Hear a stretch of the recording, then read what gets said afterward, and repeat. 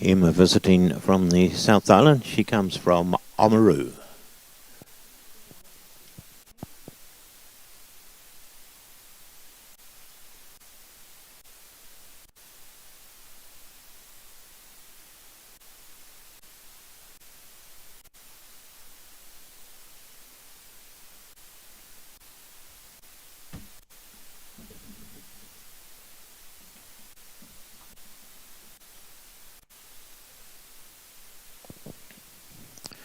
Just the one rail, 4 faults for Emma with Benrose Eclipse. Time of 69.37. From the Manawatu now, we welcome Ailey Gloin to the arena riding Rum Tum Tui.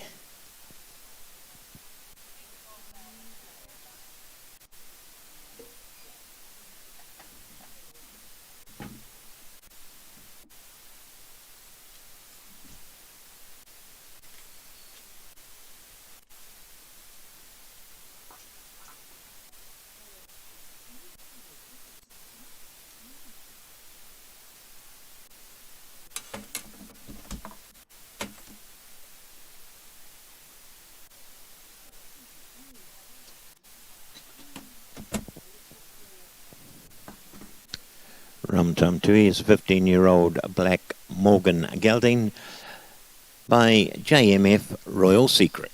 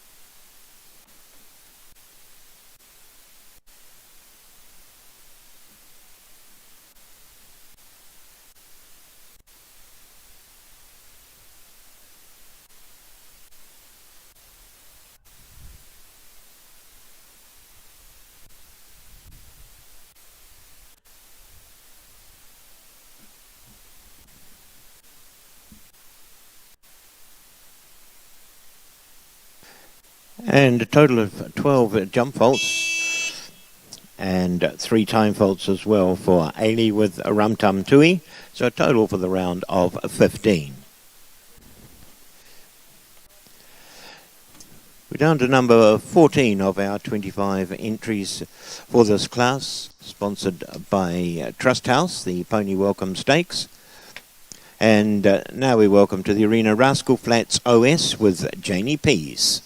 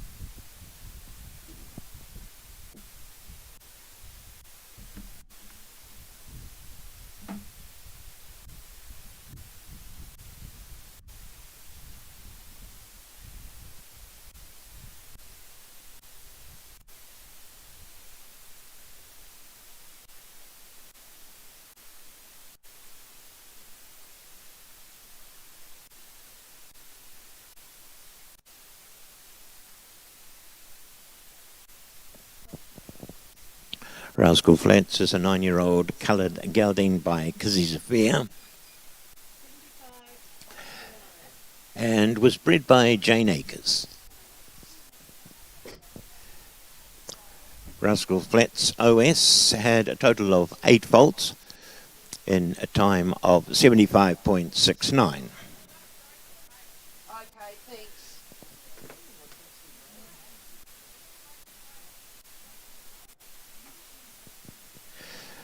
So unfortunately have a broken rail, so we'll just wait for that to be replaced. Then we'll move on with our next combination, which will be CC with Molly Presley.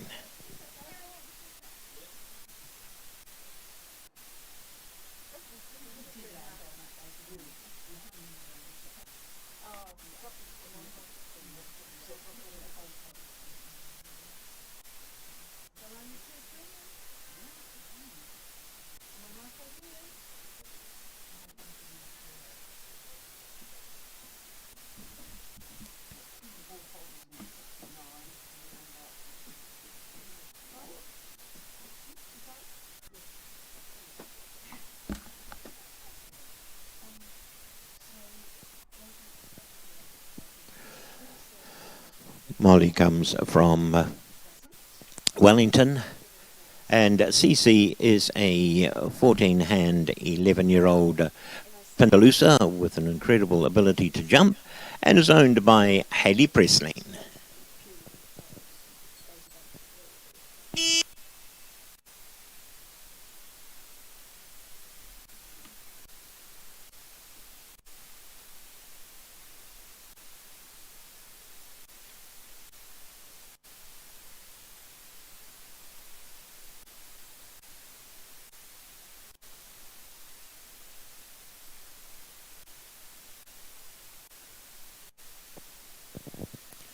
We have 10 combinations still to go in the Trust House Pony Welcome Stakes.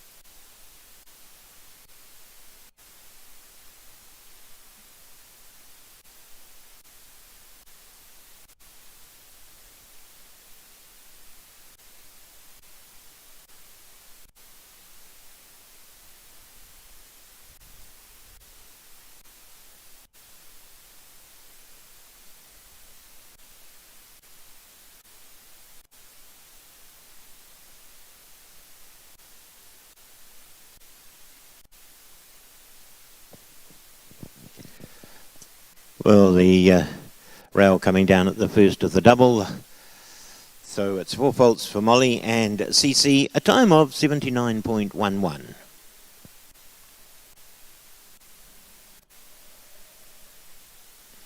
Next to go we have Red Naug Cowan with Madison Jackson.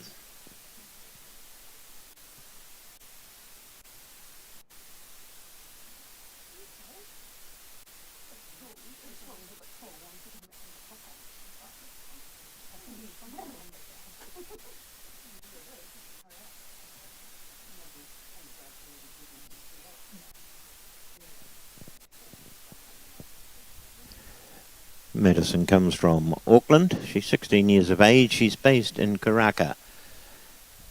Has spent time training in Germany with top show jumper Ludger Bierbaum.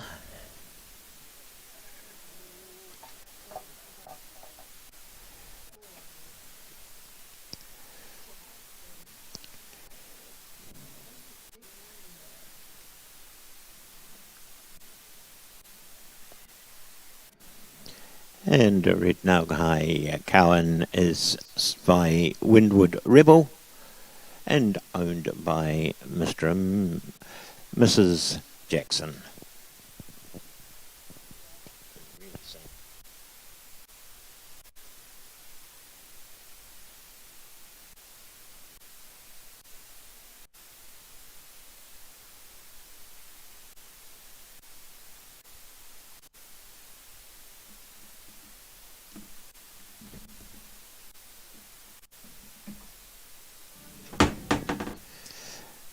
And another 4-fault round, this time to Madison and Regnau High.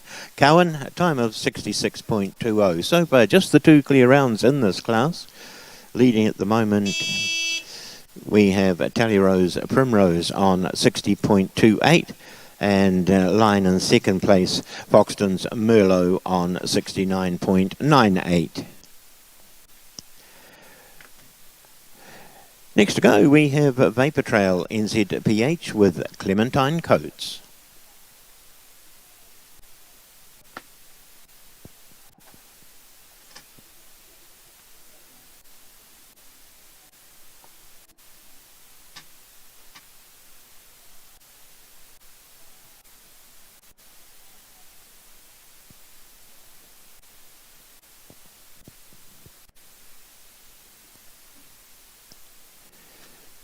Vapor Trail NZPH, a 12-year-old gelding by Rubinia.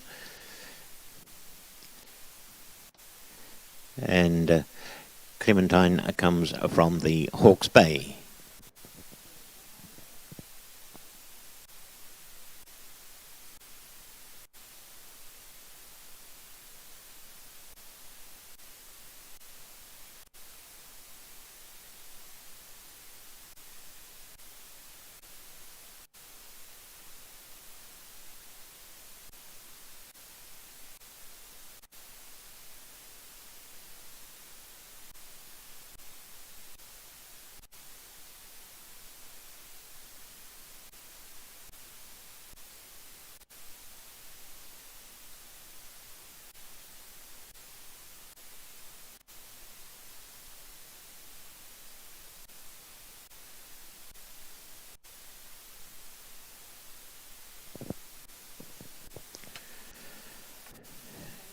And Vapor Trail NZPH produces our third clear round in the competition for Clementine.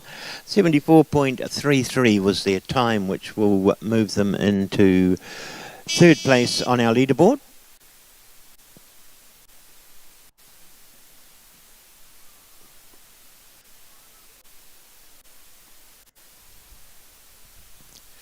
Back in the arena now for his second ride. This is Dylan Bibby riding My Funky Monkey.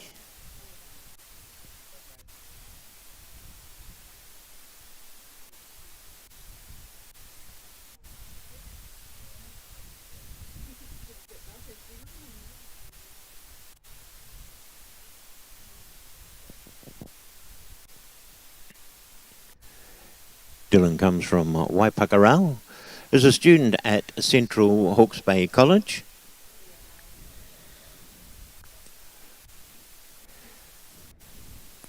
And Daisy Patch is a strawberry roan mare owned by Pam Hamilton and Lynn McPhail and sired by, sorry, the wrong one's come up on my screen. It's actually My Funky Monkey.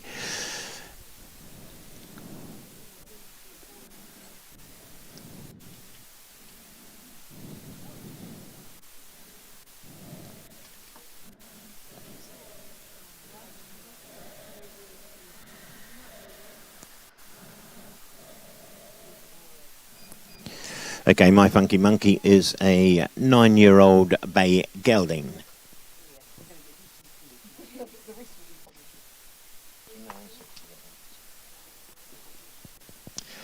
And Dylan goes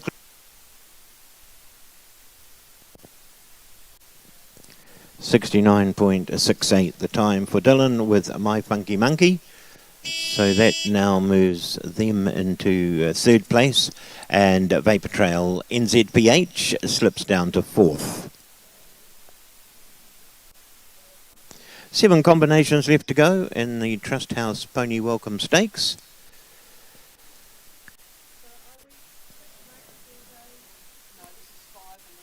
And next to go is Pork Chop with Sky Somerville.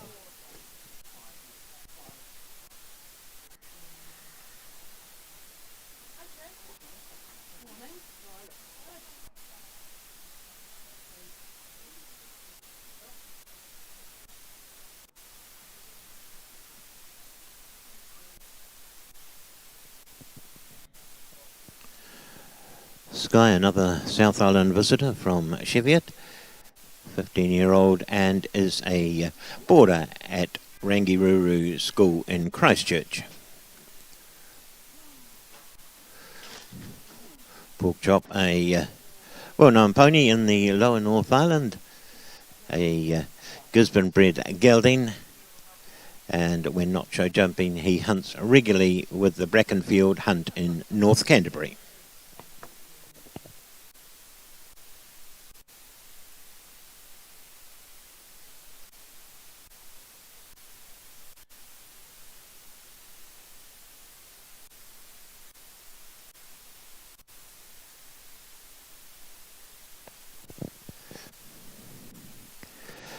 And Sky and Pork Chop electing to retire from the competition. Second ride coming up now for Annie Moffat. Annie riding Piripi.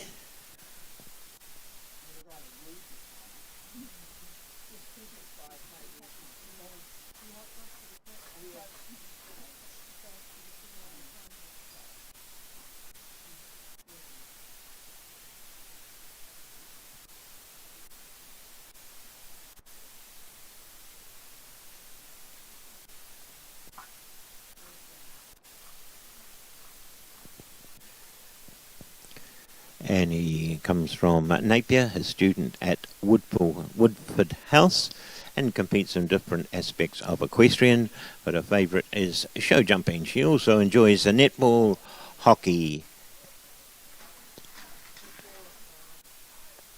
Piripi, a 10-year-old gelding who hunts events and show jumping, and this is their first year of Grand Prix show jumping.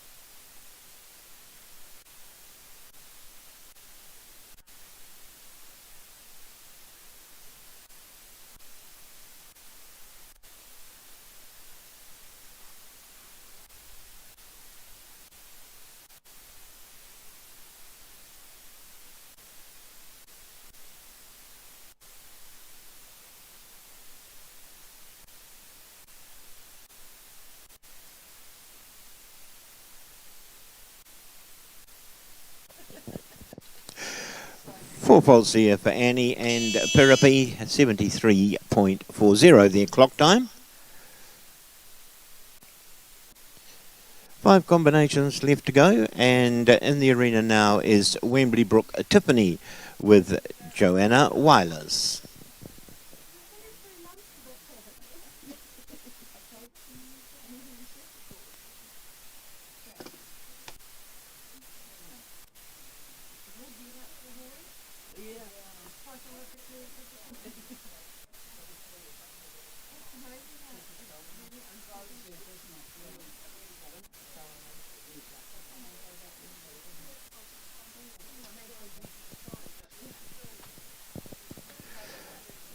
And Joanna comes from Christchurch. This is her first time to the series final.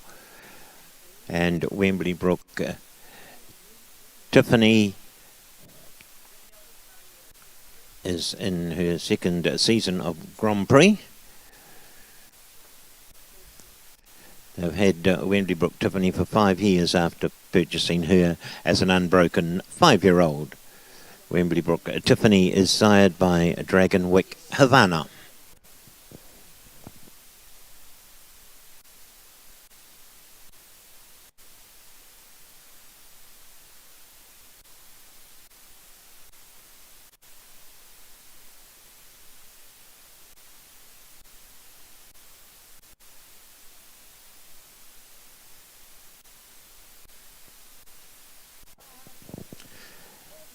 And to clear there, 67.93 for Joanna with Wembley Brook Tiffany. So that will put them into second place at this stage.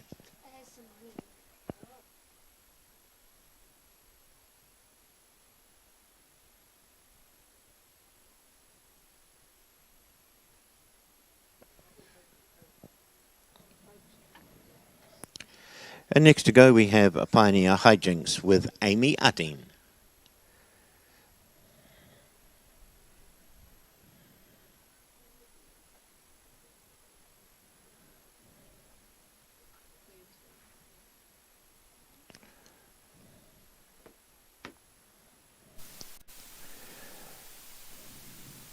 Pioneer Hijinks is by Pioneer Touchtronic, a 16-year-old Kaimanawa Cross who has competed up to Pony Grand Prix and a metre 05 at eventing, and is owned by Amy and Nikki Utting.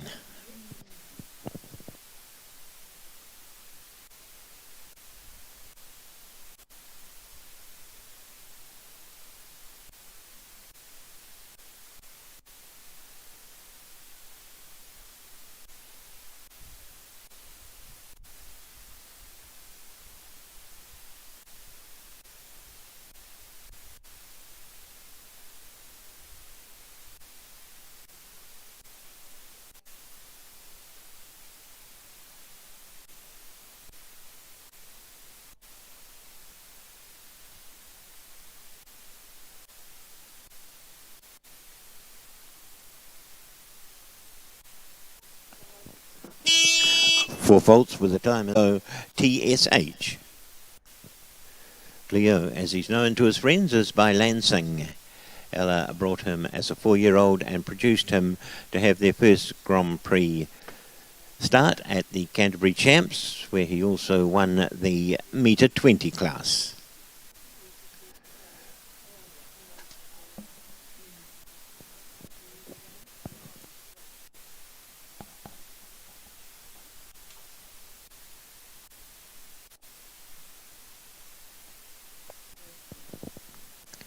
Just 2 combinations left to go in the Trust House Pony Welcome Stakes. Our first class up here in Ring 1.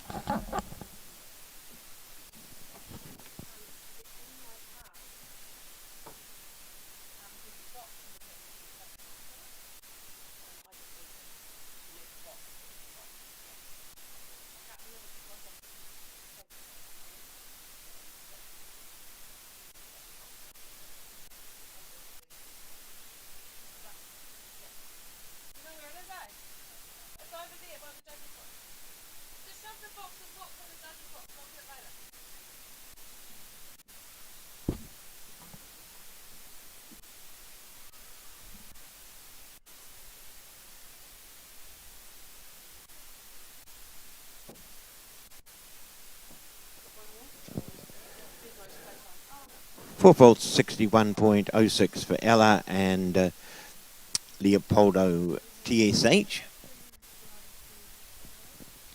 Back in the arena now we have Holly Falloon with Buzzy Bees Max.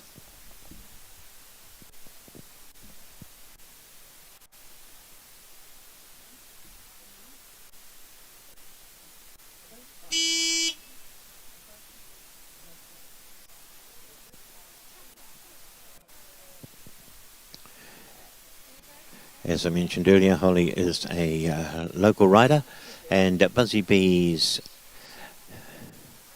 Max, or Max as he's known, is a Welsh cob, and this is his first season competing in Pony Grand Prix.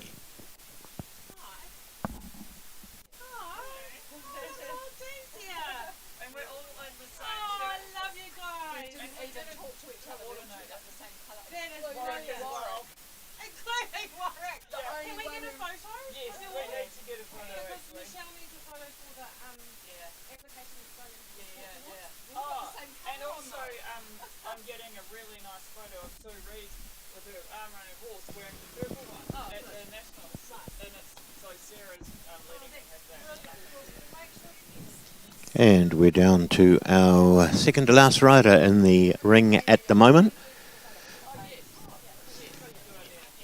The next class in ring 1 will be class 2, the metre 30 horse A2.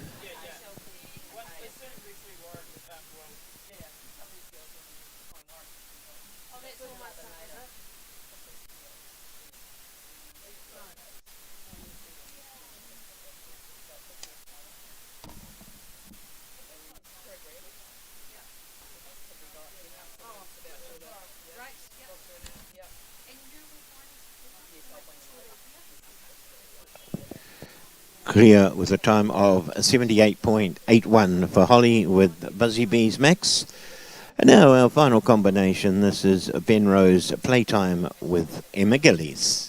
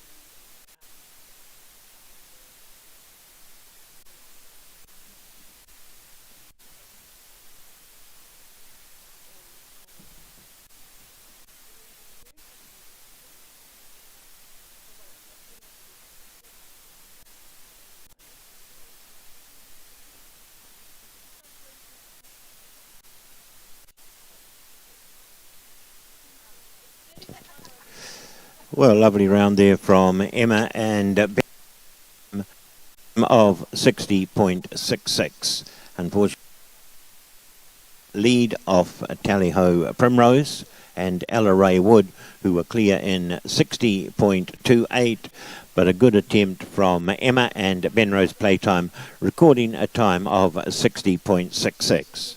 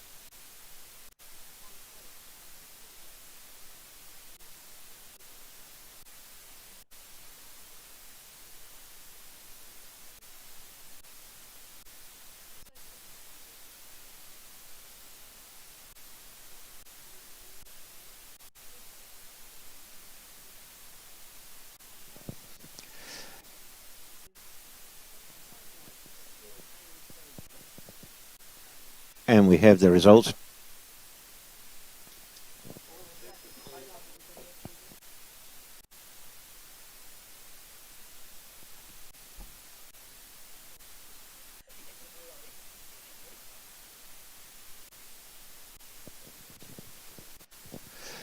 And the results now of the Trust House Pony place was Tally-Ho Primrose and Ella Ray Wood, clear round in a time of 60.28.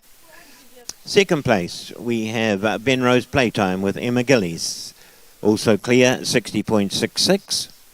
Third place goes to Wembley Brook Tiffany with Johanna Weilers, clear in 67.93.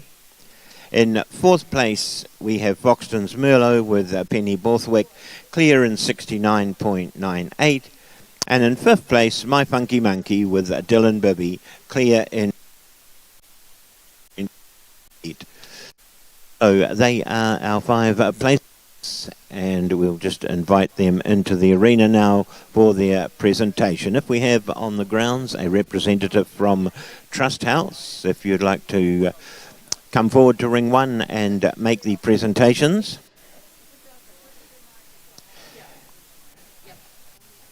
Now we've been handed a handbag that was left outside the ladies' toilets. It's with us here in the judges' box. If you left that outside the ladies' toilets, then you can come and collect it from ring 2 if you give us a description of it.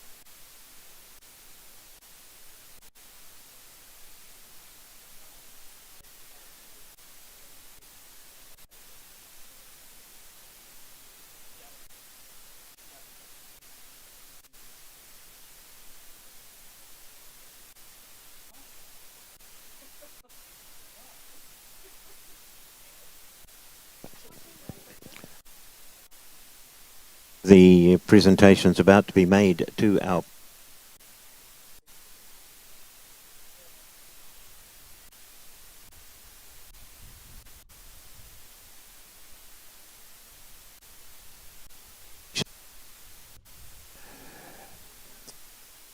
first place. We had Tally Ho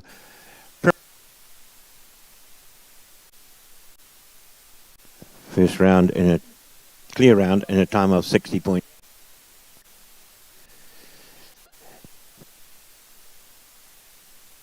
Ben Rose playtime at 60.66.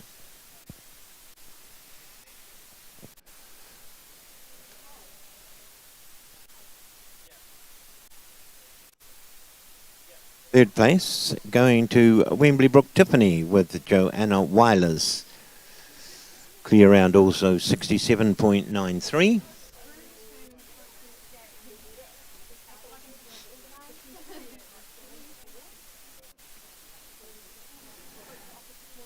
In fourth place, Foxton's Merlot with Penny Borthwick. Clear in 69.98.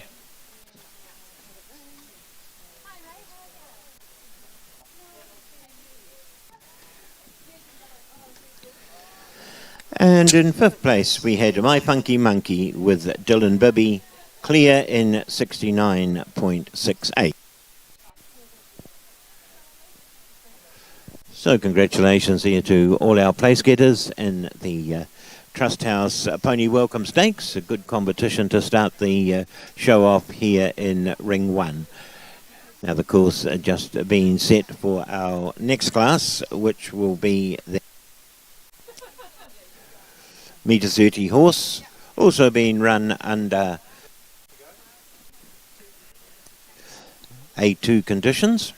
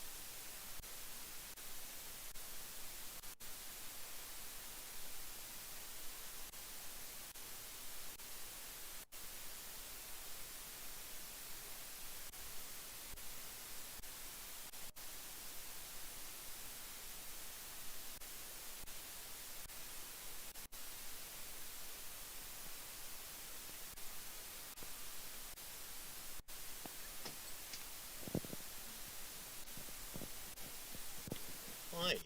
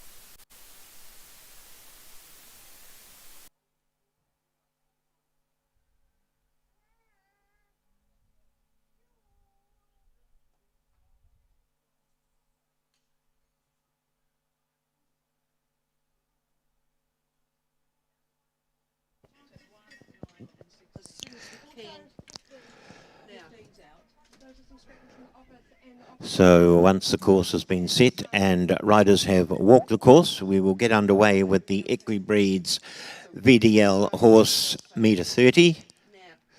Run under AM2 conditions, and just running through the first 6 combinations for you. 1 to go will be Florence with Logan Massey. 2 will be LC Autograph with Drew Carson. 3, Beau Ballou with Jesse Linton. 4, Benrose Casino ECPH with Sophie Scott. 5 will be Lamazo and Samantha Gillies.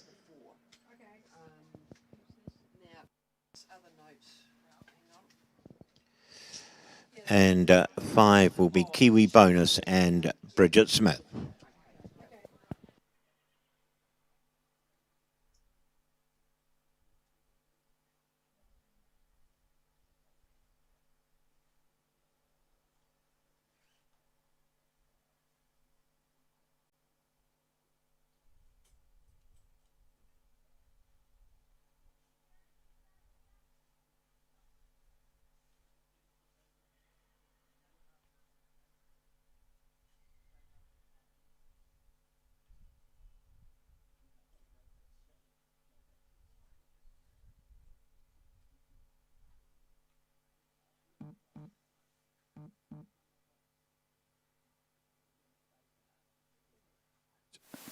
Two.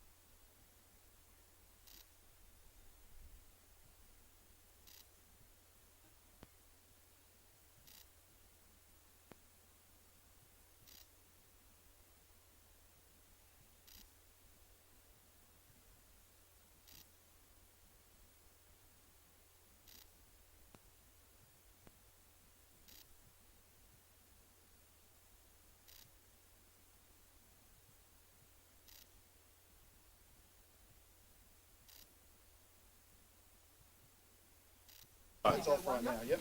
You've got to bring it right up to your mouth. Give it a little test now, make sure it's going. Check, 1, 2, 3, check. Okay, new microphone, hopefully no issues now. So just like to say a big congratulations to the organising committee for the fantastic ground conditions we have here. That looks absolutely superb here in Ring 1.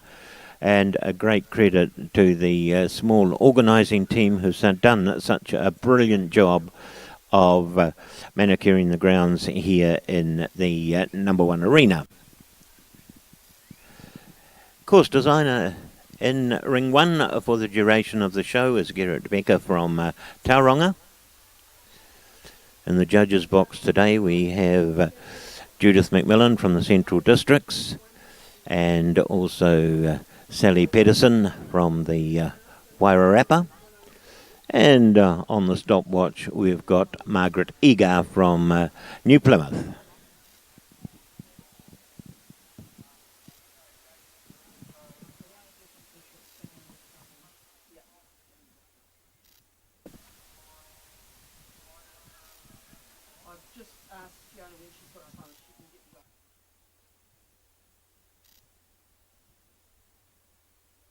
Oh, cool.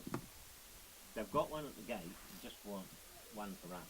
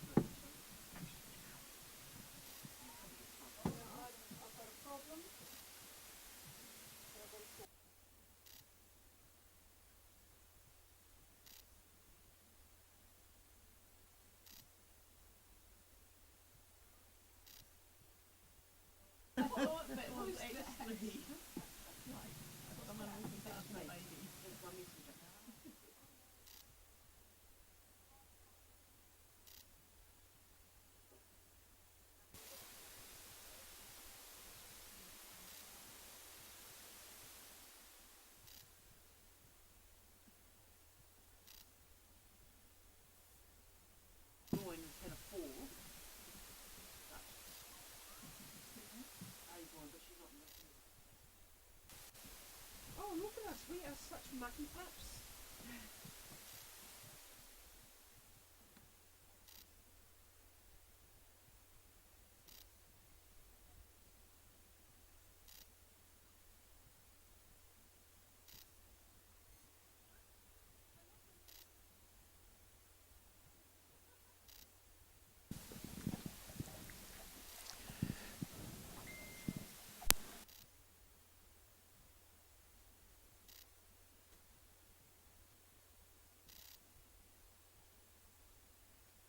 Hello.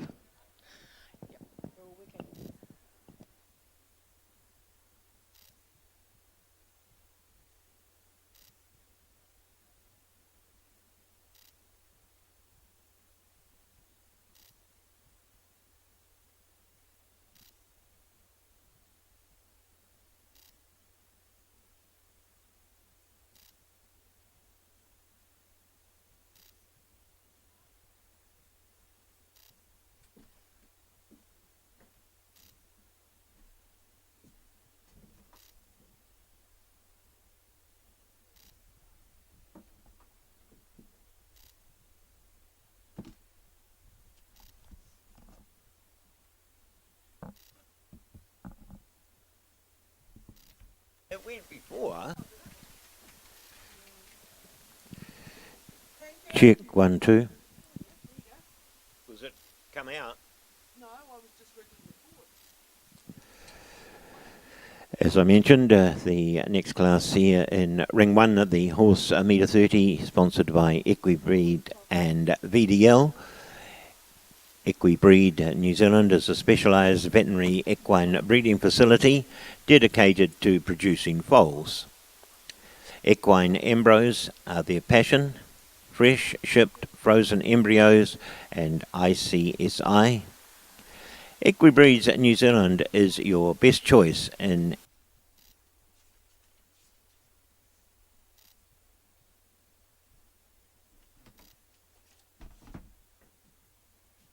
.nz.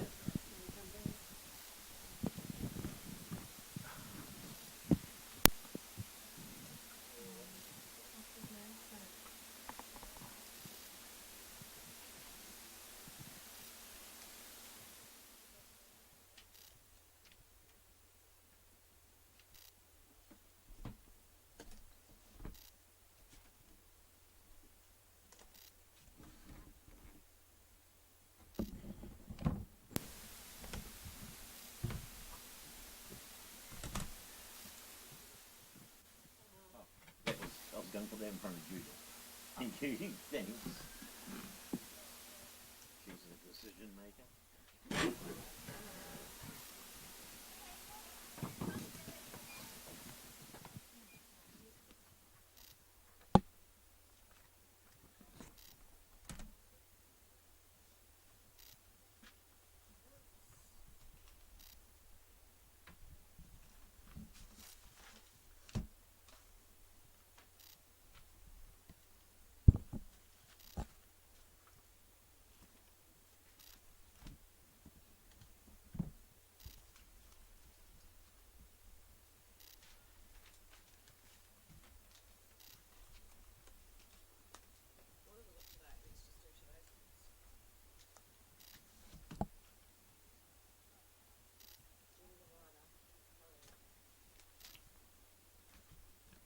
Oh, he is very, yeah.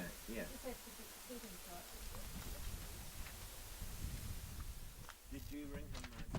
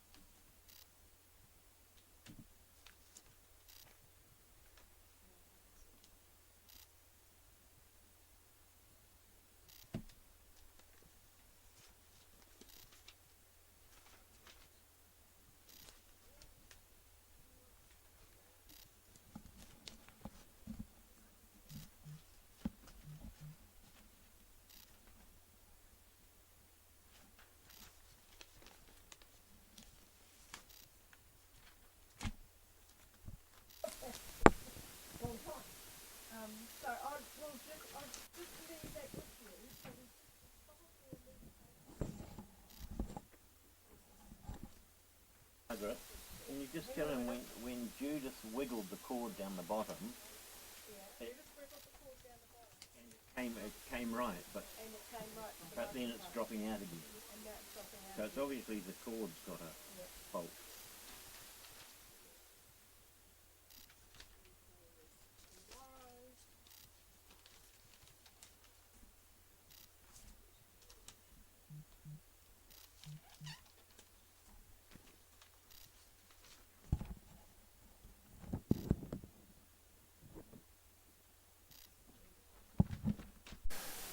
Eye Candy is owned by Jenny and Marilyn Thompson.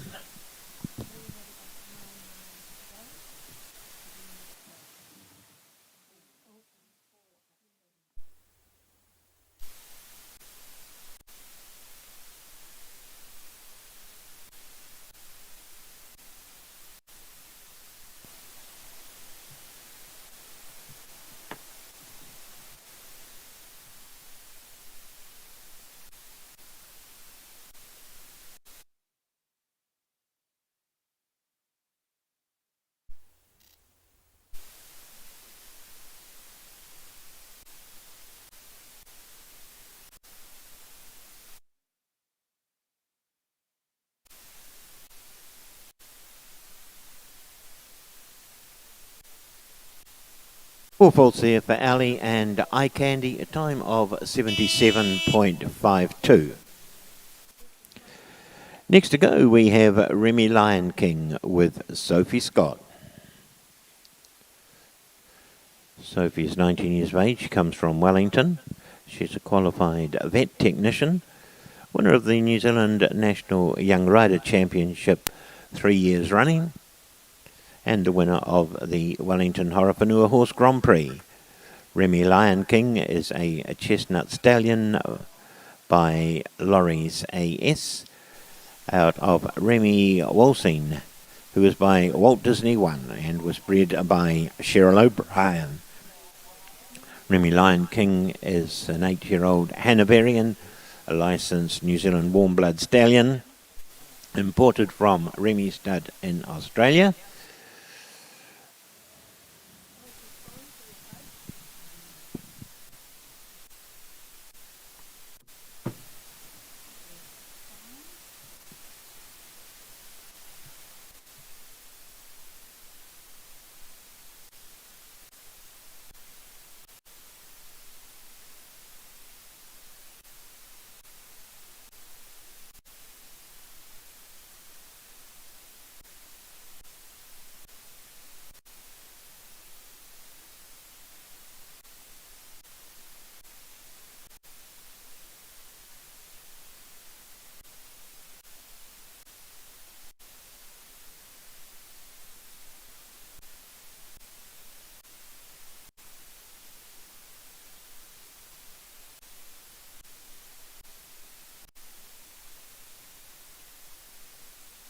Around in a time of 73.34 for Sophie with Remy Lion King.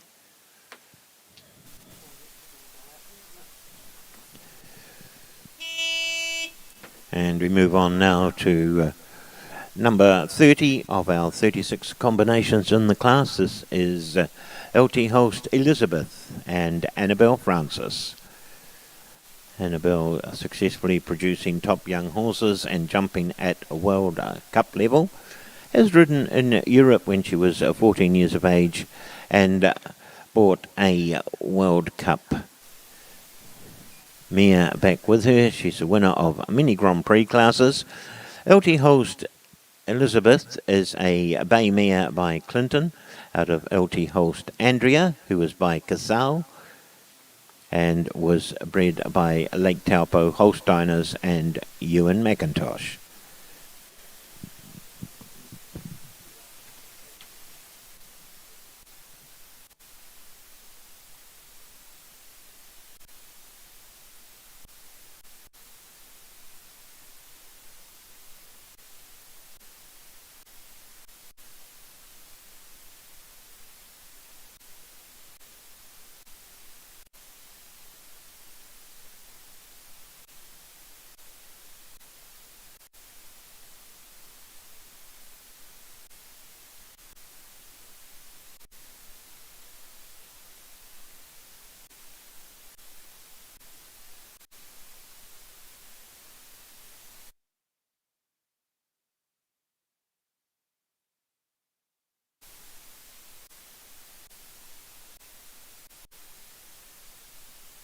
A lovely clear round there for Annabelle and LT host Elizabeth. They stopped the clock in 67.67. So they will move into second place on the leaderboard, splitting Lucy's 2 rides. She still holds the lead with Baratona STS with a time of 66.11. Next to go is LDS Cardo with Fran Corrich. LDS Cardo is a bay gelding by Eurosports Centavus out of Biloxi, who is by Abenaki Chief and was bred by Daniel Webb.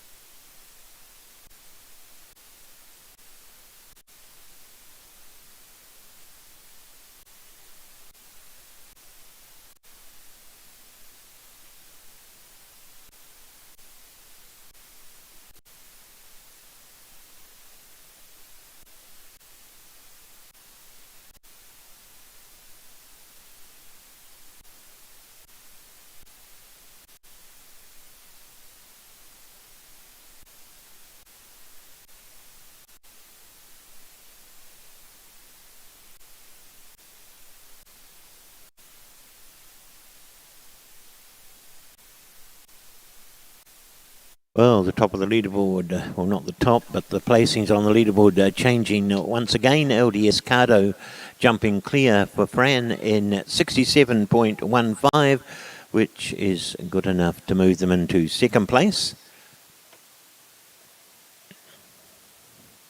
And next to go, we have Maddox Allheart with Caris Burway. Maddox Allheart is a chestnut gelding by Eurosport's Heartbreaker, out of a mare Daria, who is by Distal Dave, and was bred by Jasmine Sketchley. Lucy, Showjumping. Lucy, please.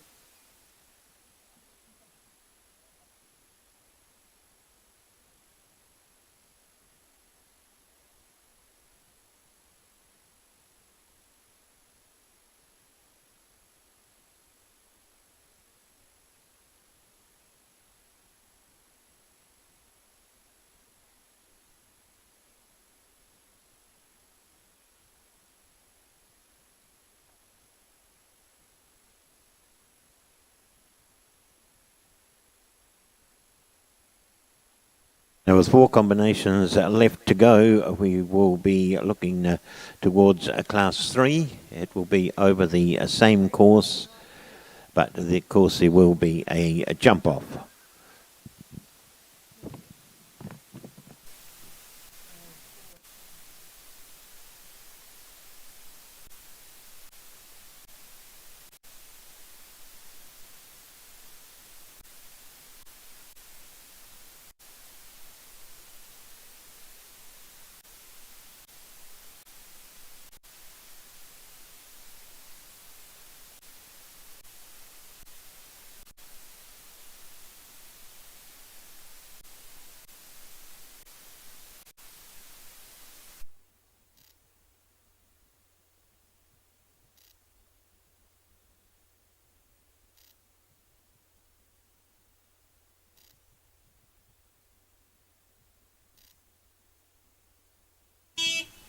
Four faults there for Caris aboard Maddox Allheart, a time of 80.34. And we welcome back to the arena now Jeremy Whale. And this time Jeremy rides Cuba, who is a bay gelding, but I have no further details for you.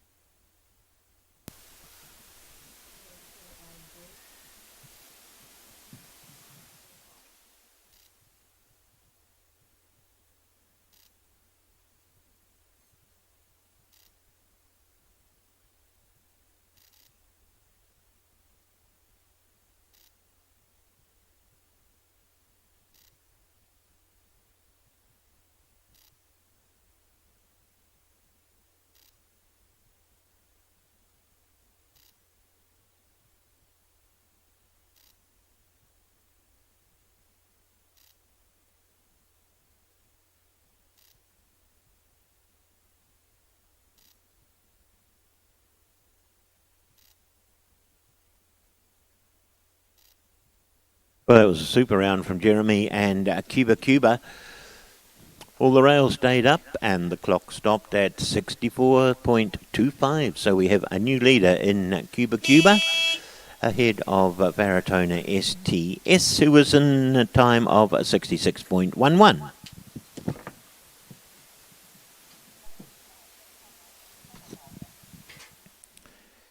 And next to go, we have LT Holst Elsbeth with Jesse Linton.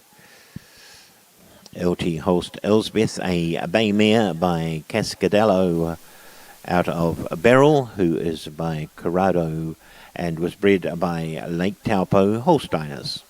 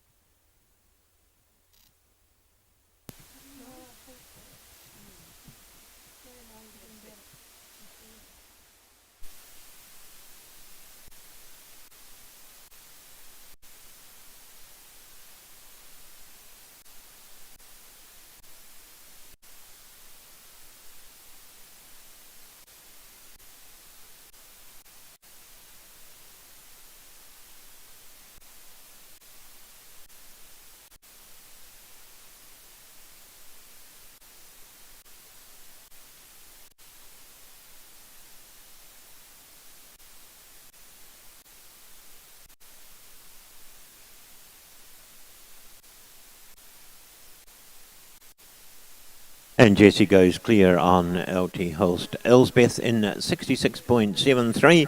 And that's good enough to move them into third place on the leaderboard at this stage. Just 2 combinations left to go in this Equibreed VDL horse metre 30.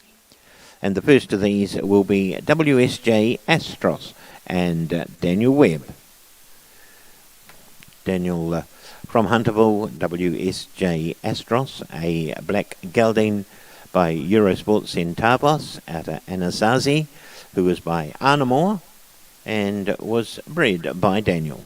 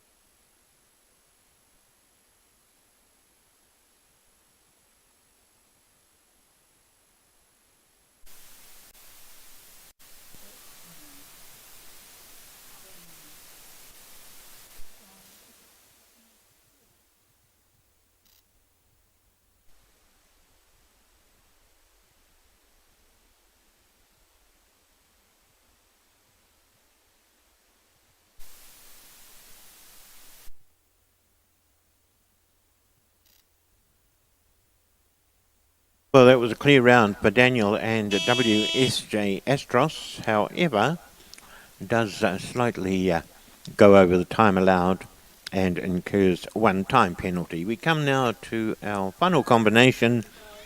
This is Quarterflex Enya MH and Melody Matheson.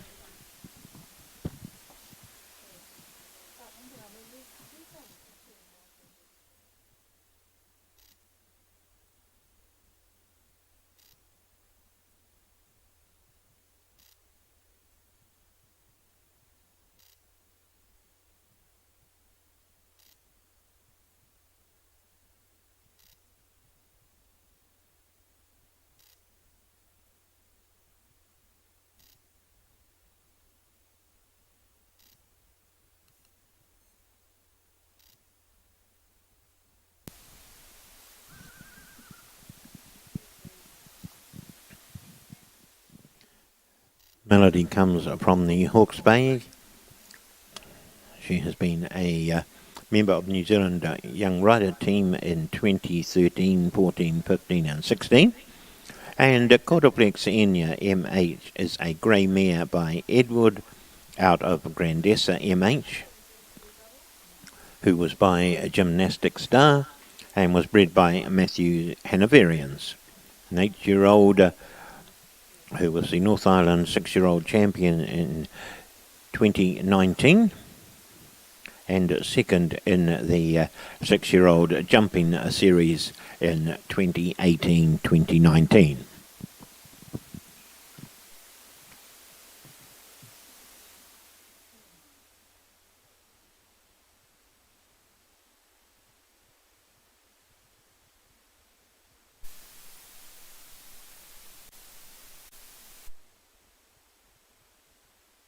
And a clear round there for Melody and Quarterflex Enya MH in a time of 78.01. So that completes the Equibreed's VDL horse metre 30 class. I'll have the results for the class in just a moment.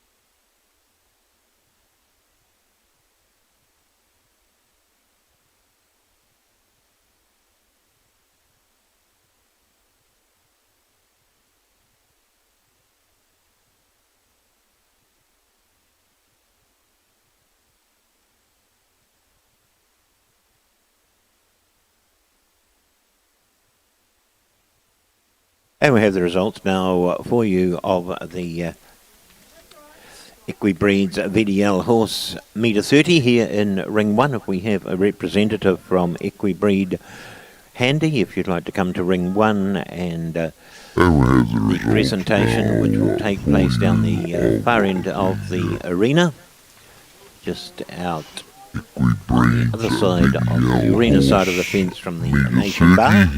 And in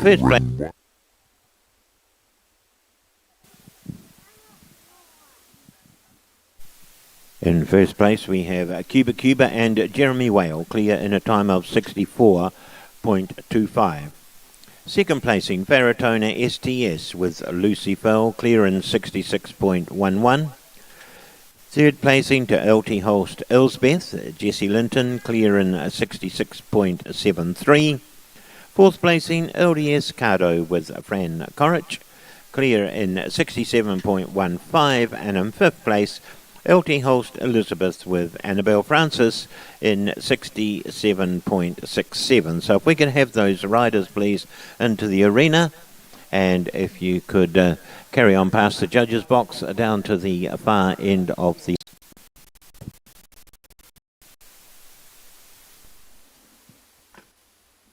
And we have the results now. Great job you're doing down there.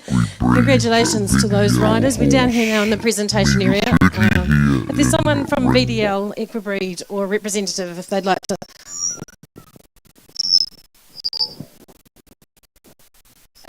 pop down here, that would be great.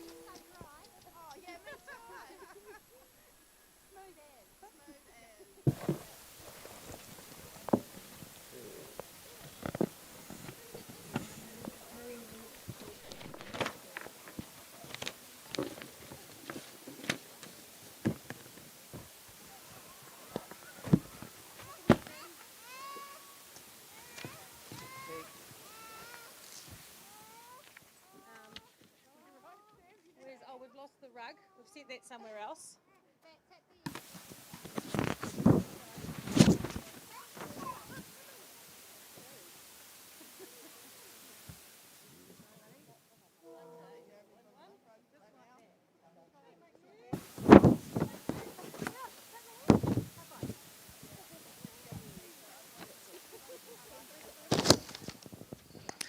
Okay, congratulations to those riders. Thank you once again to VDL and Equibreed for their sponsorship of the class. Sorry we lost a few along the way. We lost Jeremy and Jessie, but great show. Thanks to the riders. Congratulations to the place getters in this class. We have first place to Jeremy Whale and Cuba. Second place to Lucy Fell and Faratona STS. Third place went to Jessie Linton and LT Holst Elspeth. Fourth to Fran Corrich and LDS Cardo, and in fifth place, Annabelle Francis and LT Holst Elizabeth. First round's 83, and second round I did check it, 52.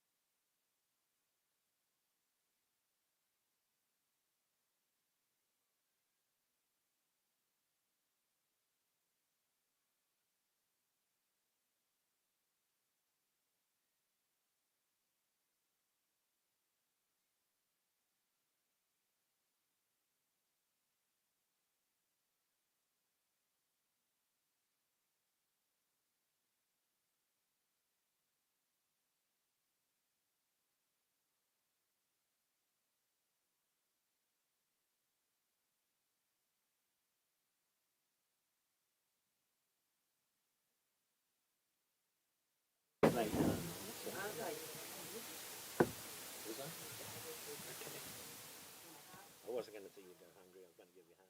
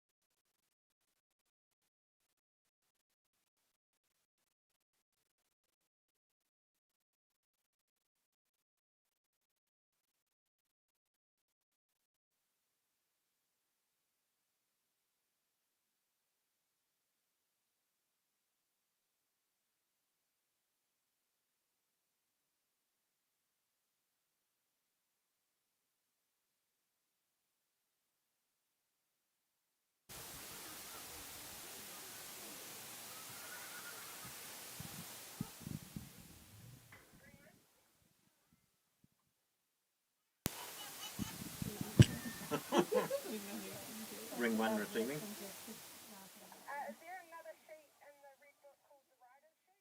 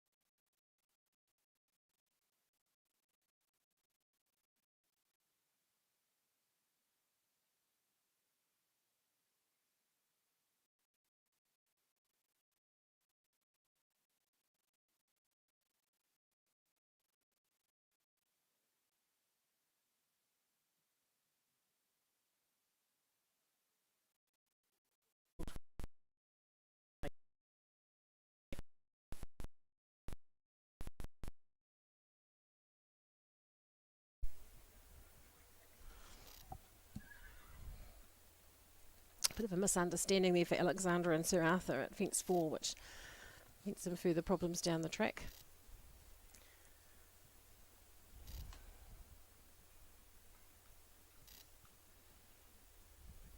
Oh, and a second refusal. This class isn't above the threshold for elimination of after 2 refusals, so she's all good to keep going.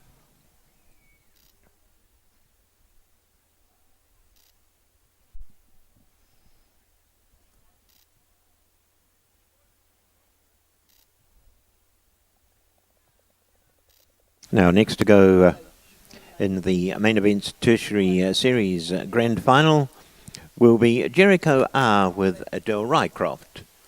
Jericho R has accumulated 23 points for the series.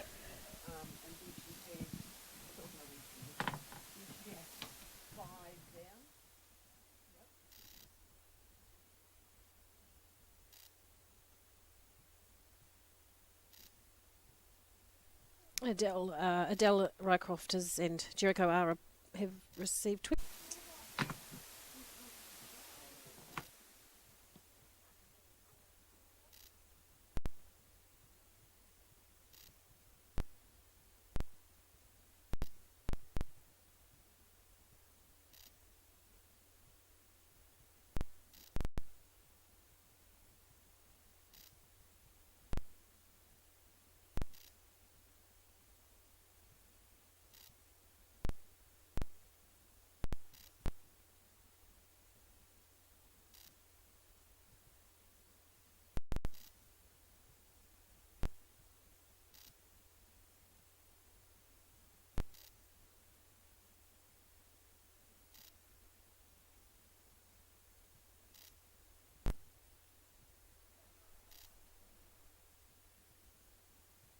4 faults rail there for Adele with Jericho R. Look, A time of good boy, good boy, as she went through the last, 71.65. the Adele Rycroft 4 Next to faults. go, we They have finished with. NW Conrado Next and combination Ike is Baker. Ike Baker and NW Ike is a Conrado. 19-year-old, a student at Massey University, studying a Bachelor of Animal Science, majoring in equine.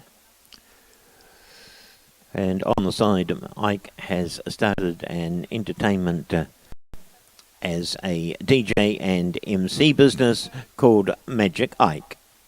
NW Conrado, a bay gelding by Corofino 2. So Ike's well known around the circuit. Out He's of the DJ. at Arantina parties. C, Magic who was Ike. by His Anna name Moore is, and was bred by 19-year-old Nicola student at Wilkins. Massey, studying Bachelor of Animal Science, majoring in equine, and he's a good character, Ike. Good guy, helped run the event at Northern Hawke's Bay Showjumping a couple of weeks ago, an impromptu showjumping competition. NW Conrado is by Corofino 2 out of Arantina C, which is by Anna Moore, and was bred by Nicola Wilkins. This combination currently in 6th equal place on the Tertiary Series Grand Final Series leaderboard, so he'll be hoping to pick up a few places. I note that the person, he's 6th equal, Victoria Brown, is not in the lineup, so he might gain a couple of places there, depending how he goes.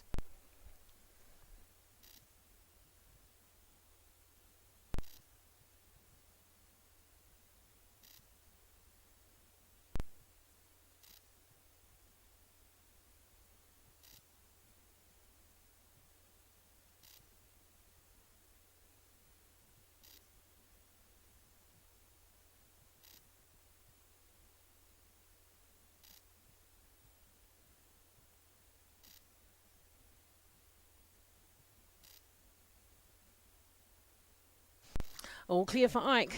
Nice round. Clear in a time of 79.96. So he'll be back for the jump off. Great to see.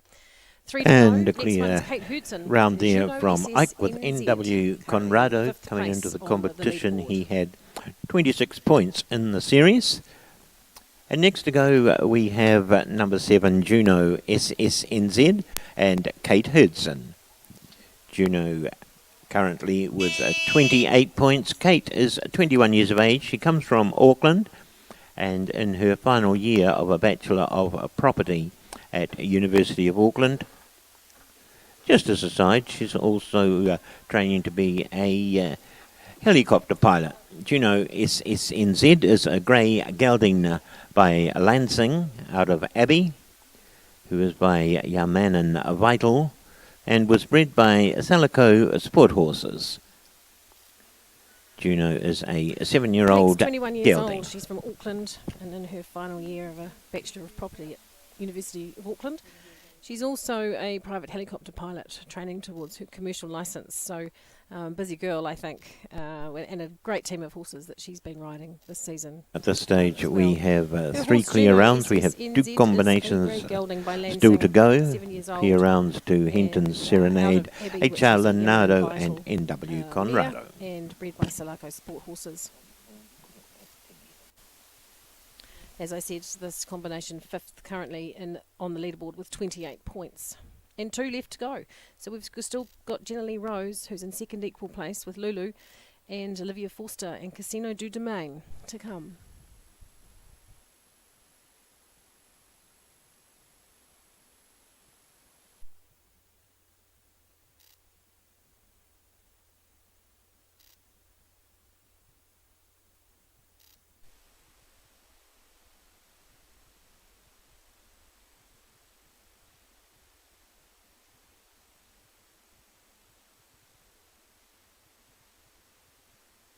And we have another clear to come back for the jump off. That was clear for Kate and Juno SSNZ. Now we're really down to the business end of the competition with our last 2 combinations. Only 2 points separating the 2 of them in the series. And about to start their journey, Lulu and Jenna Lee Rose. They have a total of 56 points. Jenna Lee comes from Dannyburg, and Lulu is a dark bay mare by Lucky Unicorn. Right, we're on to our next competitor now, Jenna Lee Rose. Jenna Lee and Lulu currently sitting in second equal place on the series leaderboard. 56 points they've amassed so far. Lulu is a lucky unicorn, is by Lucky Unicorn. I owned a Lucky Unicorn horse once. It was a fabulous horse. And so she's obviously done really well in this series so far. Jenna's from Dannevirke, and her family do a great deal of hard work in the Dannevirke community, looking after the show jumping interests down there. So it's good to see her out and about having some success here.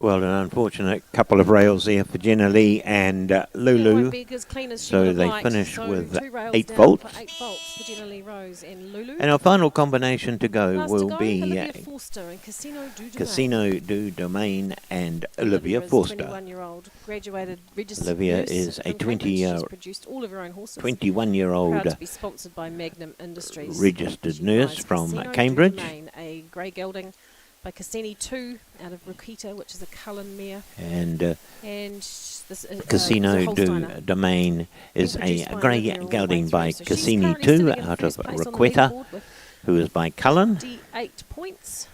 Just 2 and points ahead of Jenna Lee is Rose. a So Holsteiner she'll be who wanting to has make sure that been she produced cements by that Olivia lead herself. and takes out the series. Got 3 coming back for the jump off in this class. Got Bailey Rutter and Hinton Serenade, Bridget Smith and H.R. Leonardo, and Ike Baker and N.W. Conrado. So will Olivia be the 4th for the jump off?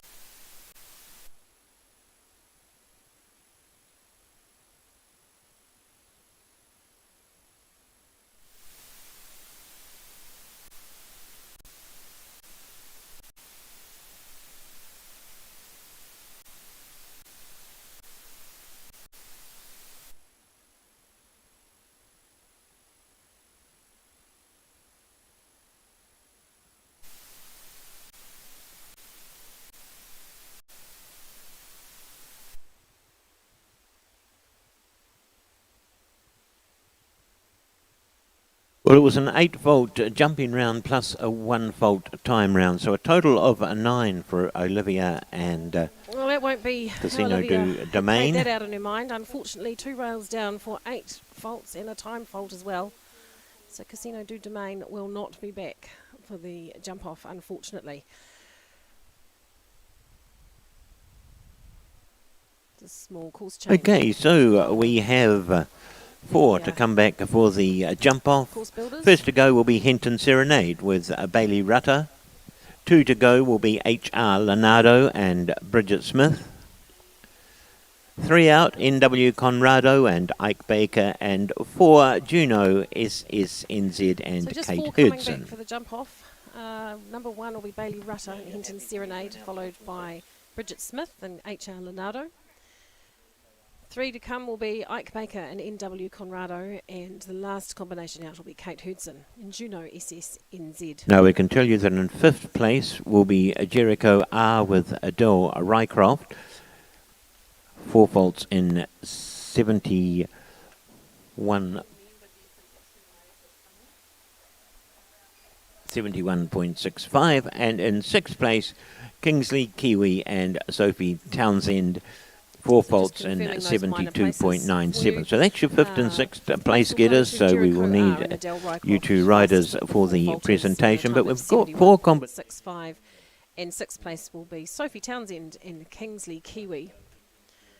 Just wanting to make sure we really recognise our sponsors, series sponsors throughout the next couple of days. And of course, Main Events have been a long time sponsor of the Tertiary Challenge Series. They're true believers in this concept, and we've been really lucky to work with them. So mainevents.com, being a long-term sponsor, is the premier online entry platform with a special interest in jumping. They pride themselves on being responsive to rider needs. Last year, Main Events launched the Discovery Package, giving smaller shows free online entry. And this year, they launched the popular Book a Block for ordering stabling to make it easier for friends to stay together.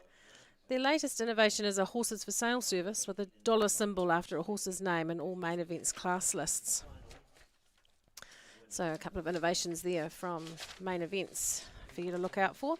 If you're selling, what a great way to show off your horse to a captive audience of riders at a show. And if you're buying, watch your horse in action from the sideline before you contact the owner. No travel required. Contacting the vendor is through a secure email from the horse profile page on Main Events. It's totally free. Rider simply ticks for sale under the horse profile on Main Events and has results, photos and other info about the horse or pony. Innovate, improve and impress. That's what mainevents.com is all about, and we thank them once again for their continued sponsorship of the Tertiary Challenge Series.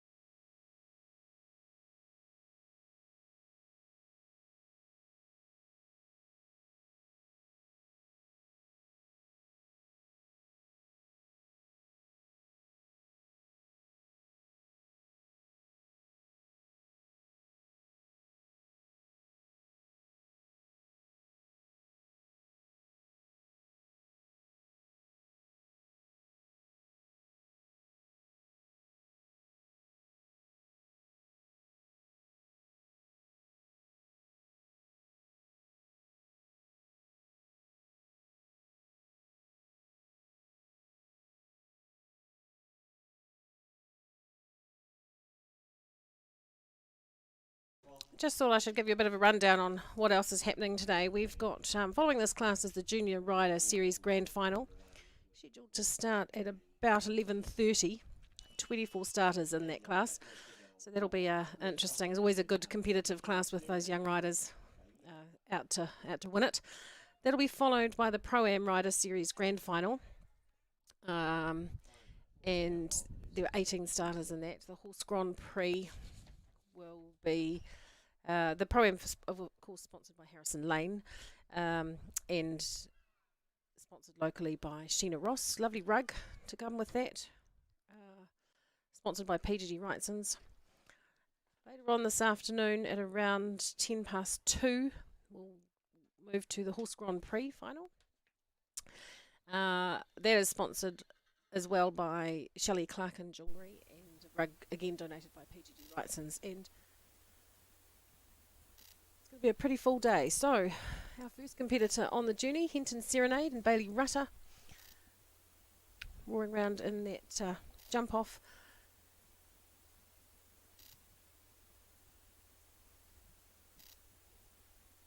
She fitted it in a time of 39.66, so that's the time to beat right now. See what the other three can bring.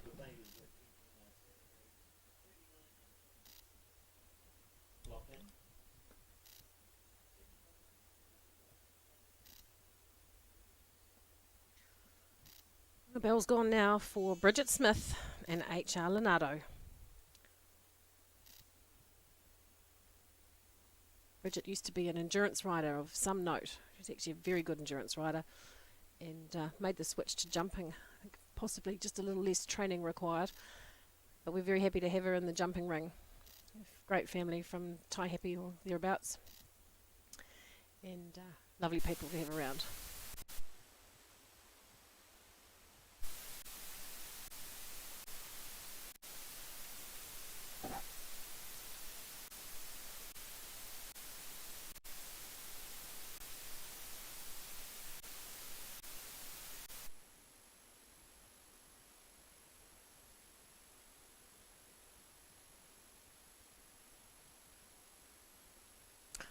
Just the rail comes down there, so we'll put her out of contention for the top spot. She stops the clock at 43.60, and will go in second place.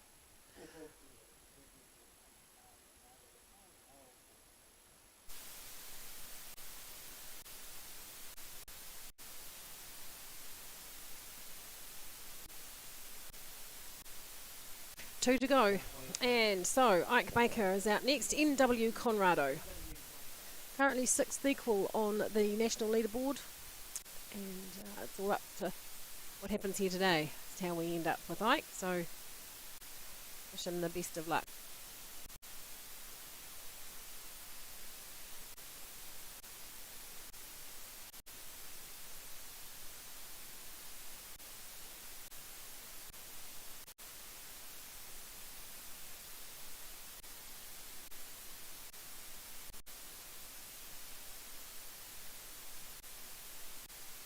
Ooh. A naughty disagreement there at fence 4. So that'll be 4 penalties at the first fence. 22nd refusal versus 8 penalties. Okay.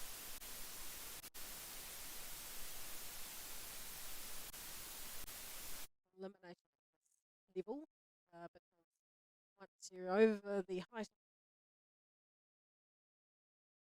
will be eliminated. That's really unfortunate. He'll still finish in the place getting though. Made it through to the jump off. Depending what happens with Kate, will either be 3rd or 4th, one or the other. Last combination in the ring, Kate Hudson and Juno SSNZ.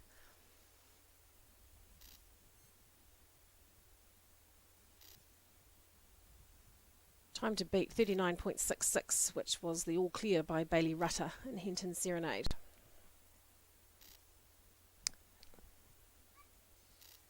It's all down to what Kate can do. This lovely dappled grey.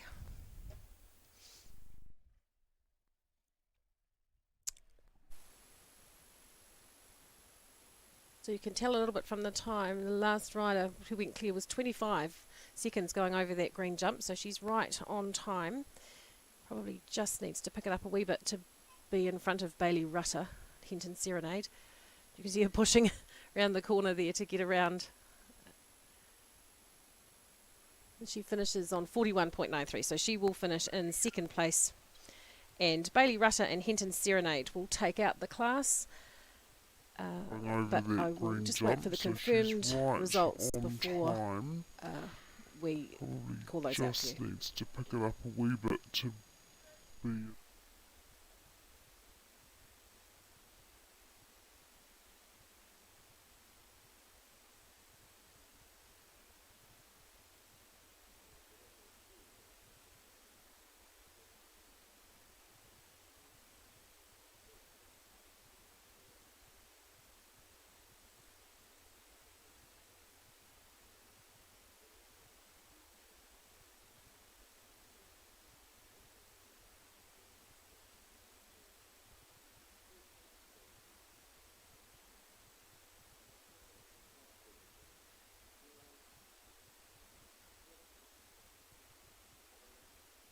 So just those final placings for you. First place will go to Henton Serenade and Bailey Rutter, double clear in a time of 39.66.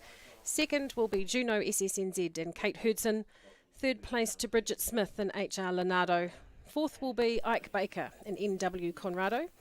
5th place to Adele Rycroft and Jericho R. And in 6th place, Sophie Townsend and Kingsley Kiwi. We'll just move off now to the presentation area to deliver those ribbons and a great rug sponsored by PGG Wrightson, and of course the whole series sponsored by Main Events.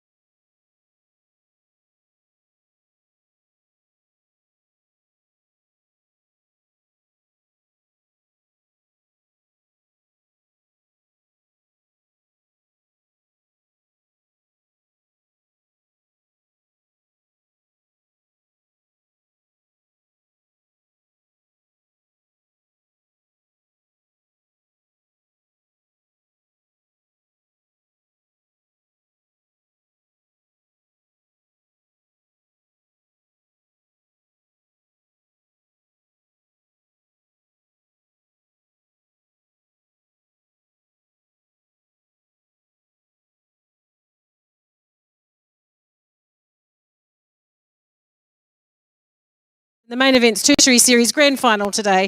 All the best and congratulations to Bailey Rutter and Henton Serenade.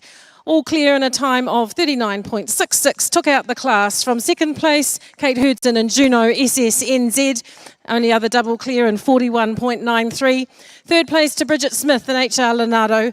Fourth went to Ike Baker and NW Conrado. Fifth place, Adele Rycroft and Jericho R.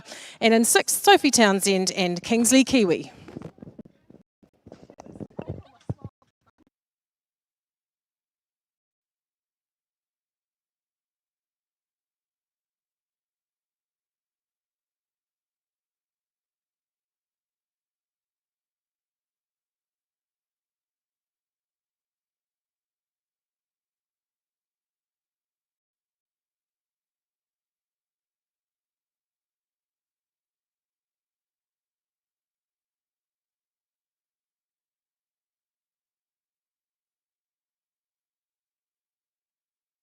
Oh, okay.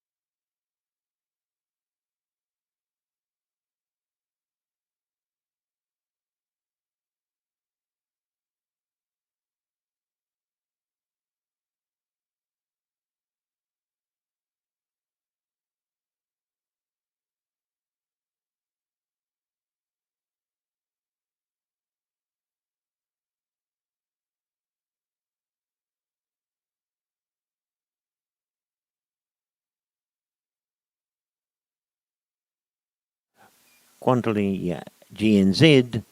Fourth to go will be Good Time. Fifth to go, Double J Image. And sixth to go will be Strathcarron Exalt. That's the first 6 starters. We have a total of 24 riders coming forward for the Junior Rider Series Grand Final.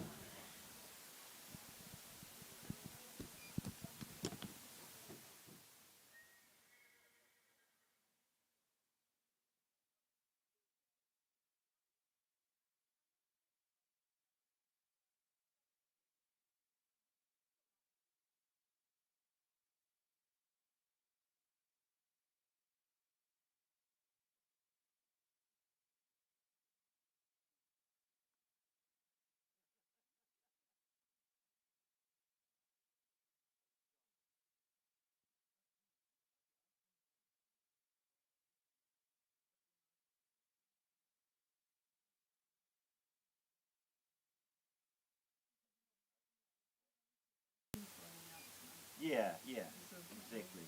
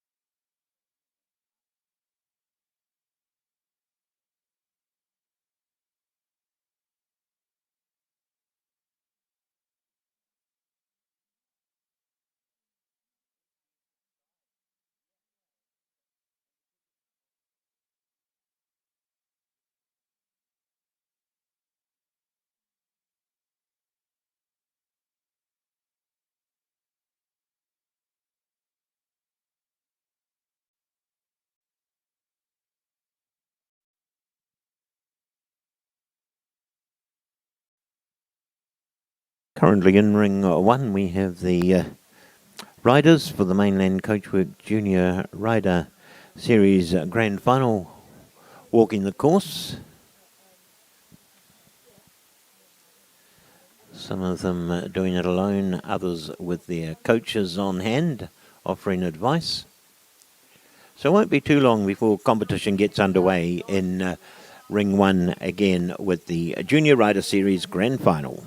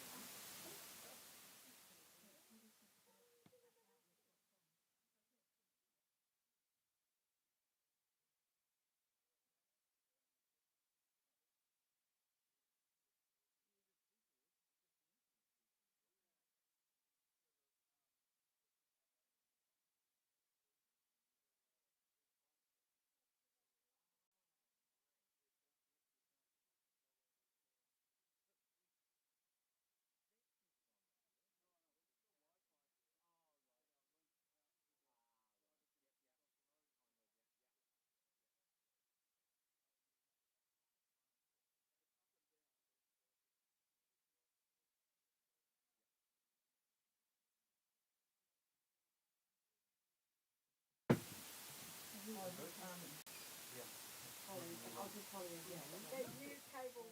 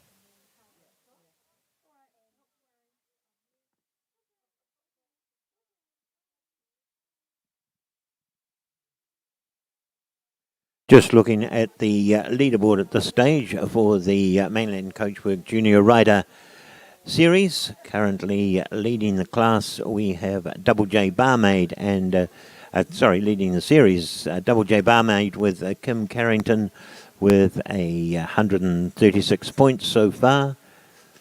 Sitting second, just 6 points in arrears, Socrates De La VZ and Samantha Gillies. Third place on the leaderboard, Latano with Ananolda with 107 points. And fourth, LDS Lavonda and Fran Corrich on 103. So they will be the last 4 riders to go. Once again, we are running in order of the lowest points to the highest points.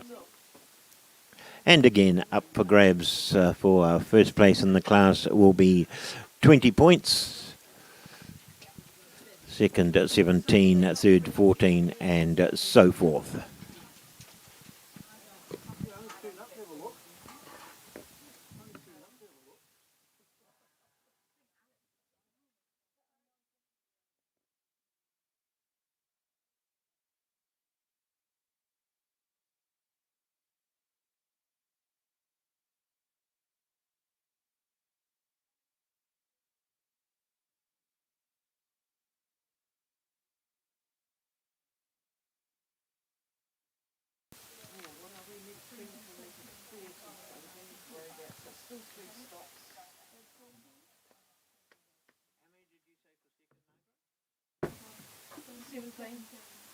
Oh, that's right. I just thought I heard 16, that was all. Thought I'd better check.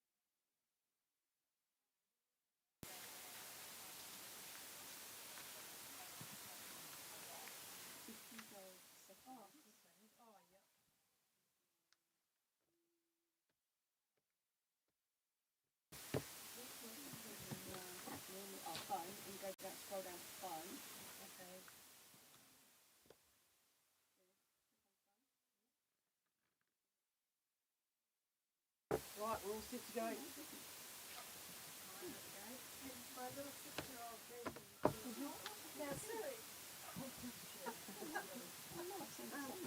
Try stop.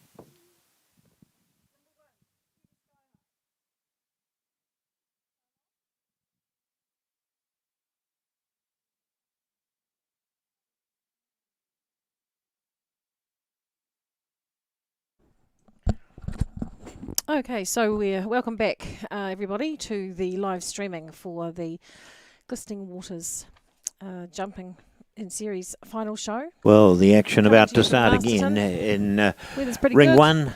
Sky's kind of blue. This is and the everyone's got a Mainland smiling face, Coachwork let's Junior have a Rider start. Series Grand We've got a Final, great sponsored class, locally by here for you. We GFE have International. 4 starters And our in the first class. rider Of course is they go in the reverse arena, order. and So from those at the top Wellington of we the leaderboard will welcome be last in Charlotte the Condor. class. She's Some great 14 competition here years today. old. She's 5 of into the show jumping and top, show hunter. Of the leaderboard are here, battling it And out. she It's a rides pretty close Kiwi contest right at the Sky top. High, Kim a Carrington, grey 136 gelding by points, and Lansing, Sam Gillies, out of Kiwi 130 Lexi, points. So they'll be who was by very Kiwi keen to Legacy face and off was bred by against each the other. Fernhill Stud. Our first Currently, competitor is they in the have ring. accumulated That's just Charlotte the Condor 2 points in and the Kiwi Junior Sky Rider High. Series.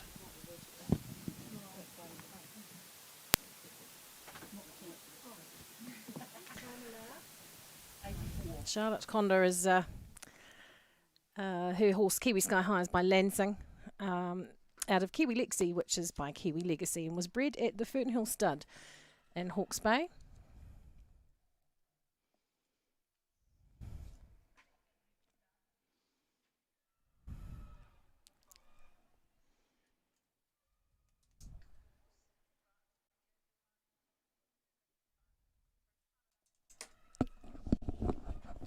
Hi. Cool, come on. Yeah, it's great. At least you know what you're talking about, that's the main thing.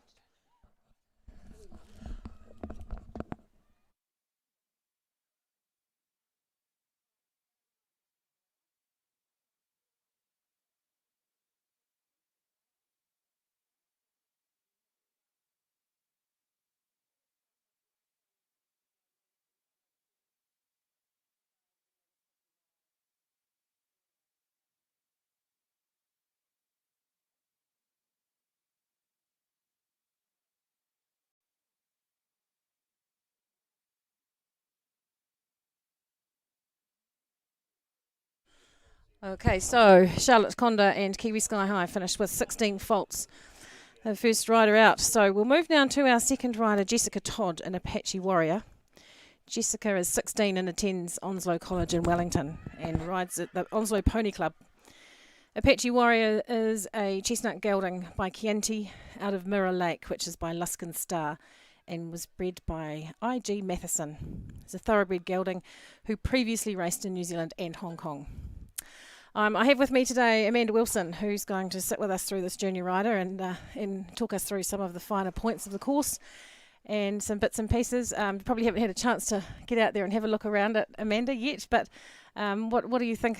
How do you think it looks out there? It looks like a pretty good course. We've got some good, it's set at about 1.25 m. There's some good height fences in there and some questioning lines, as we saw from the horse before. Had a little bit of trouble in that last combination. It'll be an interesting class as well. There'll be a bit more pressure on the riders considering it's the finals. Yeah, so how do you prepare for a final like this, especially when you're at the top of the leaderboard and you know you've got people hunting you down? First question, is this run with the leaders going last? Yeah, they go last. Yeah. So I think that's an advantage in many ways because you can watch the course and you can see how it rides, but it's also sometimes can be a bit of a disadvantage because the pressure's building up as the class goes on. Sure. And you're having to watch so many go before you actually get in the ring. Yes, we're having quite a major rebuild there at 10B. Shifting it out a wee bit. What's the best thing when your horse is ready to go and you're having to wait like that in the ring? Is it easy or hard to keep things focused? For myself personally, it doesn't matter so much because after I warm up, I like to have 1 or 2 horses just to walk around and take a bit of a break, catch their breath. Sometimes if they're out here too long, I think the riders can go back out and jump another fence if they ask the judges. So she has that option potentially. Right. But, you know, it's a good chance to look around the course, go back through everything, and Yeah. especially if you've come in a little bit late and you're, you know, out of breath, it's good Yeah. to regather.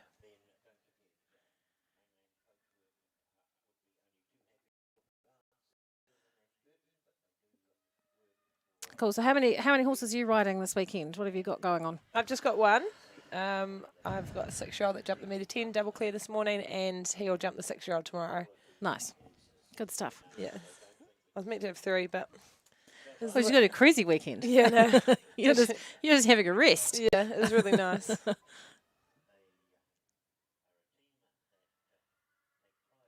Right, looks like we're just about ready to go. Jarrett's got his measuring stick out. It'll be interesting to see how that 10B jumps, actually, because the bottom rail's quite high off the ground, so it can create, like, suck them in a little bit off the base.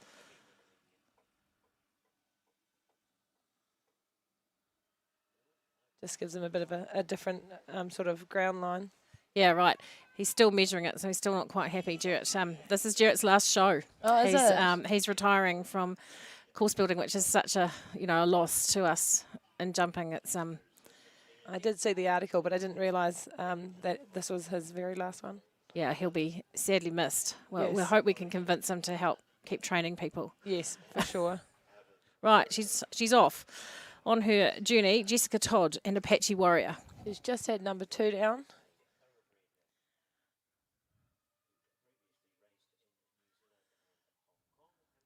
Very cute little horse. Yeah. Wait, she says.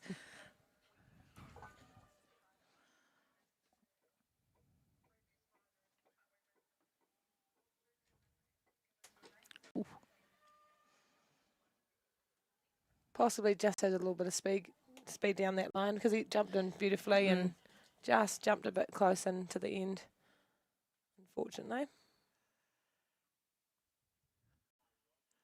You can see her having to work hard down that line to get him back. He's keen, isn't he? He's very keen. Then the next racehorse has probably got a bit Yeah. more blood. Yeah, he's good to go. Oh, she's shot in big there.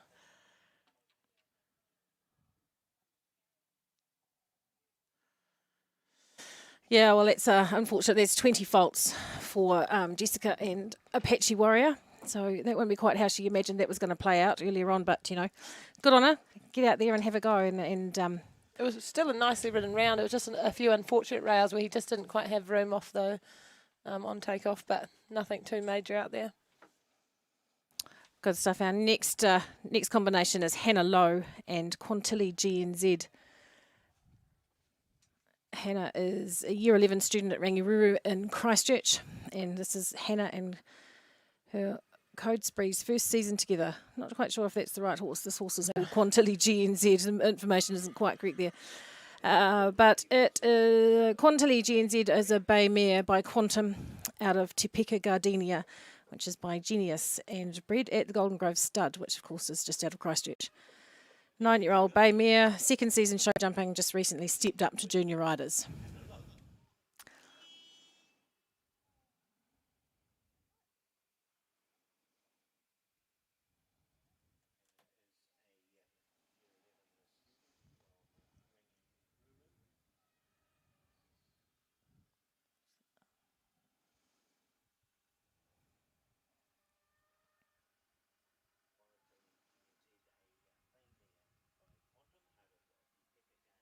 You can't see. Do you know?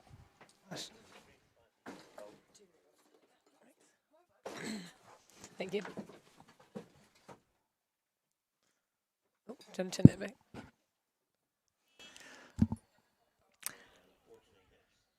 Ouch. Well, that's unfortunate for Hannah. That second jump.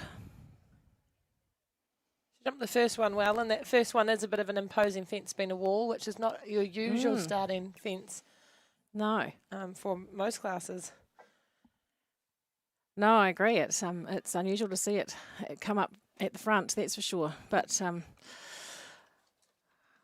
well, that's unfortunate for Hannah and Quantilly GNZ.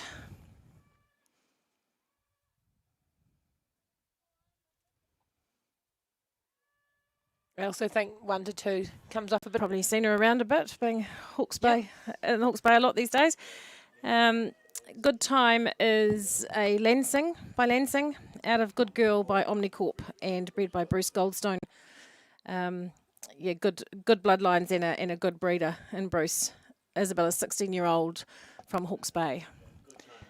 So this horse was previously produced by Dirk Walden up to the 7-year-old heights, and Isabella's done a beautiful job of taking him over and competing up to the young rider level.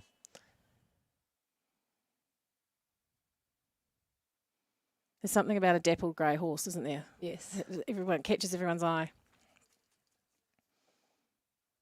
You can see his whiting going a lot whiter in the front end. Yeah.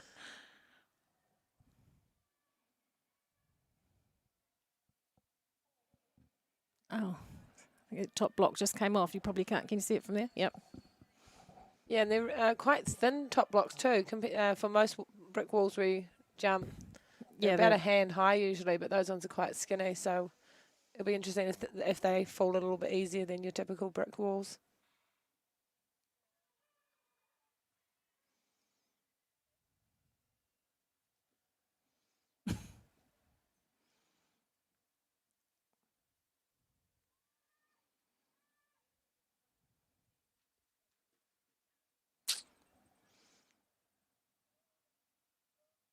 It was an unfortunate rail. Jumped in very nicely. It's 2 down so far. So she's got it going nicely though, hasn't she? She's just taking it slowly and. A very beautiful young rider. Do we have an idea of the points that these riders are sitting on? We sure do. Isabella's down the way, but I'm not sure that she hasn't had a lot of rounds, I don't think, in the junior rider that have scored points anyway. So these ones are the top. It's pretty congested at the top end. Yeah, we've got a few riders at the top level that are very close in points. There's 6 points differentiating first and second. So yeah, are they both competing today? Both competing. So yeah, all the ones. Oh, all the ones. Ticks are all competing today. So then there's still, between third and fourth only 4 points, and between fifth and sixth only 3. So it could be anybody's game today, really. And they walk away with double points being a series final, so 20 points. Yeah, it's a young rider class. I'd have to check the rules. If that is correct, then the winner will be between Kimberly and Samantha, which will be very interesting. Puts a bit of pressure on the girls.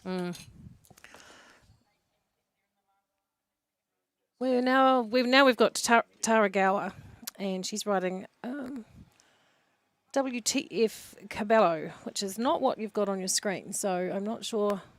This is Double J whether image. she may have swapped her horse. She may have. This must be her nominated horse. So she's crossed over to Double J Image as her nominated horse, and she has to ride that first. So that makes sense. So Double J Image comes from the very well-known Double J start. It's a super cool horse. Tara's done a good job of producing it in the junior riders.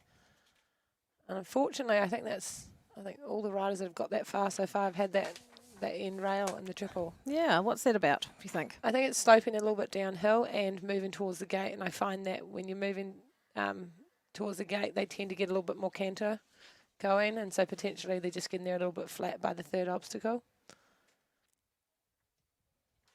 Especially if you've got a bit of speed coming into the first fence.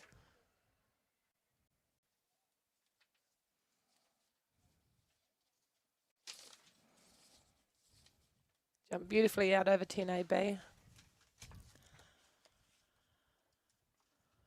And down to the last, just sitting on the 4 faults. Well, it's good. She'll be pleased with that. Although not the clear that I'm sure she would have been hoping for. 73.83 is the time. Super cool horse. Tara's done a good job of producing it in the junior riders. Unfortunately, I think they're moving towards the gate, and I find that when you're moving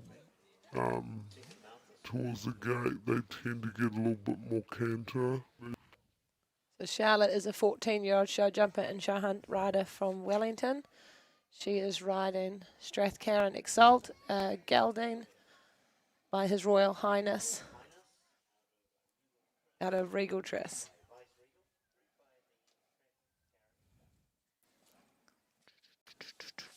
Points. Where does it talk about points here?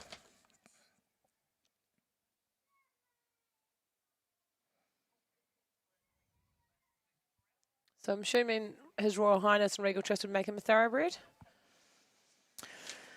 Yeah, it doesn't say that there. Just says he's 14-year-old gelding, so it's Strathcarron stud, so you'd be picking, wouldn't you? Yeah. So that's 2 thoroughbreds so far out of 5, which is pretty good statistics.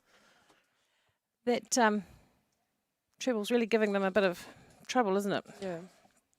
It's also another interesting fence that Gareth has put in there is he's got a triple bar going into it, and sometimes that triple bar they can land a little bit long on.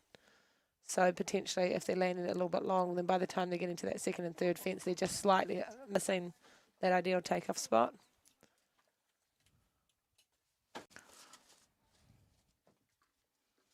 It's a relatively big.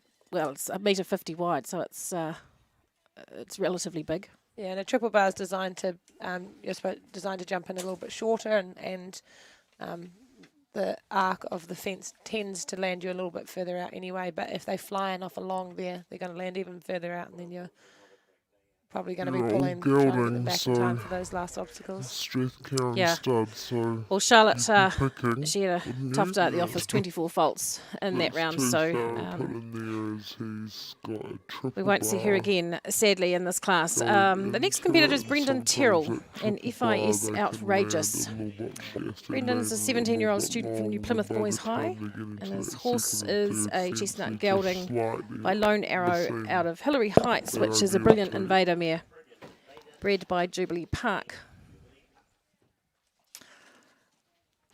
It's a relatively big. Brendan, I don't think, has competed in a lot of these junior rider classes this year. I haven't seen his name on the leaderboard just yet, so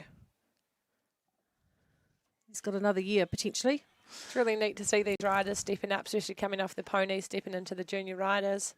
It's a great platform to then move into the youngs, and then ideally have these riders stay on long term and in the industry as professional riders.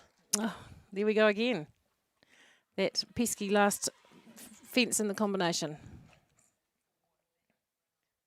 And I'm not sure if it's obvious from the camera, but there's definitely a downward contour as you hit that second to third fence.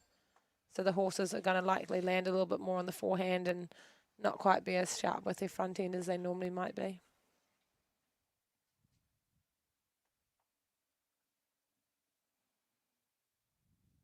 Beautifully out through 10AB and now just approaching the last.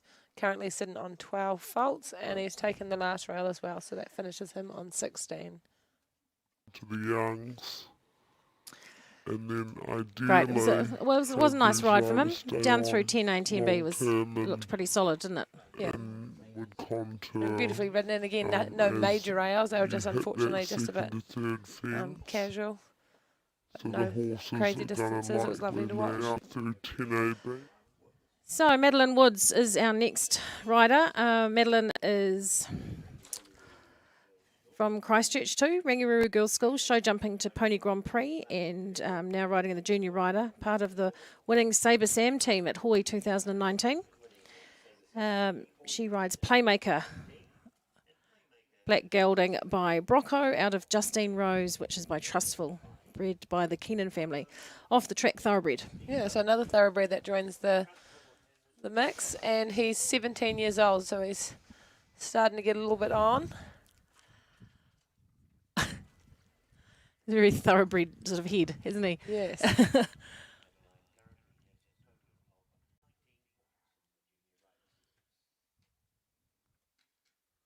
So again, I don't think we've had anyone jump to that triple clear, have we? I don't think we've had a clear round, so I'm not sure whether, but a lot of them have had that fence down. I should have marked it.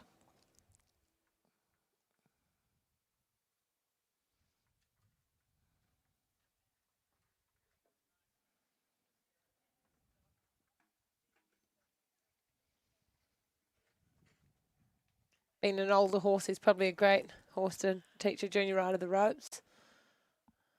His rails haven't been anything bad. He's just been a little bit slow on the upwards, but finishing with another rail, so I think that finishes him on 16 Not faults. sure. We've lost. It might be 16 or 20. Not sure. Something like that. Anyway, 20 faults. 20.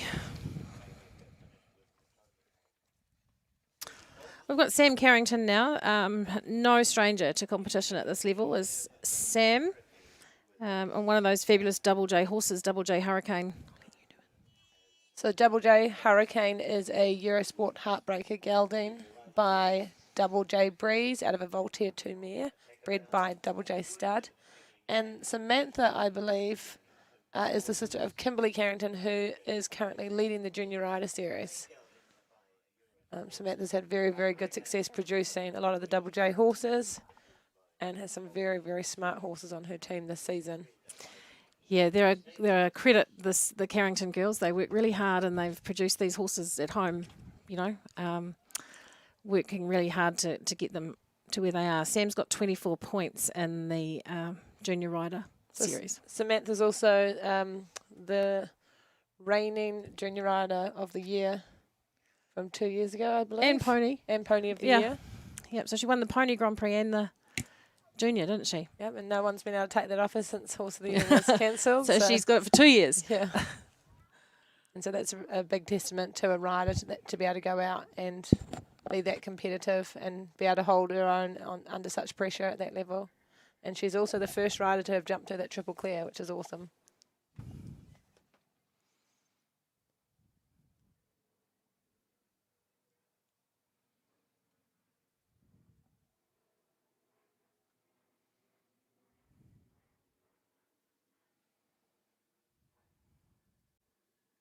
It'll be really exciting to watch these girls in a few years to come as they start getting, the horses start getting older and a bit more experienced, and they can start moving up to that Grand Prix and World Cup height. I think they're going to be serious competitors in the time to come. Well, I think that's our first clear round. Classy. Well done. The riders to be able to go out. She'll be pleased with that. Be that competitive, and then they can start moving up to that Grand Prix and World Cup height. I think they're going to be serious. And Casey McKenna is our next rider. Casey is from Dannyburg, also attends Dannyburg High School, age 15, plays football and hockey in the winter. And she rides Louis, a brown gelding by Lansing out of Prelude, which is an Abaloo mare. Horse is 15 years old, so they're both 15. Out here giving it a go in the junior rider. She has 27 points on the leaderboard. So it's a little bit sticky down line 1 and 2, potentially because it's a bit of a different fence as number 1. He looks like he's starting to roll up a little bit smoother now.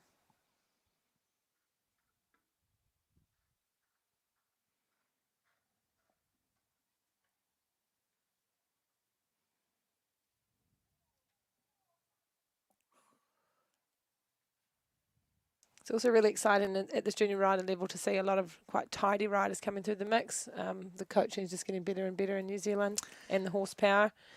And you know, the ideal goal with show jumping is to build the industry and have people stay in it long term. And I think when, oh, that was unfortunate. Oh, but she kept going, which is a better option than... His boot's actually half off, so that might be upsetting him as well. It's just starting to hit the ground. Oh, well, she should be able to keep going. Oh, but there we are. It's the boot, I think, isn't it? Maybe. She's possibly also not aware of that. So 4 at the one in the middle, and then 4, small 4 at the 10A. And you can just see now he's really starting to be to hesitate on takeoff and be a little bit sticky, and he possibly just lost a little bit of confidence. Yeah, well, good on her for finishing off and, you know, Yeah. getting around there. Half off, so that might be upsetting. So as Casey well. McKenna, and oh, there we go. There's the Let's replay. keep There. You going. can just see it. Oh, but there we are. It's the boot. And you can So just see 20 now jump he's and full really time. starting to be, We'll leave her, finish her to with hesitate 24. on takeoff. Now, this little horse, Twerk, I think used to be Natasha Brooks's horse from memory, ridden by Lily Carpenter, 17-year-old student at Ngātawa. It's another Lansing. Seem to be a lot of Lansing horses in this round. Lot by Lansing, out of Jazz by Leo Kalian, bred by Butch and Lou Thomas. Yeah, it's a super horse. Had very good success prior to this rider at Grand Prix and World Cup level. And I believe this rider, Lily, has had it for the last 2 seasons or so. Another tidy little rider, Lily. I think she, from memory, competed in one of the New Zealand teams for the FEI, Children's Challenge team, which was here at this show a couple of years ago now.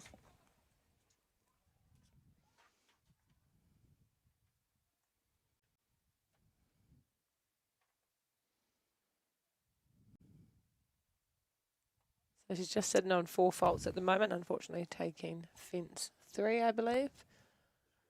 But jumped to the triple really nicely, and he's just come around the corner and had a spook at something and decided to say no to that. That fence is a Liverpool, so he might have been spooking at that.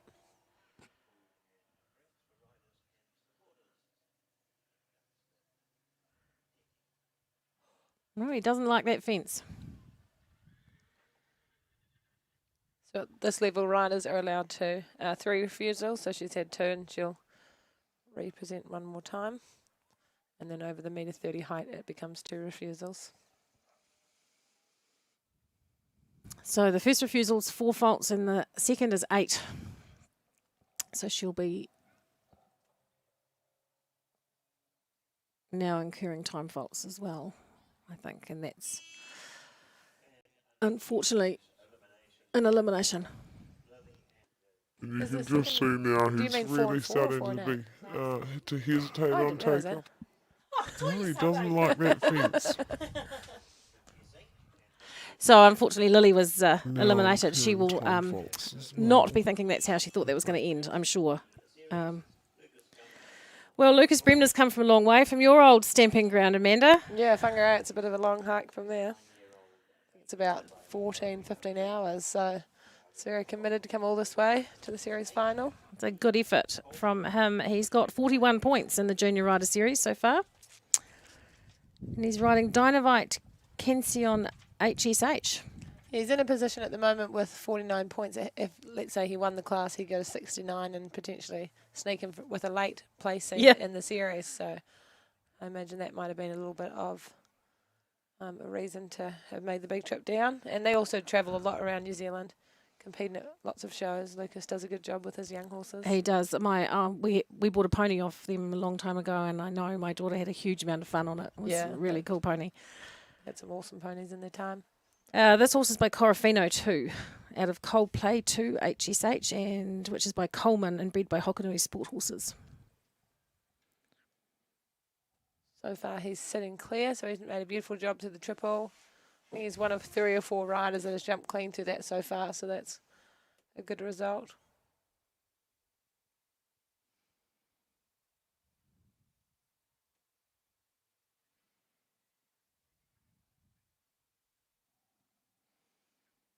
I remember Lucas when he was teeny tiny on big ponies, and he's now very, very tall and almost looking tall on a big horse. So he's come a long way in his riding. Yeah, they're lovely coloured ponies. Yeah. Triple star ponies. What a shame he's just taken the last rail for 4 faults. What a shame. It was a really lovely round up to then. He's and come a long way for it. So he'll finish with 4, Lucas Bremner. And now we move to Meg Bissett and Bewitched NZPH. Meg is from the South Island, 17-year-old student at Marlborough Girls College. She rides Bewitched NZPH, no surprises where they come from, out of Hawke's Bay, which is by Orlando, out of Mariette, and which is by Quatsu, and bred by NZPH at Ocean Beach, Hawke's Bay. It's a very beautifully turned out horse, and they would have had done quite a bit of travel up from Marlborough we've actually got a few South Island riders, which is fantastic to see, and I imagine they were planning to make the trip up to do Horse of the Year and then finish on series final, but unfortunately with that being cancelled, they've a few of them have gone home and Yeah. then come back up. And some just stayed on. Yeah. Rose and Nicole and the likes who... Oh, no, Rose and Nicole went back. Oh, they did go home? Yeah. And then came back again. God, that's a hell of a hike, isn't it? I think Zoe Shaw stayed on. I imagine they've got horses at home that need to be worked and jobs to be done, so... Yep. Just came round to that one and lost the canter a wee bit and didn't quite have enough on takeoff.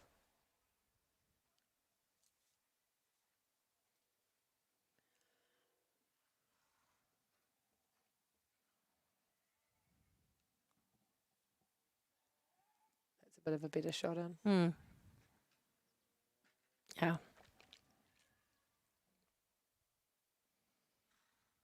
Sometimes with these careful horses, if you're slightly off the mark, they're not quite as keen to. So if you Not were to get out telling of someone trouble. how to get through that treble, what would your advice be coming into that last fence? You'd want to really square your shoulders back and sit tall and help take the weight off the forehand, because I think as the horse lands after that first fence, they're starting to move a little bit downhill, and so it might only be 5 kilos that's tipping on their forehand, but by the time you get to that third fence, you might have 10 kilos, and it's just enough for them to be rolling over the shoulder and taking the rail. Yep. So, yeah, getting the shoulders back and helping the horse bring their shoulder back so that they can put the weight back on the hind end. Yes, another big scoring round, 20 faults for Meg. A couple of a stop and a rail in the combination down here. She might have had a couple of time faults too, I think, to finish on 22. So Georgie Wilson and Forest Hill are up next. Georgie's the Year 13 student at Taupo Nui Atia College and hopes to study structural engineering next year at uni. During winter, Georgie enjoys hunting with the Taupo Hunt, and no surprises there because her horse Forest Hill used to be ridden by Geordie Bull, who's very involved with the Taupo Hunt. Bay Gelding by Occidental Tourist out of Another Question, and which was by Northerly Native from the United States, bred by Mrs. A. Hewitson and Mrs. M.J. Wolfsbauer. And George has had really good success on ponies this season. She rides one of our old ponies, Showtime Boss, and has had good wins up to Grand Prix level. And this is her first season on hacks, so very good to be able to finish the season jumping around junior riders. Yeah, nice. Especially on an old campaigner like this who knows his job. Yeah.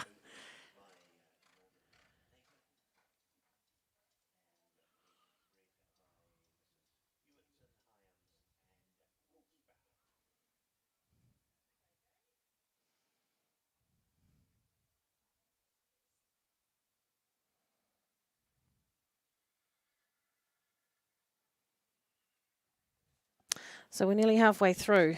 We've done 12. We've got 12 more to come, and the competition will start hotting up a wee bit, I think, as we get to the business end of this class, because that is where all the riders at the northern end of the leaderboard will be coming in. So it'll be interesting to see how we progress.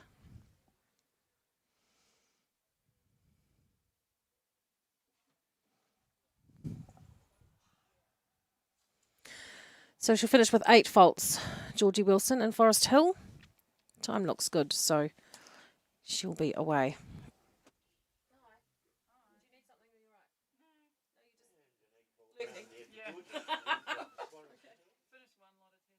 Done one lot of testing? Yeah, we've done the riders, we've done the, Oh, own yeah. policy. From which? I did class? a couple of these juniors, Oh, a good on couple of the previous class. Yeah. We're loving you today. Yeah, I know. Okay, we're not going to talk about that on here. No, I think they're quite relieved when they find out it's not you. Right, we are moving now to Annie Moffat and Samantha the Dachshund, which is an extraordinary name for a horse, but Annie loves this little horse. She's a 13-year-old student at Woodford House, competes in lots of different things. Favourite is show jumping, but she enjoys netball, hockey and outdoors. Her horse is a Pinto mare by Omega out of Trendicity, and 8 years old. And he says she's been a super fun horse since they bought her in November 2018, and she's been loving competing in the juniors on we think that she was originally a trekking and endurance horse. It's a really cool coasty type. Yeah. There's been some pretty amazing coasty breeds out Wouch. this season, and that was a very Well, kind horse to jump out of that because she wasn't super straight, and she unfortunately got a bit of a funny distance to that first fence, but kept his ears pricked and very happily jumped through. I asked her once why she called it Samantha the Dachshund, and she said because it had short legs, but it looked especially short. I suppose they do a wee bit in the front. When they come around the corner like that. Cute though, isn't it? Yeah. It's amazing. Sometimes you see a horse come into the arena and you don't think it's built for the job, and then it comes out and it can be an absolute freak, and then you can see some horses that look the perfect picture and Oh, that's a shame. She they don't jump half as good. last rail as well, so she'll finish with 12. So we're still only the one clear round. Yeah. Sam Carrington and Double J Hurricane, the only clear so far. And we've still got about 10 to go, is that right? Yep. About 10 to go. So Tara's already been out on her horse Double J Image, and so that was the one she must have nominated. Now she is on WTF Cabela.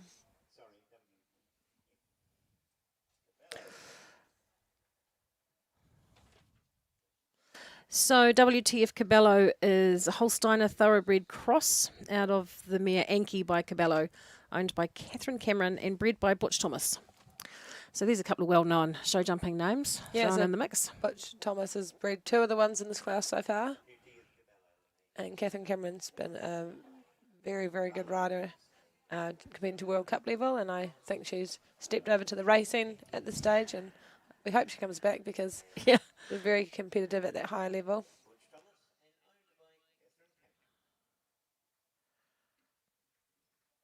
I think she's having a good degree of success in the racing, so she might not want to come back quite so soon. Yeah. Wee.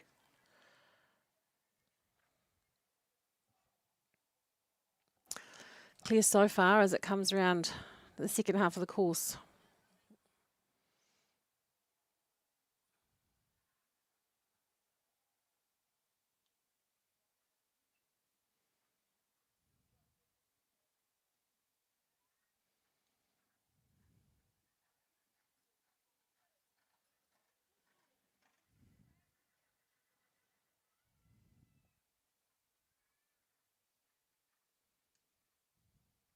Jumped out beautifully through the double, and now it's just approaching the last fence. So far clear, so Oh, that's the commentator's curse, that is. that's an unfortunate rail. Oh dear, the last rail down for 4 faults. That's unfortunate for Tara and WTF Cabello. WTF, I should say, stands for Willow Tree Farm too. Nothing Approaching other the last than that. fence. So far clear, so Oh, he's another one of Natasha Brooks's horses. She'll be pleased to see these still going. Cap Attack, ridden by Karis Spurway. This was another great World Cup horse. I think Natasha might have won at Taupo one year at World Cup level on him, or placed quite highly. And he's a thoroughbred.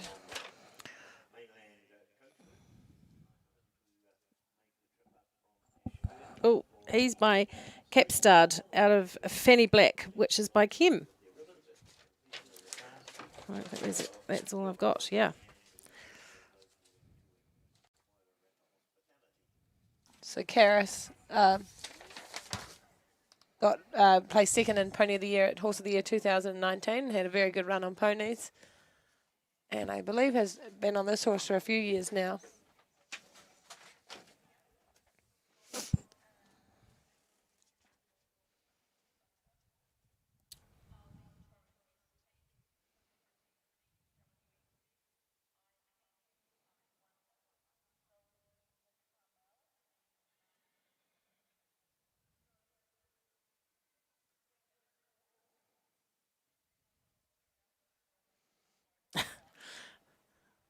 I'm just listening to my name getting called out in the background. I've not got to my class, but I did mean to go scratch, but I forgot.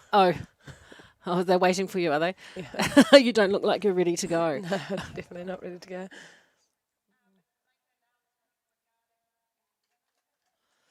Okay, so I'm just listening to my not notes. quite sure what happened there. Yeah, I thought it was a clear. Well done. She'll be very pleased. Clear round.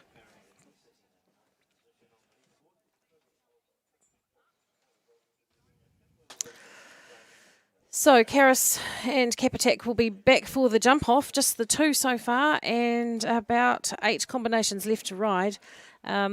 We're ready to go now. Tim Wilson's in the ring. Tim Wilson and McMillan's Chuck. This is a rather large skewballed gelding by Mustang Sammy out of Which Way, which is by Witsway, and bred by Janelle Gray.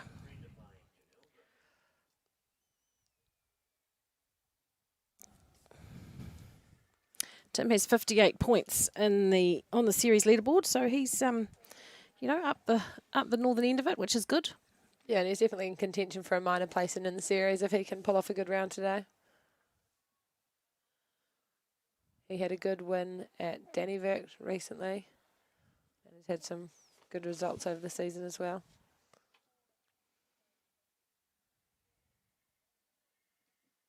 Very, very cute horse, very nimble and pretty clever with his legs. Oh, we gave that second one a bit of a bang.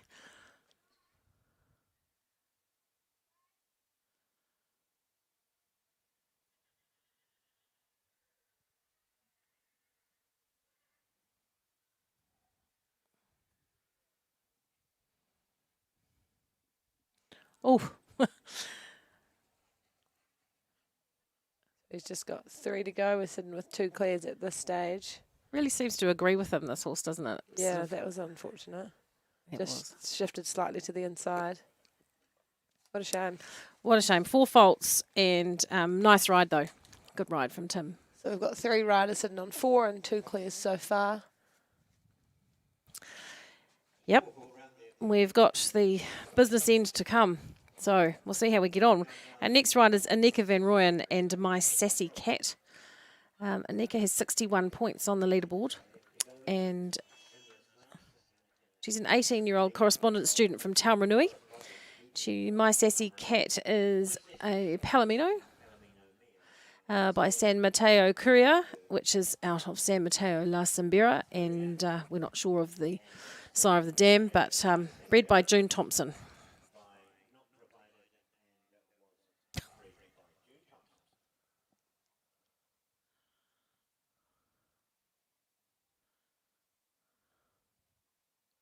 So this is a rider that's been competing in juniors for a few seasons now, I think, and this horse has been pretty handy in the ring. She's had a fence down at number 2.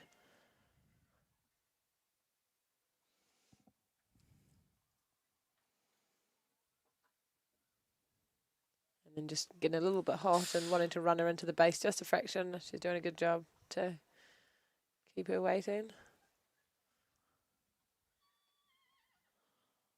Ooh. Oh! Youch. She had a very weird skip with her hind end, and she came into that fence and unfortunately mucked up the distance that Nick had set up for her. And taken her back. Oh. into the Do you fence. think she retired or did she? Ouch. She did. Not at, yes, she has retired, I think. She's retired. And her back boot looks like it's coming off. That was unfortunate too because I think Nick saw her Ouch. a good enough Very- distance, but the horse just sort of did a funny movement in behind and changed it and ended up not being at a very good takeoff spot. Went right round the corner looking out to Yeah. the trucks too, didn't it? Okay, so where are we at now? Molly Moffat is next. Molly Moffat is, I'm pretty sure is from the South Island. It doesn't say on her profile, but I'm sure she is from the South Island. Her horse is called Glenmark, and it's a bay gelding by Canordi Jimbello out of Sassian, and bred by East Montgomery. Steve Montgomery. Used to be a 2-star eventer. This Ouch. horse, They're Glenmark. very I'm having a moment of confusion because we had Annie Moffat in here and now we've got Molly Moffat, and Annie Moffat's actually got an older sister called Molly. So Yeah, not the same. No. No.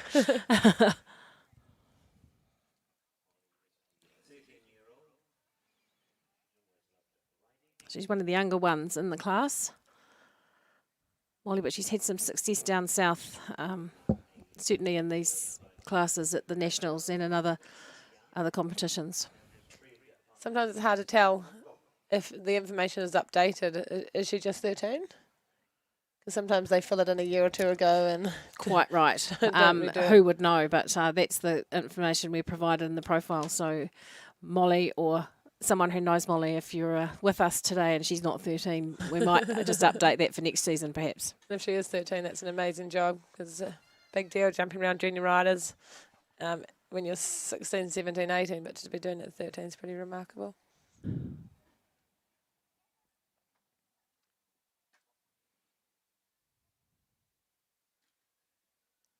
Gave that last fence a pretty good rub, but stayed up. Oh. And for some reason, she's pulled up.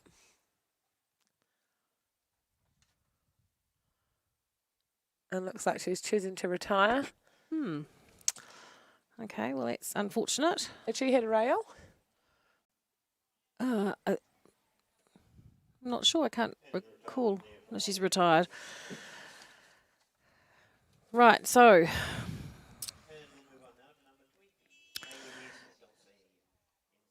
AMS Dolce NZPH and Lichelle Small. So this rider is well known at this level of competition. Lichelle's right in the mix. She has 99 points on the series leaderboard, currently in 5th place. She's had wins at Poverty Bay A&P, Hawke's Bay A&P, Auckland Woodhill, the Christmas Classic, and another Woodhill show. So she's had a pretty good season so far. Yeah, it's a really, really beautiful horse, and she's sitting in a position where if she was to win or place highly, she could move up to 3rd, which is a really good position to finish in the National Junior Rider Series. I believe she had a good win maybe in Taupo last week or at one of the shows recently, and has had very good success at junior and young rider with both her 2 main horses. Yeah, she's got a nice team of horses, actually. She's 17 years old. Says she's been riding since she was 3 and represented New Zealand in the children's FEI in Belgium and competed in the German Friendship Games, doing a lot of work bringing on young horses and selling on behalf. This mare, the gelding rather, AMS Dolce NZPH by Cool Bois Margot out of Vogue Blue NZPH, which was by Mr. Blue, a very well-known NZPH stallion. So good bloodlines, good rider. Yeah. Jeremy Whale produced this horse, I believe, up till 6 or 7 year old level, and did a very beautiful job with him. And Lichelle's piloted him really nicely, and it'll be fun to watch these two in the next few seasons. I imagine she'll take him up to young riders next season, and he looks like he's got enough scope to jump some good Grand Prix tracks. Well, sadly, that Laza B in the 10 combination came down, so she will finish on 4 faults. That's disappointing for Lichelle because it was a lovely round. 4 left to go. Still only 2 clears. Sam Carrington and Double Jake Hurricane and Karis Spurway and Capatak. Francesca Corrich is next. LDS Lavanda.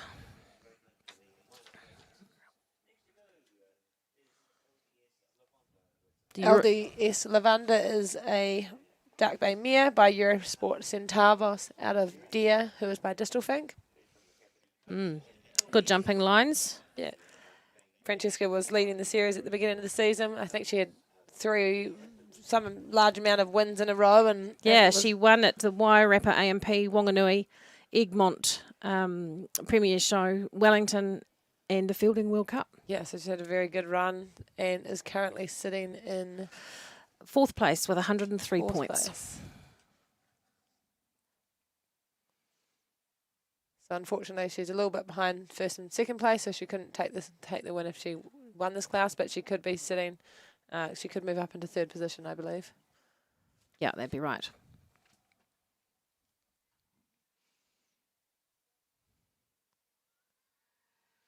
A lot of consistency in the stallions coming through, isn't there? Corafinos and Lansings and Yes. Centavos. It's really exciting too. It changes the whole sport when we start to bring stallions in like this, and I think the Centavoses, there's some pretty awesome ones out there. And what I think is most exciting is when we start breeding from all the Centavos and the Corafino mares and then Yeah. putting them to other stallions. I think we'll get our mare line stronger and stronger, and that will. Oh, what a shame. Yeah, that is such a shame. Was that just the last rail? Just the last fence. I'm not taking the time, so I won't be able to tell you who the fastest full faulter if it comes to that.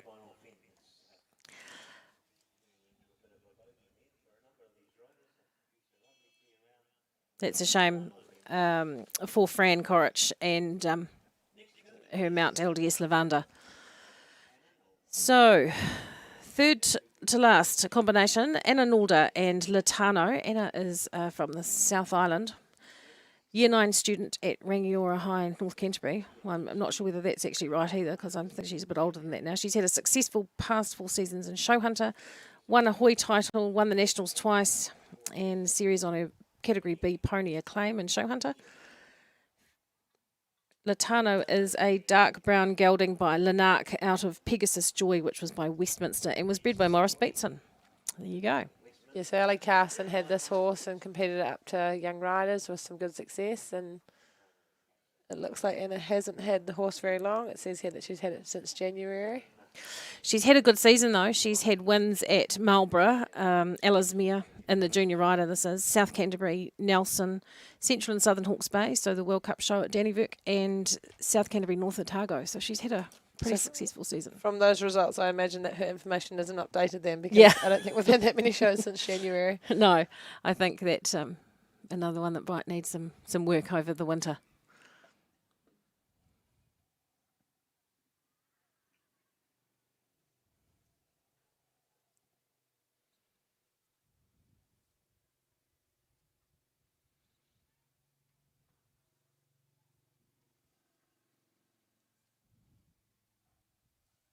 So it looks like Anna Nalder just finished on the 4 fault, which is a still very respectable round.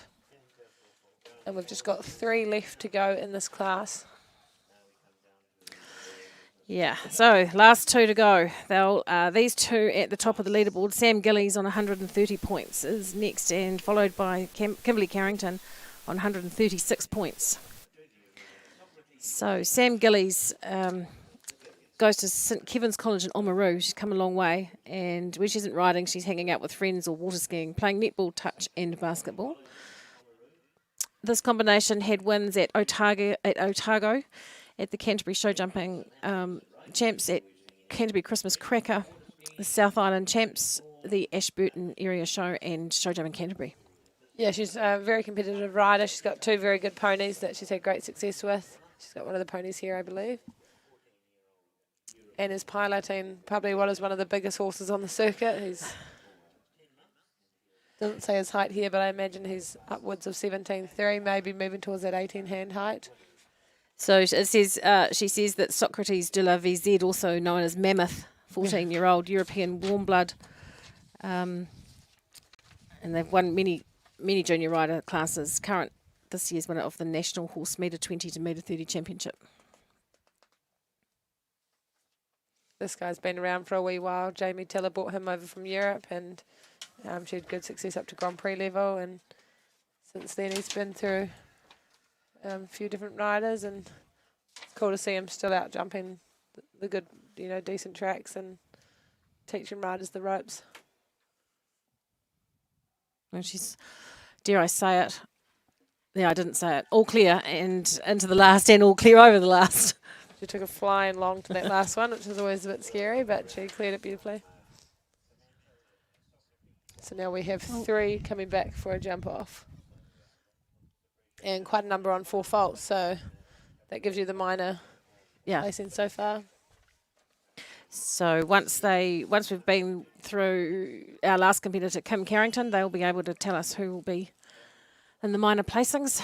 And no pressure, Kim Carrington. This combination has had an extremely successful year. They have 136 points. They had wins at Central Districts, Central Hawke's Bay AMP, Dannyvirk AMP, Fielding, Northern Hawke's Bay Jumping, and was second at the Hawke's Bay World Cup show and the Egmont AMP show. So this is yet another Double J horse, and Kimberly obviously is a daughter of the Double J stud, and Wendy Jacobs, and they've had amazing success with their team of horses. They breed beautiful horses, and This one's no exception. It's a very petite, pretty little horse. Mm. You can see that's face. It's got a Yeah. what looks like a very pony-looking. It does. It's by Double J Repicharge, which of course has bred a lot of the really good Double J horses out of Double J Chatelaine, which is by Backchat. Also a well-known stallion, bred and owned by Robin and Wendy Jacobs.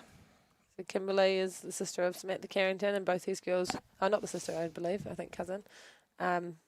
Beautiful riders. They do a very, very good job with their horses. And she's got a oh yeah, that Wow. puts a bit of pressure on. So potentially that leaves the space open for the next rider to come in and jump a clear round. It does. It leaves the space wide open for Sam Gillies to take out the series, depending on where they finish. Sam currently on 130 points. Oh, and because Sam's gone Kim on clear. She's gone clear and in the jump off. So So do we know the minor points for 5th and 6th, for example? they'll give us those in Very, just a very minute. good job with So the she'll horses. finish. Oh, she'll play it. She will get a minor placing. So that's handy because depending where Sam Gillies finishes in the jump Right. off will depend on where they. Yeah, because she did have a very slick round. Kimberly did.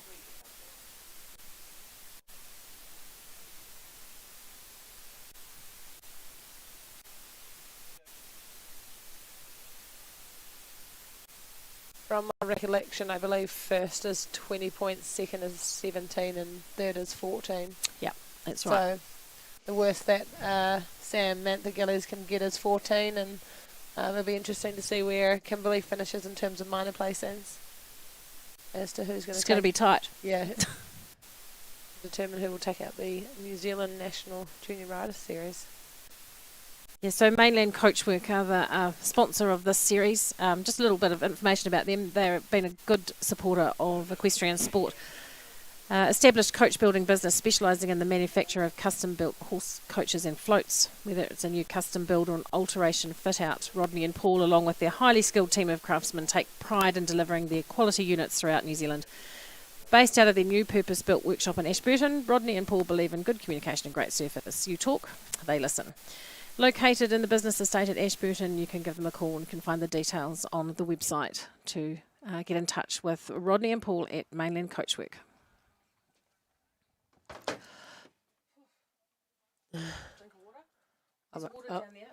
I'm all good. I'll head back to the track after the jump off.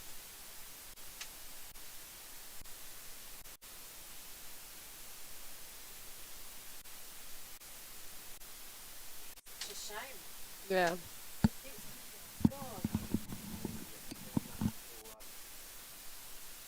Would have made a really fun jump off too.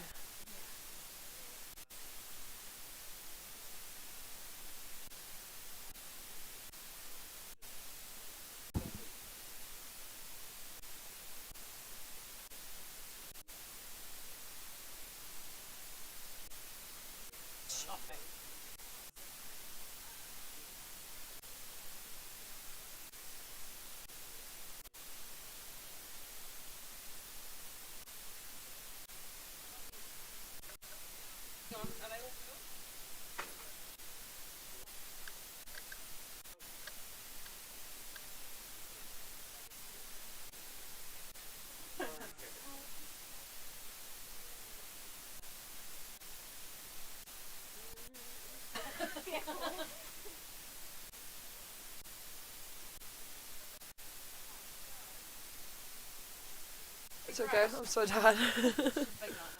No, just have so much going on. That's right, Logan. Sorry, Logan.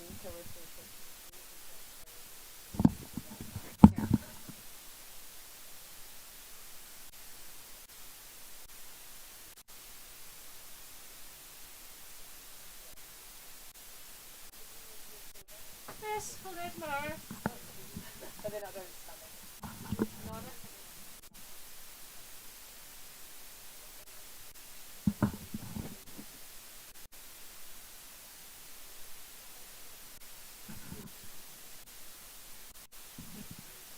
It's interesting, isn't it?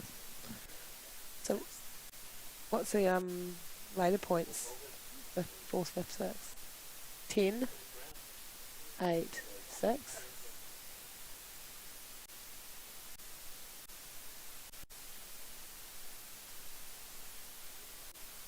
Yeah.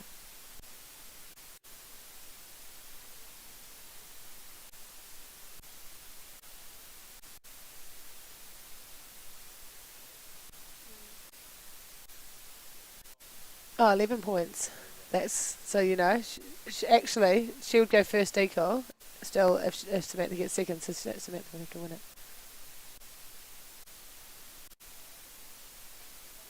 Because there's 6 points.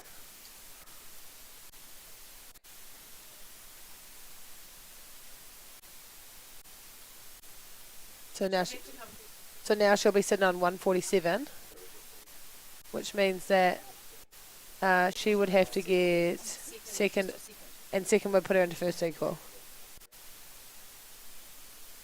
It's a bit of pressure on. Okay. Okay, so we're just trying to do a little bit of mathematical calculations here in the live streaming box, and by our calculations, it works a little bit like this. Currently, Kimberly Carrington has 136 points on the leaderboard, so she's finished officially in fourth place, which means she'll get 11 points, which takes her to 147.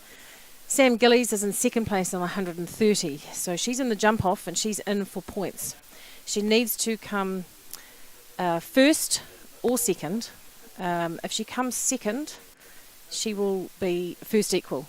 If she comes first, she will win the series, because she will finish with 150 points. So I think I've got that right. Yes. Yeah. And it definitely puts a bit of pressure on Samantha. I don't know if she's aware of that. Sometimes it's better not to know, just to go out and ride it. I don't know. Would you be doing? I'm sure Mum's doing the mathematics at the gate. Yeah, I imagine they would have done it in advance. Oh, not. I guess they didn't know that Kimberly would get fourth, actually. Yeah, it definitely puts a bit of pressure on, and first equal is still very amazing. So I think if she just goes out and puts a nice slip clear down, and she's last to go too, so she can have an idea of how quick she needs to go. Yeah. So first out in the jump off, Double J Hurricane, ridden by Samantha Carrington. First of the clear rounds in the class. Only 3 clears out of 24. Is that what you'd expect in a class of this level? I think statistically that's not too bad. I can't remember what they say, course builders, but there's a certain amount that they hope to get clear, and right. Ultimately it's about 3 to 8, I think, to give you that really good jump off. Yeah. I am announcing, Graham. How are you today?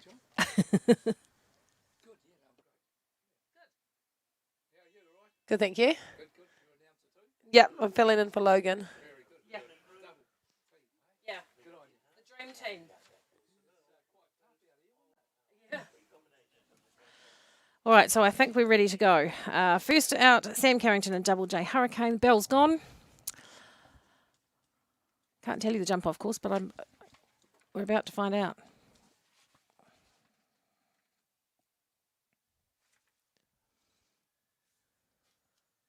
So she's flying down 1 to 2, which they're not number 1 and 2, but first and second fence.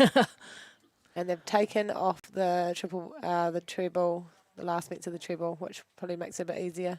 Jump beautifully through there.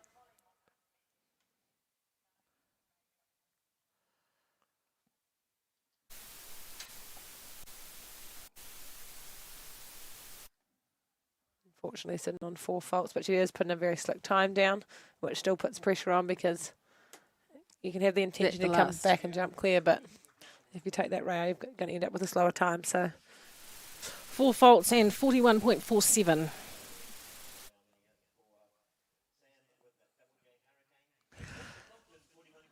So we'll see 2 to go, and our next one will be Karis Spurway and Capatek. Imagine Samantha rides a pretty slick jump off, and it'll be interesting to see what the next 2 horses do. Samantha Gillies' horse is a very big animal, and I imagine she's, I guess she can take strides out, but being big, he might not be able to do those tighter turns as easily. Sure. It was a pretty flowing jump off, though, wasn't it? There's not a lot of tight turns. No. I think there's no inside turns as such, but I think you can really flow through the turns, and sometimes it ends up quicker than taking the sharp turns anyway. Yep. Taking a really nice line into there.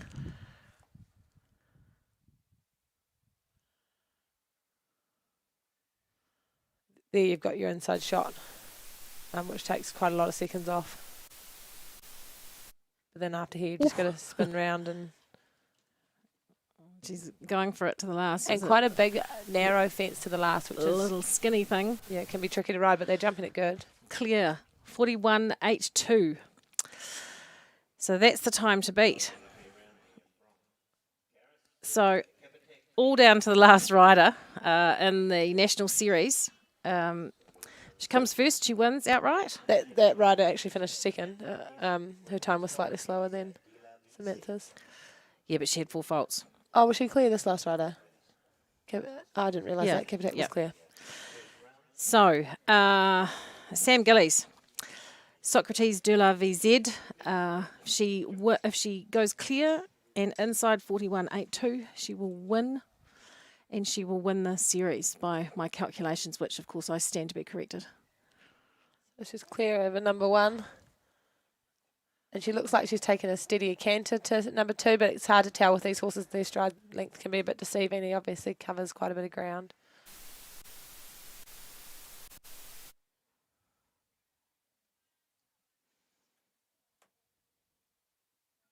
Took a very big shot into that double and almost paid for it on that last one. Oh, lost her reins going around the corner. That was actually a very smoothly ridden turn. Came up beautifully. Didn't waste any time out there. Got 1 fence to go. How are we doing? Time's good. It's looking fast. Oh, last one. 41.07, last fence.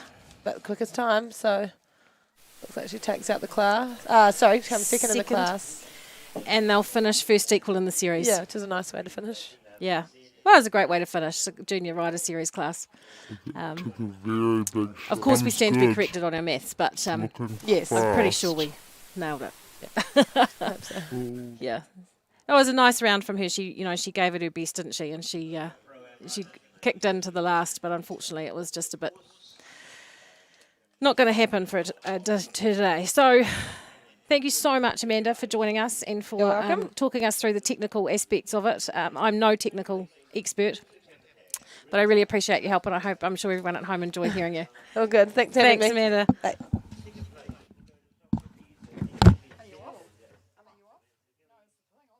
Oh, yeah.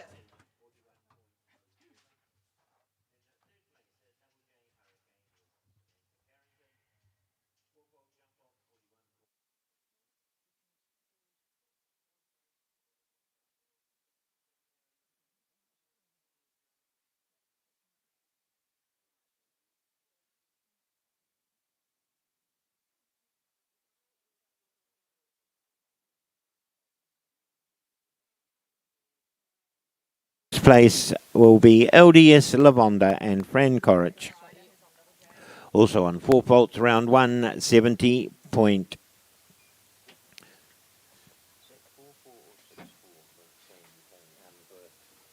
Number 21.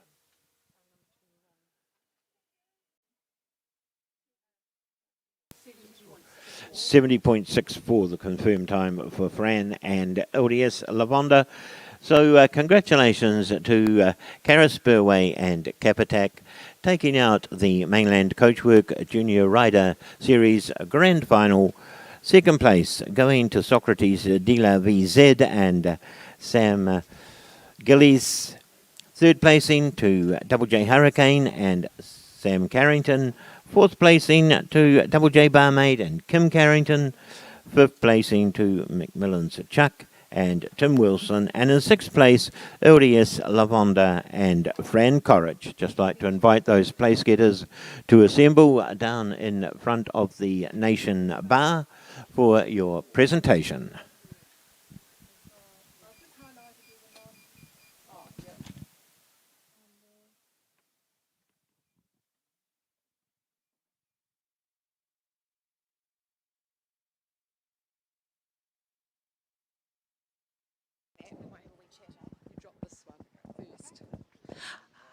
Hi everybody again from the presentation area. We are just gearing up to present the awards for all the places in the Junior Rider Series class, proudly sponsored by Mainland Coachwork, and delighted to have Rodney and Lisa here from Mainland Coachwork, all the way from the South Island. Good to have you here, and thank you once again for your continued support of Showjumping. I know you've been a long-time supporter in the South, and good to have you as part of the national sponsor team now. So, how have you found the series this year? Absolutely fantastic. We really appreciate all the feedback we get from the competitors. In fact, all the staff on Monday mornings now read out what's been sent through to us. So for us, it's been an absolute privilege, and we're really looking forward to next year. Fantastic.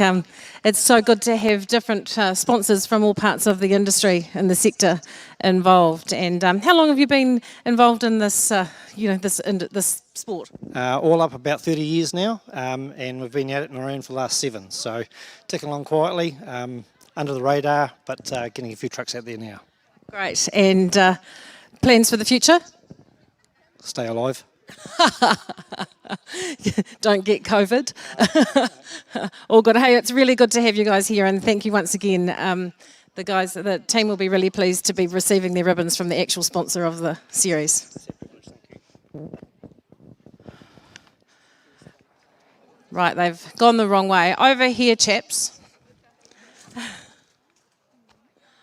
What a fantastic class. So great to see some good jumping. 3 clear rounds, and it was all came down to the business end of it with the series. We think that we've done some rough maths. I'm not sure if that's right, but I think it's a great ending when the girls who have been at the top all season will end up on equal points in the series is a nice way to go. So we'll wait for confirmation of that tomorrow, because my maths isn't the best, and we'll just make sure that that's right. So we have with us Rodney from Mainland Coachwork and Lisa presenting the ribbons today. First place, as you know, Karis Spurway and Capatak, all clear, and 41.82 was the time to beat. Second place in a great jump off, and unfortunately just that last rail that came down for Sam Gillies.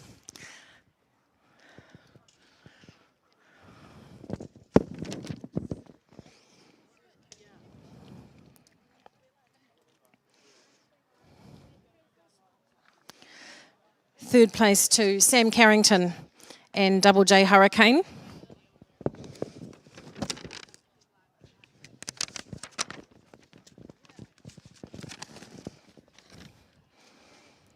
Fourth place to Kimberly Carrington and Double J Barmaid.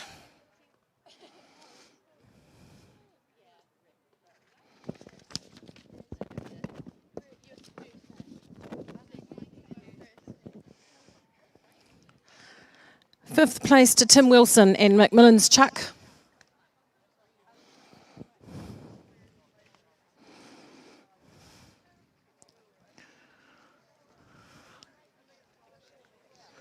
And sixth place to Fran Corrich and LDS Lavanda.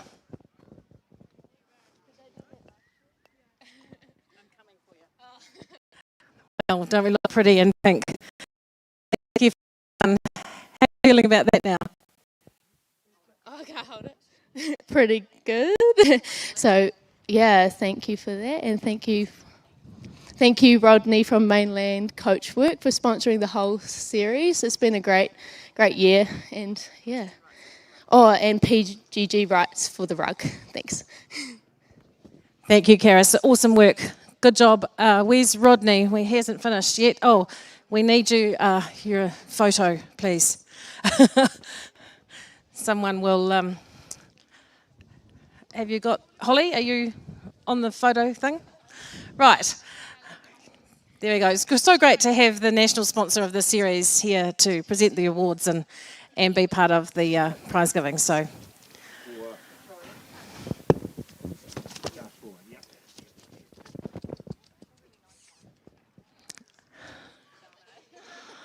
All right, I think we're done. Thank you so much, Rodney and Lisa from Mainland Coachwork. And put your hands together, ladies and gentlemen, for the place getters in the Mainland Coachwork Junior Rider Series Grand Final class. First place, Kara Spurway and Capatak, all clear in 41.82.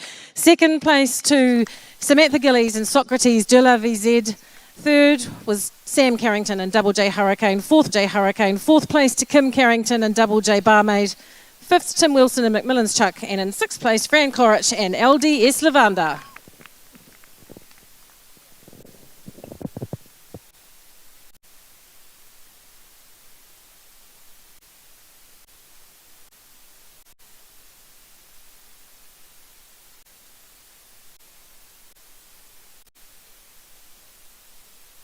Just like to make mention that all the rugs that the winners receive have been very kindly sponsored by PGG Wrightson. So a big thank you to them for their sponsoring of the rugs being presented to the series winners.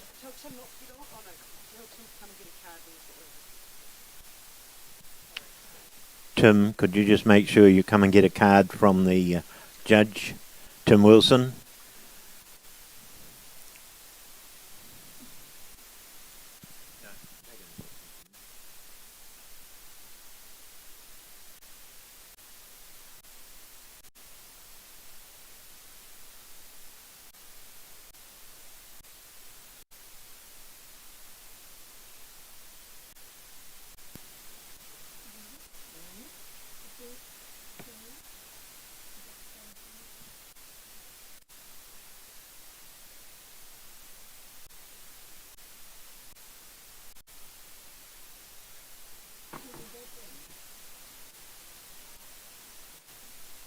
Is that power cut still going down the road?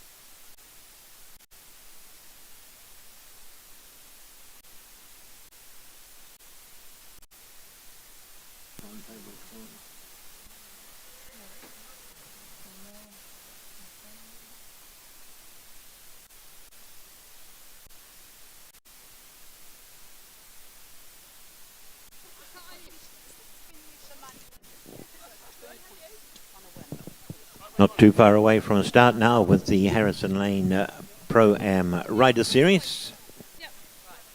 The series sponsored by Harrison Lane, and of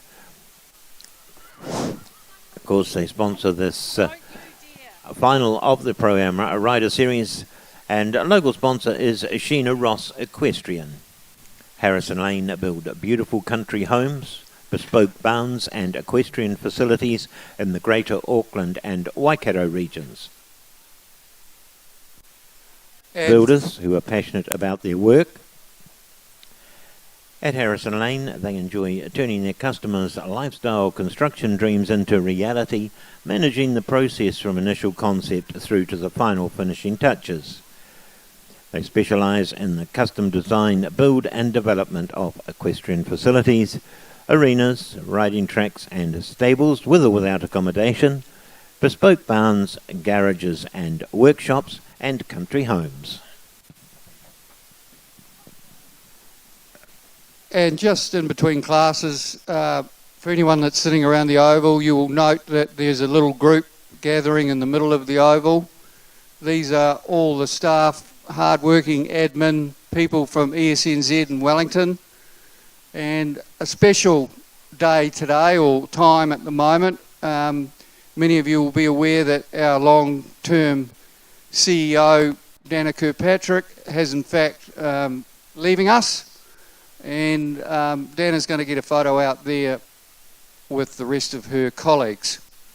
So Dana, thank you very much. And do you want me to stop talking now?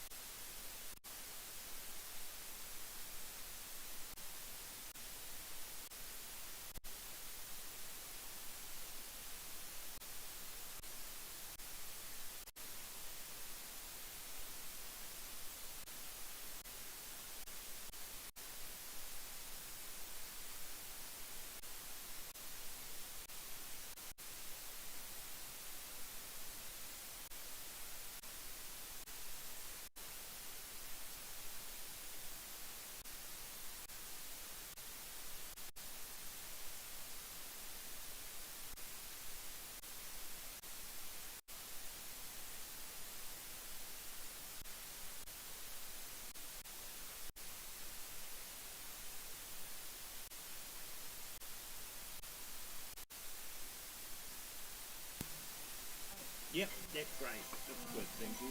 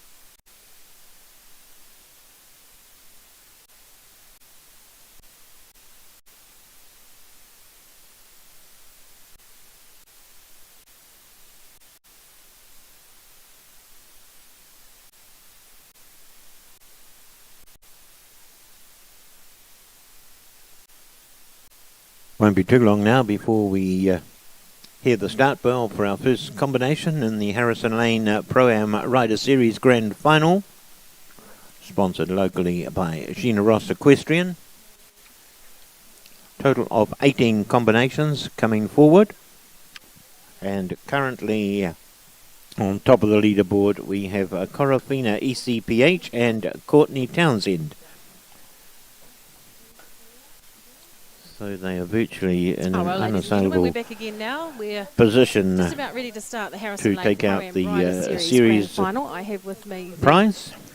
fabulous Trevor Currently Pierce, sitting who's my second co-commentator. on 65 He's going points to, is entertain Tanya you with pearls Hansen. of wisdom And about in people that he used third to ride we with, have his Sally class and Clark horses that he knows. on So that should be 55. entertaining if nothing else. We have 18 combinations in this class. First one already in the ring, Zoe Shaw and Quainton Labyrinth. Zoe's from Ashburton, well known around the show jumping circuit, been around a fair time. Quainton Labyrinth. And our first is also a combination well-known horse. will be Bay Gelding. Quainton Used to be Labyrinth ridden with by Zoe Clark Shaw. Johnson, Zoe comes from by Lancelot Ashburton, Clinton out of Carnaby, and owned by Quainton Clark Labyrinth Jean and is Rob a Johnson. Bay Gelding by Lancelot Quainton out of Carnaby, He is, I think Zoe calls him her and is owned beautiful- by Clark, Jean and beautiful Rob Jack, Johnstone. I think. But something, he's a lovely horse and very experienced at this level.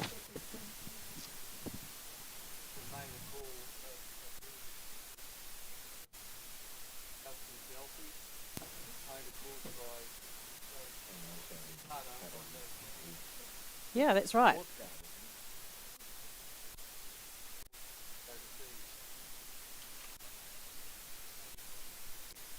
And we haven't seen since. No, Dunstan Delphi. she got sold probably 5 or 6, maybe even more years ago now, after performing well, I think, at the World Cup final. I believe she got sold into the Arab Emirates, I think, and as you say, never to be seen again, really. So he's doing a lovely round here. Good job, and what looks to be quite a difficult... Oh. I better not say that. That's the commentator's curse. Amanda Yeah. Wilson did that in the, the last class too. Yeah. Last fence, that's no luck for Zoe, but a lovely round apart from that. 76.26 is the time.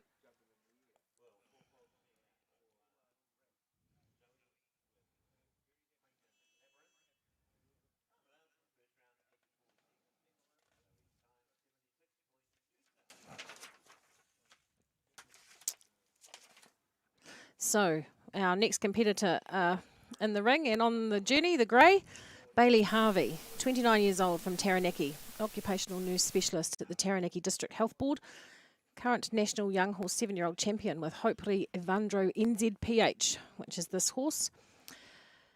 Grey Gelding, bred by Cool de Bois Margot out of Vogue Blue NZPH by Mr. Blue, bred at the NZPH stud at Ocean Beach in Hawke's Bay. Yeah, and there's a lot of these NZPH horses around, and they're competing very successfully at all levels in the sport. After a long period of genetic development, I guess you'd call it. Yeah, they've done a good job. I know there's some competing at the top of the game in eventing. I'm not so sure about dressage, but I'm sure they have the talent to do it.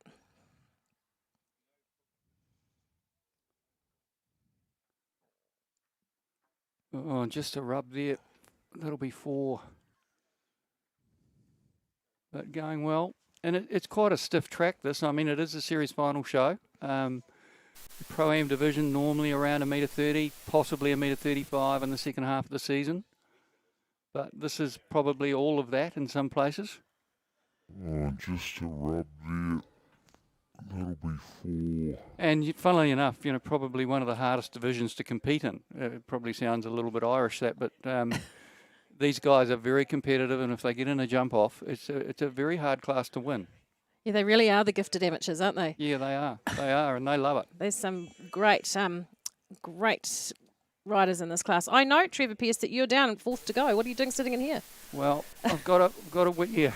Would love to have been in here, Dana, but we've got a little sore foot problem at home, and yeah, he was nearly right, the horse, but it just wasn't worth bringing him to start him if he wasn't feeling 100. So I'll just sit here and talk to you. So Redcliffe's Kachow is on holiday. He's officially got the rest of the season off. That's correct. Wow, that's hard luck because you've been going really well. Yeah, and it must be disappointing for all the spectators out Oh, there. I'm sure they're devastated, and I can't imagine what the horse is thinking, Something What a like, thank lucky God for escape, that. yeah. Who have we got? We've got Danica Vink and Cadenza Extreme. So Danica is 23 years old from Taranaki studying accounting. And this is an extreme one from the Extreme Stunned by Corofino 2 out of Legato. And he's just had a second look at that fence 2 or 3, is it? A little bit out of character for him. Big black horse, isn't he? Yeah, and Extreme, that's Charlene in the Kapiti Coast. Breeding a little bit like the NZPH horses that we saw just a moment ago. Charlene's bred some very nice horses in the jumping sport now.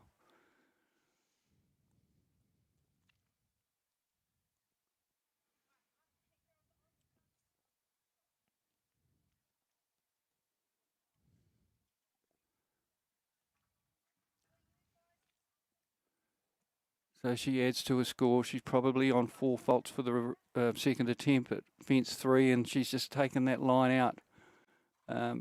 Currently on 16.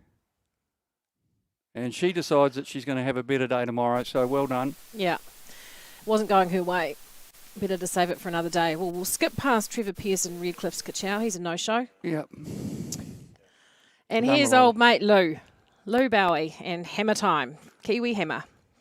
Yeah, and what a great competitor Lou is, and chairperson of the local area. And I know Lou has put weeks and weeks of preparation and planning and organisation into the running of the show, and she's done a hell of a job, to be quite frank. So all credit to her, and she still manages to saddle one up herself and get in the ring. So that's extra good. Yeah, well, that's why you do it, isn't it? And he's been a good old horse, of course, a Fernhill stud horse, Kiwi Hammer. Yeah, by Kiwi Legacy out of Waianiwa, 11-year-old chestnut gelding. We wish her the best. Oh, come on. Not a fault, of course, because she hasn't gone through the flags. No, best to get that out of the way now, I'd say. He's getting a bit bloody-minded about it, isn't he? Oh, good. Come on, Luke. Lou won't give up, though, will she? Where are we on the clock? Oh, she's still got 17 seconds. You got time, Lou. Just give him a pat, Luke. Something got him wound up over there. Yeah, I was actually talking to Lou a few days ago over Easter. She was out at Riversdale Beach with her family, and she said if he gets a little bee in his bonnet, he's very difficult to reason with, and that's what we're seeing right now. She'll be furious.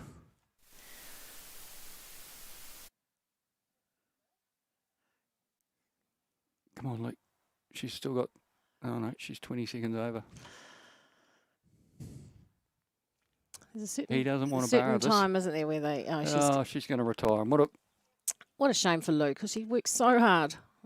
Oh, she might be lucky to even get him back out the gate. Might have to open that gate on the side of the ring.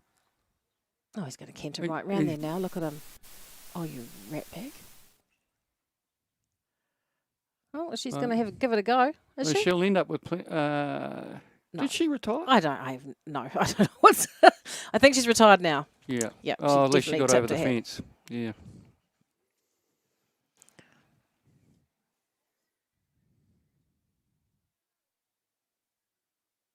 That, as they say, Dana, is horses, isn't it? They can bring out the best in us, but they can be the most frustrating creatures, can't they? That's a shame for Lou. She didn't deserve that. But anyway, we'll move on. We're going to move now to Kelly Smith. Kelly is a mother of 4 and a dairy farmer, and she rides King's Larkin, a Lansing horse by Lansing out of Mary Larkin, which was by King's Ransom and bred by Kelly Smith herself. Yeah, Kelly's bred a few, and she was a young lady who was in the sport a few years ago and obviously went away and had a family and has come back to it. And she's had produced a couple of lovely horses. One by Centavos that Jessie competed last year. And this horse here by Lansing, I've got a feeling he may have been the 6-year-old champion either at the Young Horse Show last year or the Horse of the Year, I can't recall. And I think he's just 7 now. I think he's 7 or 8. Yeah, it says 7-year-old gelding. Yeah. Yep. Where does she come from? She's in the Manawatu area as far as I'm aware. Right. And, you know, a great competitor, Kelly.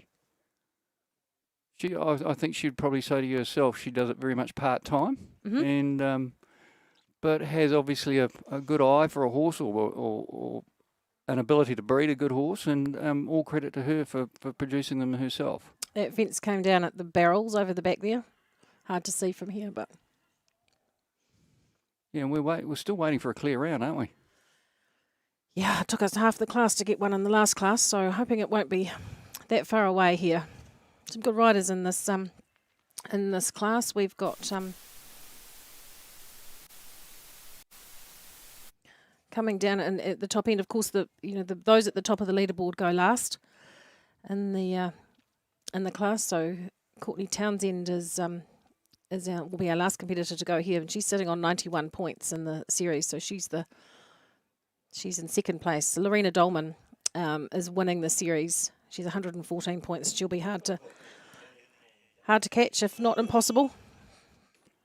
And I don't think Lorena's actually here.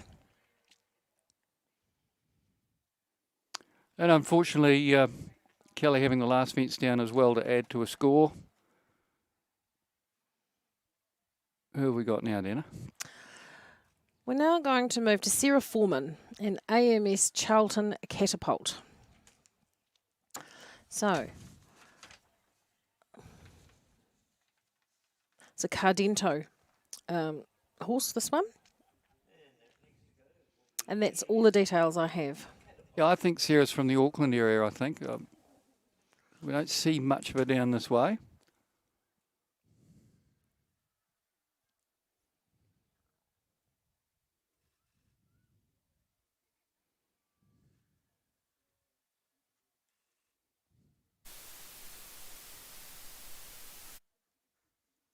He's a big strapping lad, this one.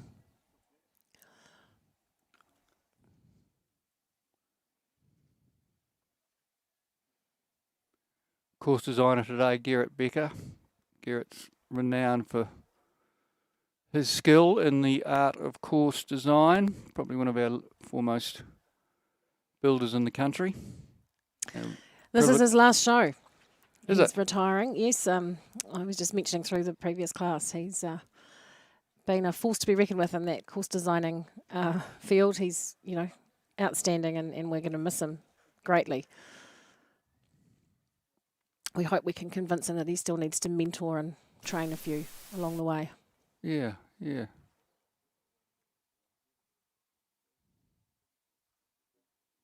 Oh, and the last fence down, that was otherwise clear. Oh, was no, it? It was No, 8 faults, was it? 8 for Sarah Yeah. in AMS Charlton Catapult. And here's someone who's no stranger to this ring and to success, Kim Best and LT Holt's teacher's pet. Kim's really good at producing young horses, and this horse she's had for a while. She says it's her favourite. She tries so hard. It's really fun. Won the 6-year-old series and the 6-year-old 2 at Takapoto in 2019, and is by Centrico out of River, which was by Senator VDL, bred by LT Holt Sport Horses in Taupo. Yeah, and Kim's had this horse since she was a 4-year-old, and as you say, a real artist at producing something through the age group classes.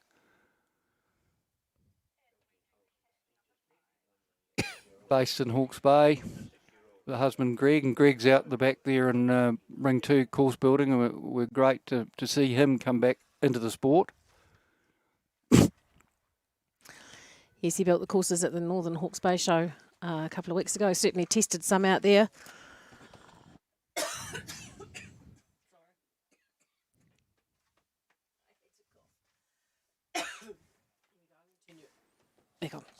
And I don't want to put the hex on Kim, but so far so good.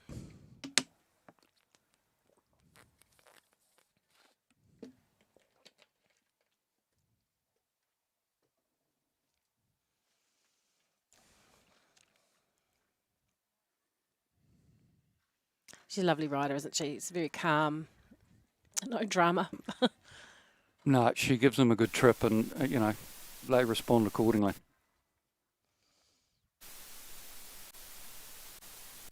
One fence to go. Nicely done.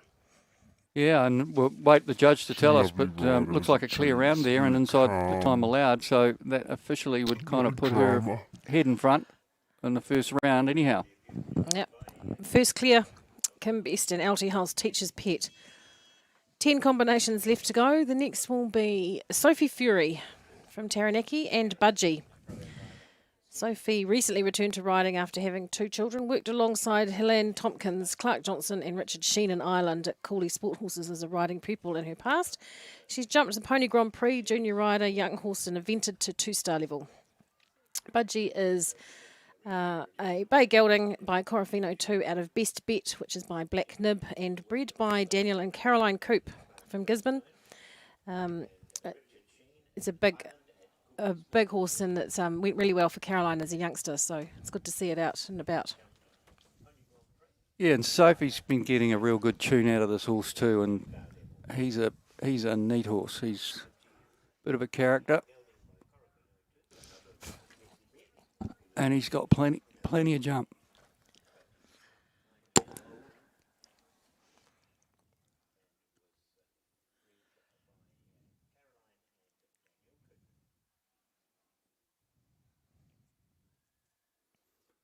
I saw her jump in the Pro-Am at Dannevirke at the New Year show, and I think she got second. She got a high prize, and I know they were thrilled with that. The horse has not long stepped up to this height. And Sophie, a young mum coming back to the sport. Yeah, she's doing a nice job.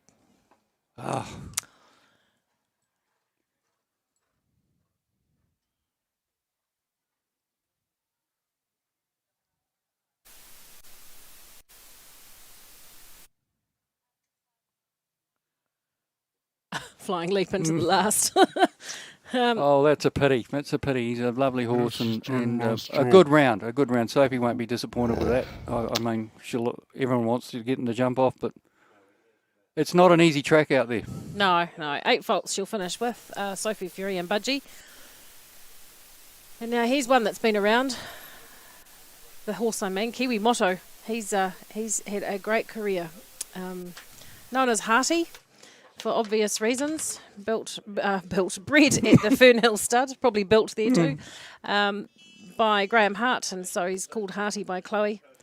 Chloe, the winner of the Horse Show Hunter of the Year 2011, 12, 13, 15, 16 on this horse, Kiwi Motto. Winner of the New Zealand Show Hunter Open High Point Series 2011, 12, 13 and 14, and winner of the University Showjumping Series 2012, 13 and 14. Kiwi Motto, a chestnut gelding by Irish Guard out of Kiwi Mark, which is by Kiwi Gold, bred by Graham Hart at the Fernhill Stud. Yeah, what a great horse he's been, Dana. He's so versatile, as the results that you just read out will no doubt speak for themselves in terms of his show hunter prowess, but he's a pretty damn capable jumper as well. And I don't know, but he would be coming 18 or 19, I would imagine. Yeah, I think he's definitely getting up there. She calls him the old campaigner, but he's still got a spring in his step, doesn't he? Yeah, no, Chloe's looked after him well, and he's a tough old fella.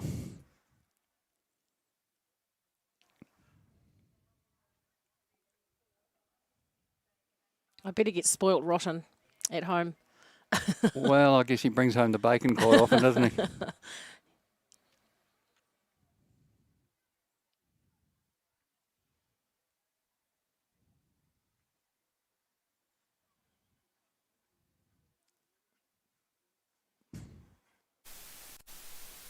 Three fences to go.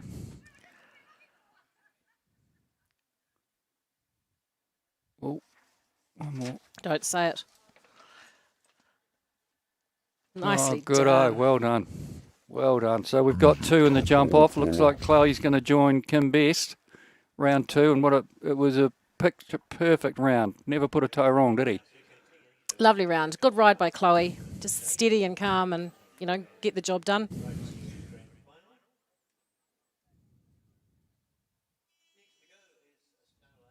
So, Hawke's Bay rider now, Nonnie Morgan, and she writes Starlight Discovery.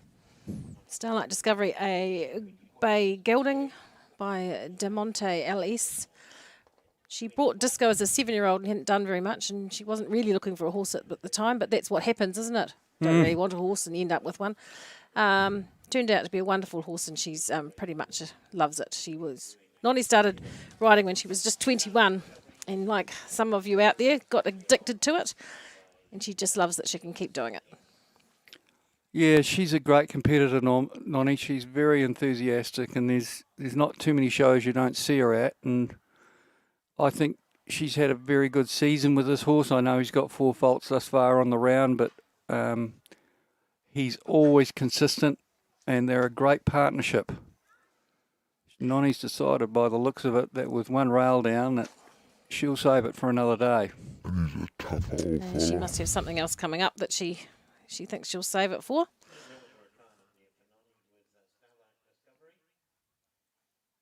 This next combination, Trevor, have had a pretty good season. They are Sam Whale and Fleur Delacour. Another Corofino 2 by Jazz, out of Jazz by Leo Calion, and bred by Butch Thomas.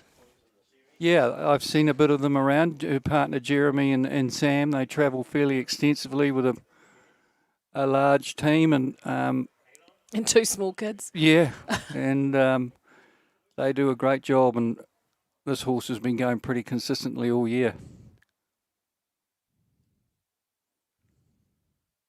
Leo Cannon was mentioned there. Of course, he was a horse that Butch's wife, Lou, competed a few seasons back in New Zealand at World Cup level. He's a super horse. I think he even, might stand corrected, but I think he did even make a World Cup final. Right. And while he was out here, I guess he was used for stud purposes, and he's left some very good blood behind him.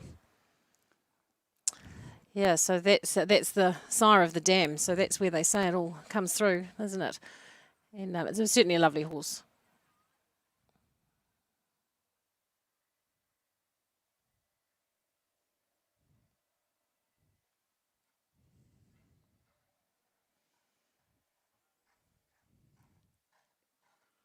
Sam doing a great job here.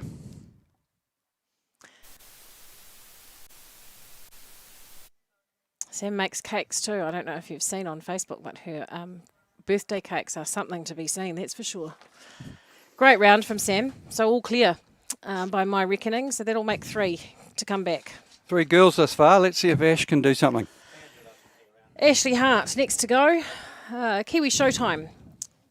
Brown mare Corofino 2 again out of Kiwi Shogun, which is by Shogun and bred by Fernhill Stud.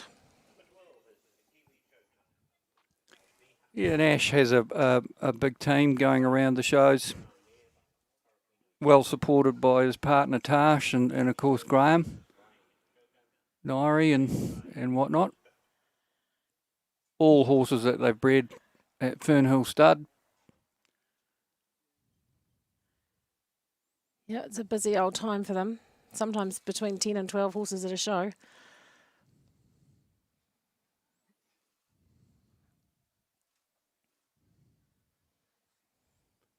And he's had a pretty good year with this horse too, competing in metre 30s and Pro-Am. 25 points on the Pro-Am series leaderboard, which isn't a bad shot.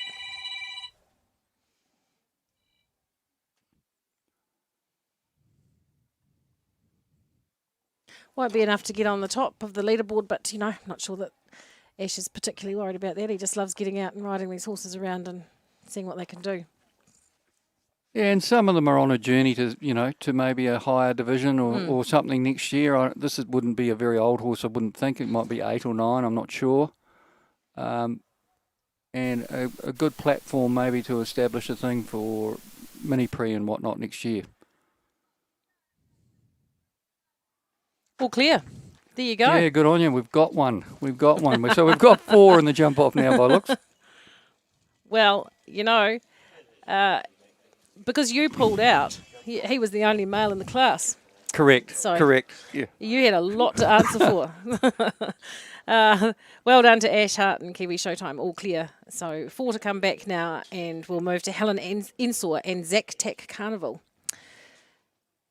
Helen says she's been show jumping for more years than she can count, and she's just really loving the last years of competition. Her horse, Zac Tac Carnival, is a Centavos, which you can pretty much see if you look at it, out of Cat's Pyjamas, which was by Distal Fink. So some pretty good jumping bloodlines in there. Bred by Katie Drummond, 10 years old. Yeah, Helen's a great competitor. She's a great horsewoman.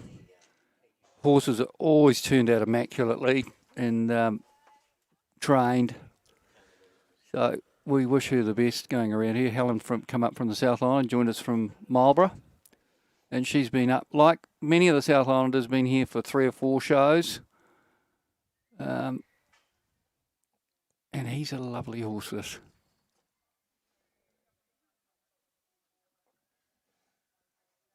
So far, so good. 10 years old, so still got a fair bit of competition left in him. 1 fence to go, Helen. Oh, good on you. Well done. Well done. That was a super round. Nicely done. Right, well, old mate Mandy.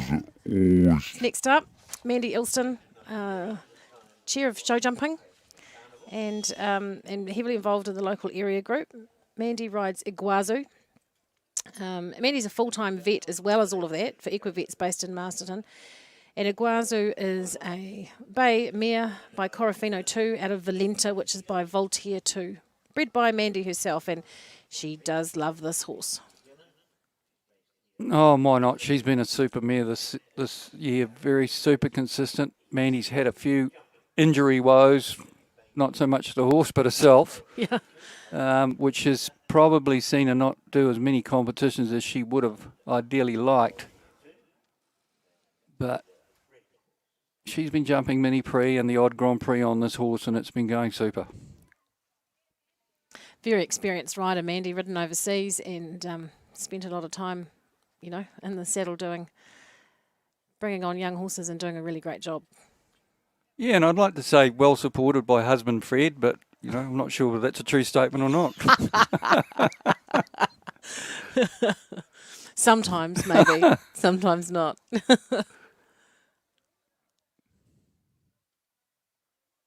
Come on, Iguazu.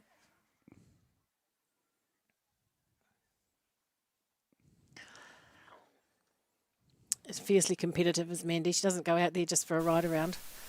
She'll be wanting to do the very best she can. Oh, and if she gets in the jump off, this mare can turn a foot against the clock. So well done, Mandy. We're heading for a very hot jump off by the looks of it. 4 left to go in this class. And we really are getting to the business end of it. Now we've got Rose Allfeld and Footloose NZPH. Rose is a very well-known rider from Christchurch. She's a full-time rider, and her horse Footloose NZPH is by Quintus out of Victorious NZPH, which was by Calvaro Z and bred at NZPH, clearly. Always a good competitor, Rose, and gives it her best shot. Yeah, she's another South Island based team that's been up here for probably a month, maybe a little bit longer jumping. Got some lovely horses. Normally produces them all herself up to the top level. And it's great to see these South Island teams come. They've got some great breeding and production systems down there with horses and some very capable riders. Yeah, Rose has got 31 points on the series leaderboard. So, again, not in the high placings, but consistent. He doesn't look like the easiest horse to ride either. No. He thought he knew where he was going. Out the gate. Yeah.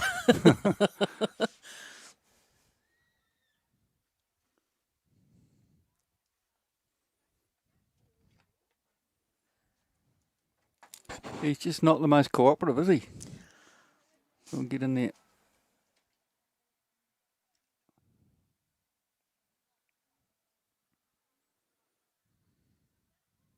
Oof. Get one in the jaw in a minute if she's not careful.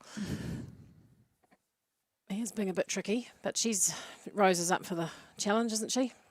Absolutely. She's another girl that'll go out just to do anything to jump a clear round, and she's doing a great job of this.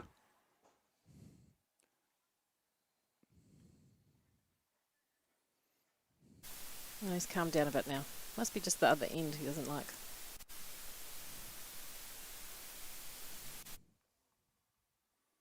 One to go. Oh, good on her. Well, they're coming thick and fast now, Dana. Yep, that's another clear. So we're 7 clears. Only a couple of 3 left, is there? 3 to go. 3 at the top of the leaderboard, though, so interesting time. Sally Clark, no stranger to competition at this level, and not one to lose sight of in a class which has a bit of pressure on it either. Sally was the winner of the Olympic silver medal individual eventing at Atlanta, riding Squirrel Hill. Do you remember that long ago, Dana? Of course I do. I'm not that old. And winner of a Grand Prix in 2008, and 5th in Lady Rider of the Year on Zabibo. Winner of lots of Pro-Am classes. She had a great season, Sally. She won the Pro-Am at Poverty Bay AMP show and at the Egmont AMP show. And she's had a 2nd at CHB AMP and at the Tai Happy show. Yeah, and I wouldn't be certain, but I'm pretty sure this is a horse that Morris and Sally probably bred and obviously produced, and she's been uber consistent over the last 3 or 4 seasons. The horse is by Hey Baba Reba out of Dilly Dally, which is by Distal Fink and bred at Morris and Sally's by them. So you do agree with me, Dana, I every do. once in a while? It doesn't happen often, Trevor, but for this at this stage I will agree with you, and even more. Yeah, put a ring around the calendar. All good so far. She gives that a rub on the way out, but only 3 fences from home.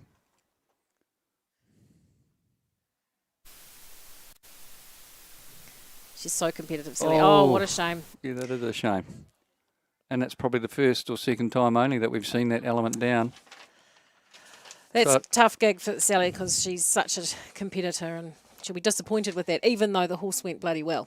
Yeah, 4 faults only, so she's just going to be out off the podium with that. We've got 6 or 7 clear rounds. Well, that's the bell now for second to last combination, Tanya Hansen and Euro Champagne. Tanya's had an amazing season on this horse. She, had a bit of time off, had their daughter, and now she's back into it. She's chairman of Taranaki Equestrian Jumping, mum to Evie, general manager of planning and markets for Greymouth Petroleum, based in the Taranaki. And this is another Centavos horse out of a mare called Honey. And this thing here is a real jumper. Tanya and the horse have not been together that long. Maybe a season, or this is probably their first full season, and having competed in this division myself, I'm well aware of what he's been doing, and he's been going absolutely outstanding. They're a great partnership. He's got a massive jump in him, as so many of the Centavoses do, funnily enough. Yeah, he's been a great horse for her, and she's loving being back out there. She's had a good season. She won the Pro-Am at Central Districts and at Wellington show, and she was 2nd at Taranaki North Island Champs and at the Egmont AMP show. Go on, Tanya. Be great to see her through in the jump off. It would just be so just. Yeah, she is taking the long way around. I don't know whether it'll cost her. Go on. 1 fence from home. And a deserved clear round for Tanya. Beautiful clear. Running true to form, obviously. Been super consistent, and she's rewarded with a clear round at the final, and well ridden. It didn't look like the easiest of rides. Great ride from her. Last combination to go. Courtney Townsend, Corafina ECPH. So bred locally at East Coast Performance Horses. This horse by Corafino 2 out of Vespera SL, which was a Voltaire mare. Courtney's 22 from Darfield, so another South Islander up here. She's currently in her last year of studies at the University of Canterbury, completing a Master of Science in Applied Psychology. You could do a case study on you, Trevor. That'd be interesting. I think she'd struggle to do a case study on me, Dana. Applied Psychology?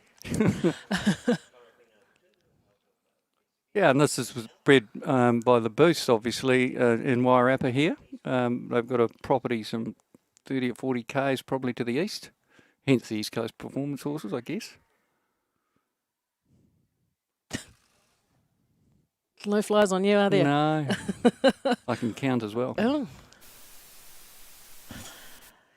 Courtney has had a great season in the South Island. She won at the Canterbury AMP show in this class, and she was second at the Nationals, the South Canterbury AMP, the Canterbury Christmas Classic, the South Island Showjumping Champs, Southland Showjumping, and the Otago Area Show. So she's been busy getting about the South Island, notching up these points. She's currently sitting on 91, and she'll be hard pushed to beat Lorena. Even the 20 points for a win in this class wouldn't do it. So getting very strong down that line and just taking her through those fences, unfortunately, for the 8 faults thus far. Going to tip her out of the jump off, unfortunately.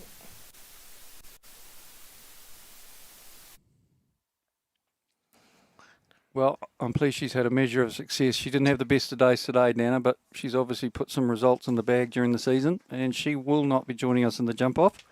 No, she'll still take out second prize probably in the series awards dinner tomorrow night for the national series. So that's a pretty good shot for a year. Yeah, well done. All right, we've got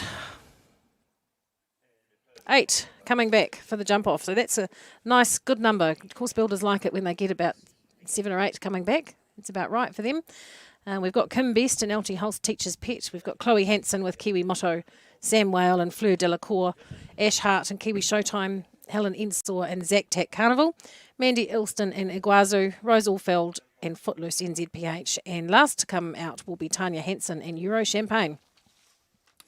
Yeah, and there's a few speedsters in there. I mean, they've got to jump them clear, obviously, to have any hope of winning the money. But we should see a cracking good jump off. You want to pick a shot? Well, I guess, they can all win. You've got the like of Kim Best there, who's been very, very experienced in jump off.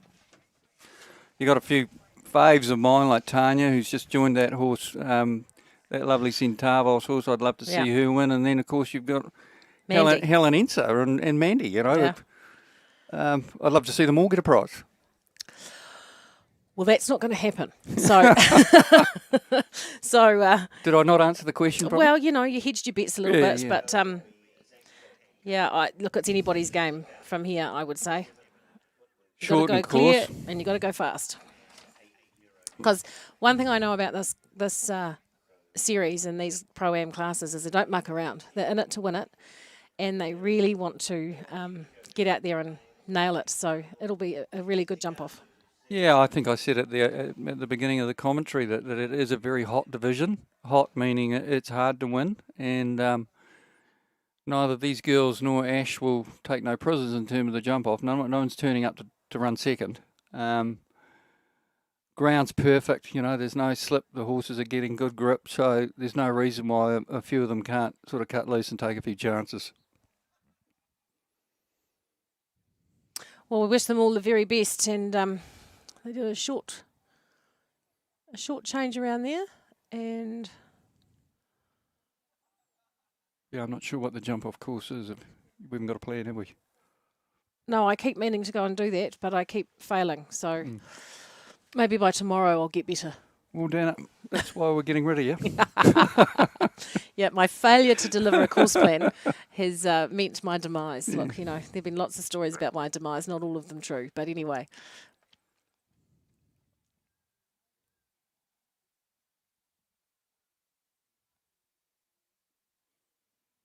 Great show here.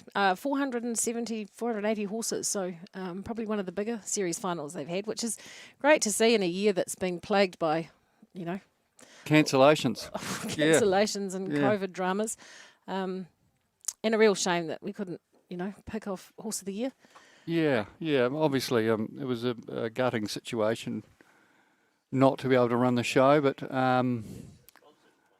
the show here is growing and is growing in popularity. It's growing in numbers, and we're very fortunate that we've got some lovely mild weather. Long may that continue.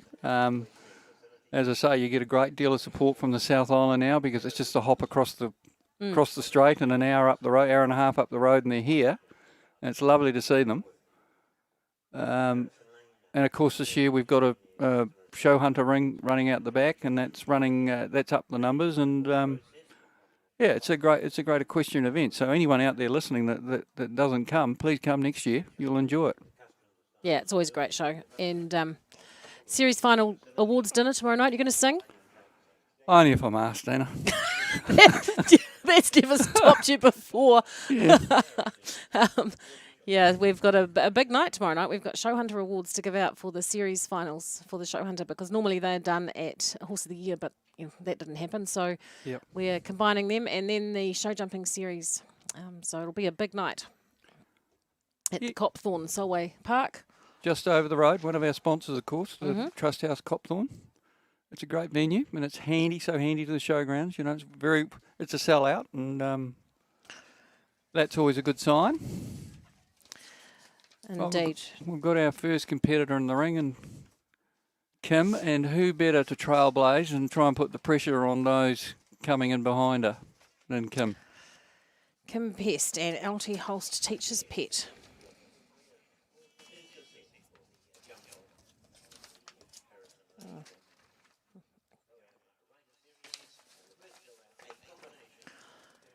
Harrison Lane have been the sponsor for this series for a couple of years now. So we really would like to mention them and thank them for their ongoing support. I don't know if you know, but Harrison Lane build beautiful country homes, bespoke barns and equestrian facilities in the Greater Auckland and Waikato regions. Master builders passionate about their work. Harrison Lane enjoy turning their customers' lifestyle construction dreams into reality, managing the full process from initial concept through to the final finishing touches. For all of your needs in terms of barns and homes and fabulous equestrian facilities, you should contact Harrison Lane. They do a great job. Laura would be happy to help you. And they do some lovely, lovely designs. Yeah, they do. Splendid designs. It's really a credit to them.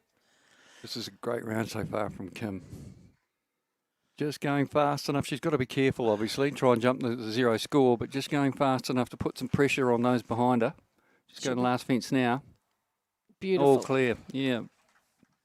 That'll be reasonably hard to beat, I would have think, Dana. 42.93. Main thing is zero score.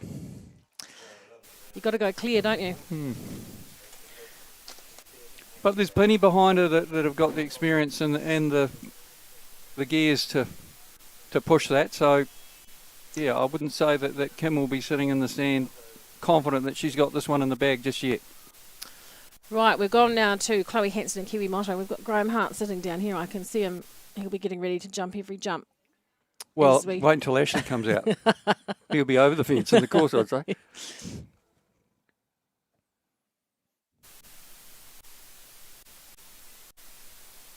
Okay, Motto, come on. You can do it.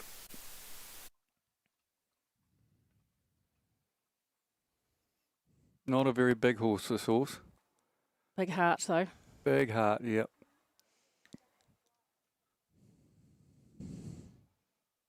She doesn't look to be going too fast. She's just finding her way into it. Oh, it unfortunately came down very late. And Chloe shakes her head coming around the corner, realising that one's on the floor. Well, at this point, you either go fast to be the fastest four-faulter, or you just hang in there. Absolutely, but she looks as though she's just given the old fella a nice ride. And why not? He's done his fair share of winning this one.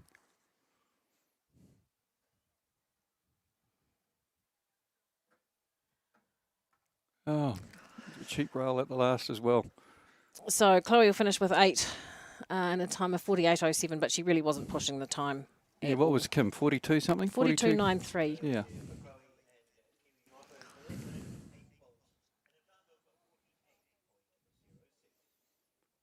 And here's Sam Whale. Yeah, Fleur de la Cour, Sam Whale. So she's had a lot of success. She won't muck around, I don't think.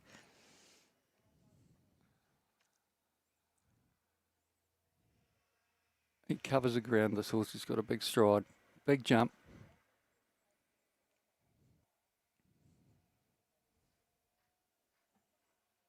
Just came forward down there in 7.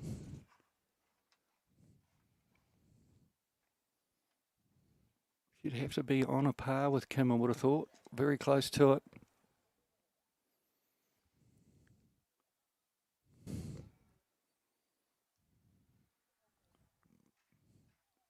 Well, yeah, and just a run to the last. She's in touch. Oh, last fence came down. Fast enough, 42.24. 42.24 was definitely fast enough. Sadly, that last fence came down for 4. It's a risk you take, isn't it? Lovely round by Sam. Probably deserved a better ending than that, but that's the sport. Well, it's leaving it wide open for the remaining 5 to come. Ash Hart, Kiwi Showtime. Come on, Ash.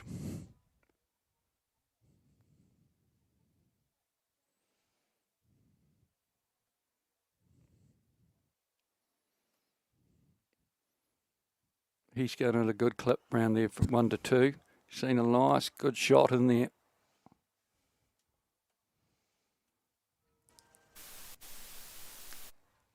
And this is reasonably quick, I think, Dana. Yeah, he was faster at that fence. At fence 5, he was a second faster than Sam was. Just slowing up a bit, going a bit wide here. Go on, up you go. Oh. That's a shame. But no, he definitely slowed down by the time he got to 9. So that's a shame for Ash. It won't be how he envisaged that finishing up. But good shot in the jump off. No, hard day at the office for Ash. Horse jumped super in the first round. Just the wheels fell off a little bit towards the end there. He was probably on the pace halfway through the course. That's not right. He hasn't. Okay. Here's Helen, one of your picks for the class. Helen Ensor and Zac Tack Carnival. Yeah, wouldn't it be great to see Helen take a big share here?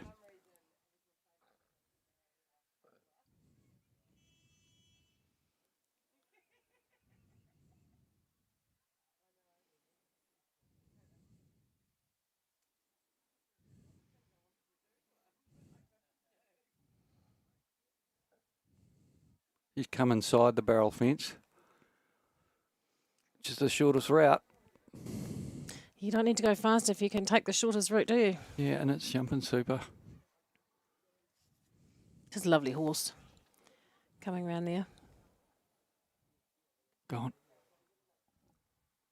Just a bit over that 22 seconds at fence 5, which is where the others have been round about.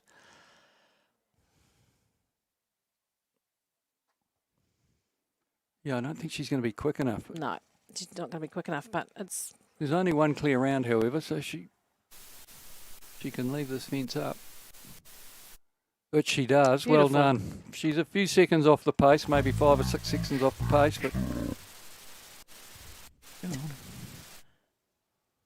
but she's a second of our all clears. There was a lovely jump over that last fence you Yeah, see on the wasn't it? replay there. Wasn't it? She won't be disappointed with that. She knows that she's given her best, and it just was not to be time-wise, but the horse jumped super. Here she comes, the little Iguazu. Hometown girl, Mandy Elston and Iguazu. Mandy had a fabulous last year, of course. I think the show didn't operate because of the lockdown, but the year prior to that, I think she had a great show at Series Final. She might have won the 7-year-old and won the Pro-Am, and let's see if she can do it again 2 years later. Well, she won't muck around. I know that about Mandy. She's gone inside those. She'll the be in barrel it for fence. business, and the horse can definitely do it, and the rider can definitely do it. So, Go on, Mandy. She's slipping a bit. Ooh, she gave that a good rub. Didn't she? It stayed up though. Just did enough to leave it up. I don't think she's in touch time-wise. She needs to be around 34 over there. Depends how fast she goes down here. She is going fast too. She's in. Ooh. No, she's not going to do the time. 44.13. I think she snuck inside of Helen's time, but still not quick enough to head off Kim. Is that right? I think that's right, yep.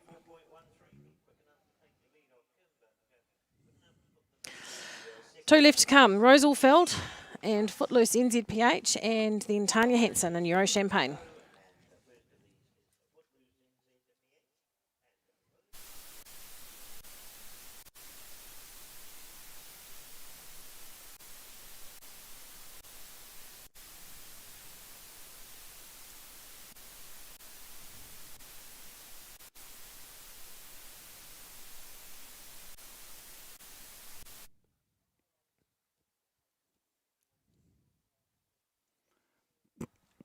Well, let's see what Rose can do. Well, she's got every chance.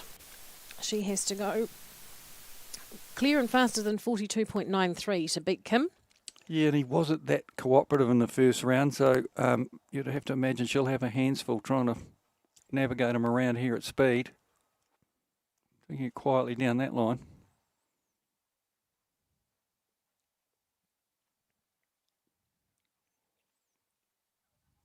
She's definitely not going fast.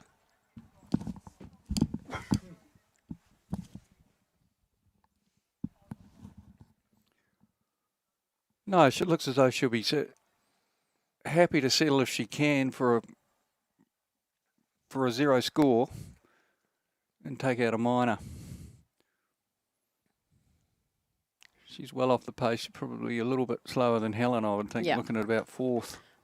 Yep, dead right, 51.25, currently in fourth place. Well, only one to go that can beat Kim.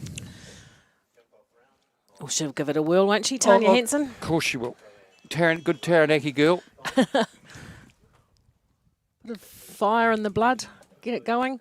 And Tanya's maiden name was Dicky, and the Dicky family, Phil and her brother Matt, have been such a big part of the Taranaki Showjumping group over many, many years. And they're a great family to support. It would be great to see Tanya take out some of the major chunk of this. And she's doing a great job. You know, she gives back to the sport. She's the chair of the Taranaki Equestrian Jumping. She's not mucking around, I'll tell you. So is she inside the 22? Yep, she is. She's 2 seconds up. She's got a big stride, this horse. If she can just hold it together for the last three fences. Go on, Tanya. 2 seconds up at fence 5. And where are we going? And still 2 seconds up at fence 9. So it'll all depend what happens going down here. She took a leap of faith in the last fence. 41.65, that will do it. What a way to finish in the last fence, Tanya Hansen, with a bit of a stag leap frog affair going on. Oh, he was a mile off that, but he still left it up. Oh, good on her. What a great, condolences to Kim. Kim's a great competitor, and she did set the pace out there of being the first out, but fantastic to see a girl who's done so well this year and formed such a great partnership with this horse. Yeah, fantastic. Just slice her up. I will just wait for those confirmed placings. They'll come up on there and you can let everybody know.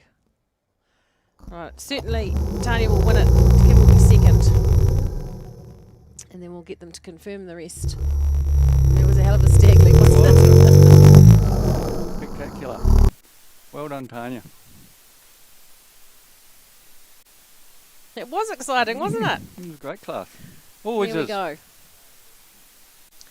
Mandy will take out third.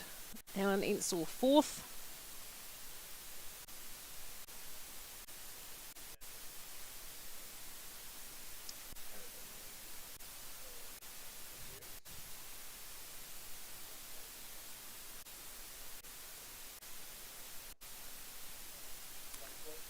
So what have we got coming up, Dana?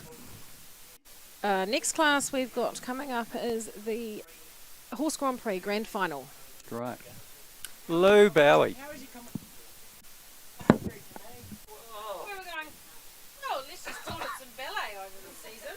Oh, damn it. Bloody thing. You were just telling me about that the other day.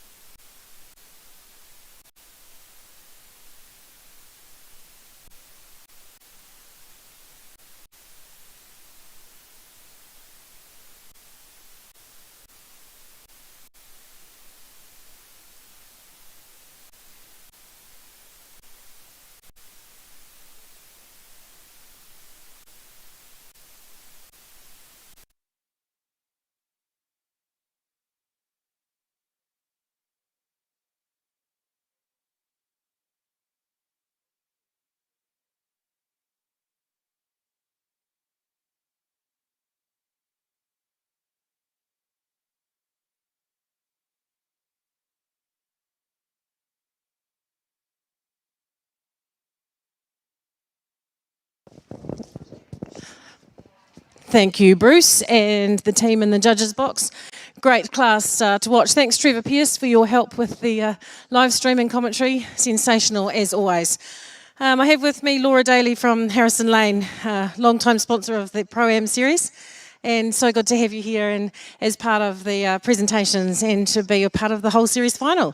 So how do you think the series has gone for you guys? It's a great pleasure to sponsor such a cool series. The riders always, or a lot of the riders make an effort to thank us, which is very much appreciated.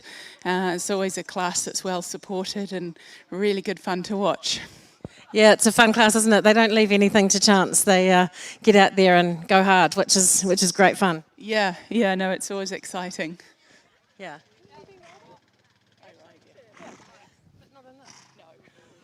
Well, Laura does ride, but she tells me she doesn't have time to ride in this, but I think maybe that you could fix that, Laura. One day if I found the right horse, I'd love to have a go. Great. So we've got the place getters here. Great class, guys. Well done. A sensational round from Tanya Hansen and her great horse there, Euro Champagne. A little interesting at the last, Tanya, but, you know, if it works, that's all good. So we'll get Laura from Harrison Lane to present the ribbons. And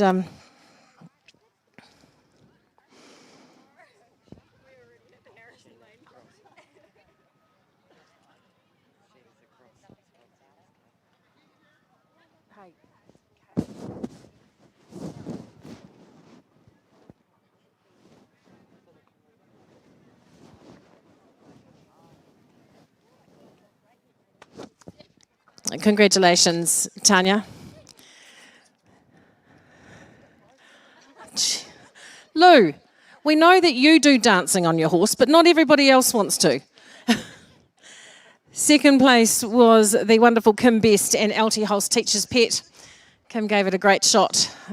Just wasn't quite fast enough for Tanya.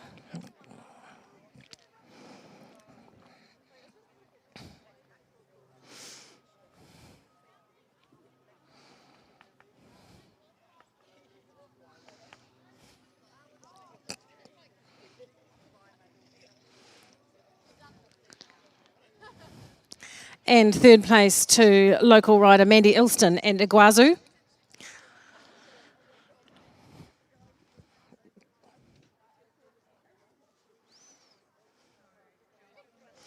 Lou Bowie just shaking the rider's hands there on behalf of Sheena Ross, who is an additional sponsor for this class.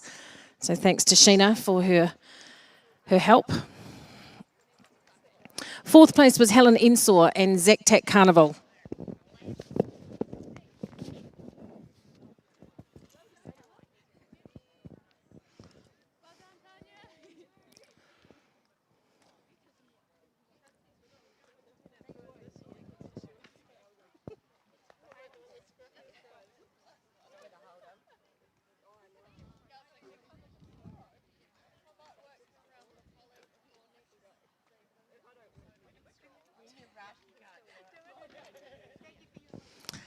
Fifth place to Rose Allfeld and Footloose NZPH.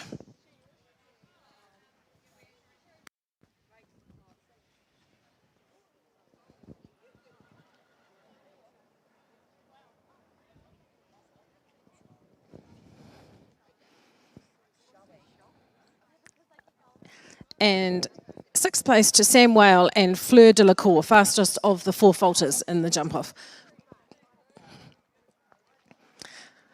Well done, Tanya. Great round.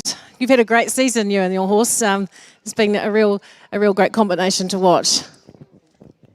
Yeah, I've been really fortunate to have found this horse. He really looks after me. But no, thank you to the show organisers and ESNZ and the series sponsors. Harrison Lane have been good to us. My brother's got a Harrison Lane property. It's really cool. We love it. And PGG Wrightson for the covers and Sheena Ross for sponsoring the class today. Well done. Thanks, Tanya, and congratulations to all those place getters. We will send you on your way. So we've got some dancing horses out there, I think, want to go home and have their dinner. So congratulations, ladies and gentlemen. Put your hands together for the winners and place getters in the Harrison Lane Pro-Am Riders Series Grand Final. First place, well-deserved Tanya Hansen and Euro Champagne.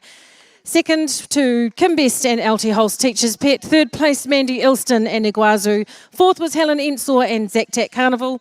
Fifth was Rose Allfeld and Footloose NZPH. And in sixth place, Sam Whale and Fleur Delacour. Thanks again to Laura and the team at Harrison Lane and Sheena Ross for her sponsorship. Thank you very much. Thanks, Dana.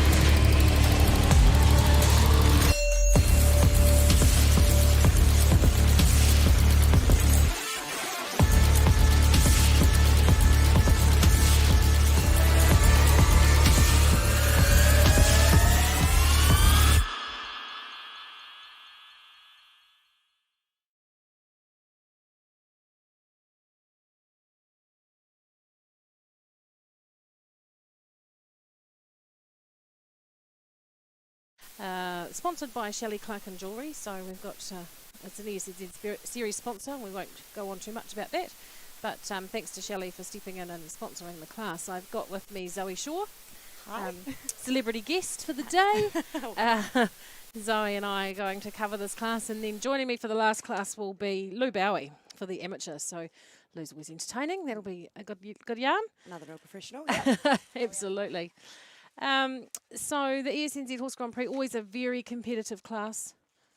And we've got a total of 23 combinations in this. Riley Sheehan at Bandito NZPH are currently sitting at the top of the leaderboard with 54 points. Brooke Edgecombe in second place with 46, and Tegan Windermere with 45, and then Sophie Scott with 42. So it's anybody's game at the end of the course, and Nicole White not far behind. So good showing from the South Islanders. Zoe, you'll be pleased to see that. Yeah, nice big crew. Yeah, they're always nice to see them hold their own up here. Yeah, they Hopefully. do. They do a great job, and they've had a tough time travelling backwards and forwards and up and down because they've shows cancelled and bits and pieces happening. So some have been home and come back, and some stayed, and it's Yeah, I know there's been a few kilometres between a lot of them. And then you've got Tegan here, who's really sacrificed a lot to move herself up to the North Island to get the season done. Nicole White, she's travelled back from Takaposho and then back up again with good friend Rose Oldfield, and they've done a girls' trip with two horses each. To Invercargill. Yeah, she went to the Wanaka show, turned around on Monday and ended up back up here. So, yeah. Yeah, big effort from Nicole, and so good to have her here too, because just keeps everybody honest and keeps snapping at their heels. It's a good thing. Yeah, no, without the Horse of the Year show this year, which was super unfortunate. No, it's great for everyone to make the trip across the strait and come to this wonderful venue. Awesome. So, double points here today, premier points on hand, and I normally try to walk the course, so I know where the tricks are, but I have failed miserably. So we're going to have to rely on seeing how people go and getting a bit of a feel for what the course looks like. There's a relatively decent triple bar at 6, but they always jump pretty well, and a good combination at 11 ABC. So, Garrett's one of the best course designers we've had, and he will be making sure that he's keeping them honest in this final class. Yeah, and interestingly, he's got a wall going into what looks like a one-stride double, I think, to another tall vertical. So, be interesting to see how that jumps. Yeah, definitely. So, I think we're ready and waiting for our first combination, which is Annabelle Francis and LT Holst Elizabeth. Such a great combination. This is a relatively new combination this season, but a beautiful horse and, of course, a fabulous little rider, Annabelle. So look forward to seeing what she can do. Yeah, another one that the South Island would like to claim. You originally raised down south and moved up a couple of years ago. We'll take her hostage again, I think. Yeah, well, I mean, I guess we could share. We're quite keen that she's a North Islander now, that's a good thing. But we'll see how we come out at the end of this, and then we'll make a call on it. Eh? Either way, she's a phenomenal talent with a really cool string of horses at the moment. So, and she's just trotting into the ring right now. Yeah, it's a lovely horse, LT Holst Elizabeth. Where are we? Annabelle's well known for what she's been doing with these young horses and getting things going. It's a beautiful horse by Clinton out of LT Holst Andrea, which is the current Olympic Cup holder for 2 years in a row, even though only competed 1 year. So it's a little bit like the war years, isn't it? We've missed one. And bred, of course, at Lake Taupo Holsteiners by Ewan McIntosh. Yeah, and what a great strike rate he has had with success in breeding. And relatively new, came onto the scene, and now all of a sudden you see these beautiful LT Holst horses out and about. It's wonderful to see.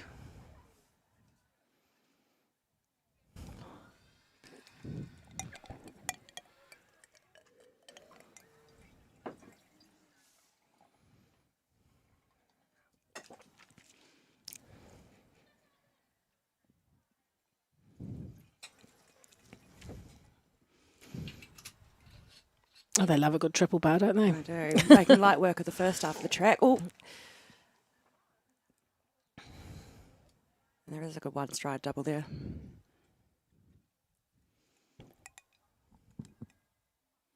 You just feel like this combination is going to get better and better. They're, I mean, obviously they're good, but you just get that feeling that they're hitting their stride now. And I think this is Elizabeth's first season at this level. Annabelle stepped her up in recent months, so looking forward to their future.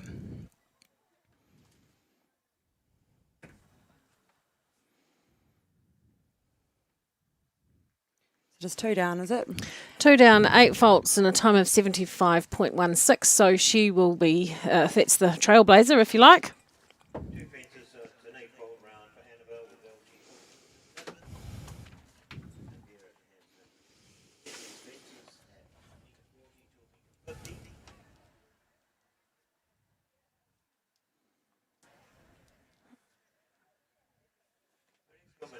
So next in, we've got Enya MH and Melody Matheson. I spoke to Mel earlier and she says this is her first Grand Prix start for this mare. She's an 8-year-old.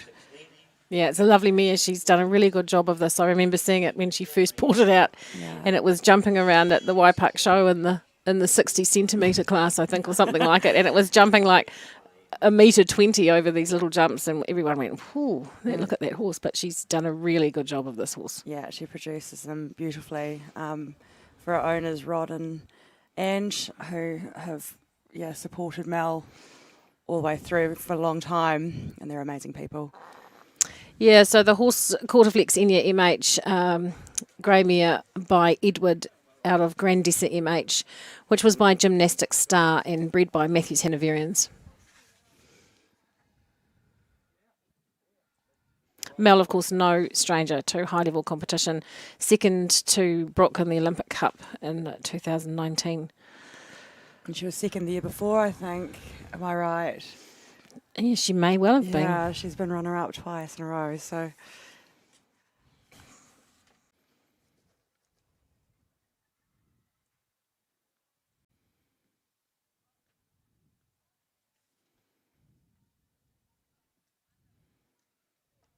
Relatively short, that combination. It's a bit tight, isn't it? But beautifully through that too.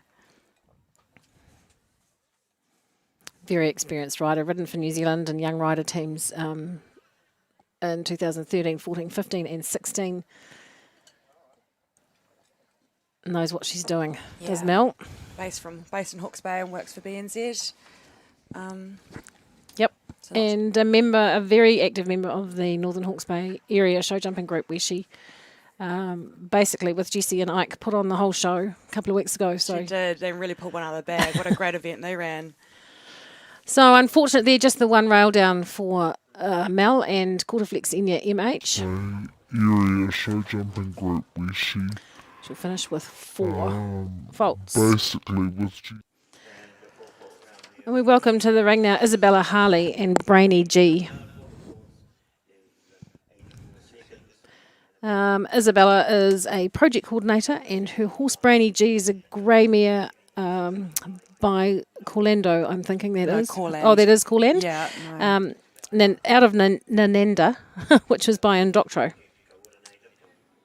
So I think that was originally imported a few years back from Holland, I believe. Right, okay. Did Oliver Edgecombe ride this at one stage? Yes, I think he did. He did.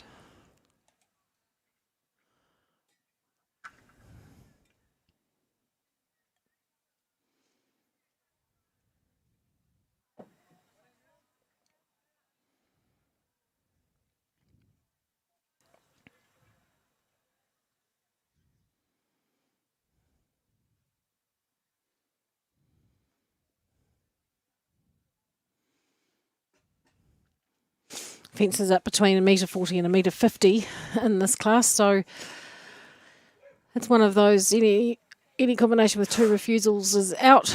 You don't get a third chance, I'm afraid. And that's that tight double catching her out. Oh, ouch. Didn't quite recover from the double.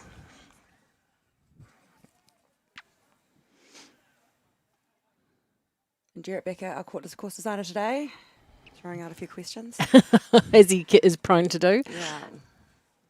Fantastic course designer. No, we really enjoy riding his tracks.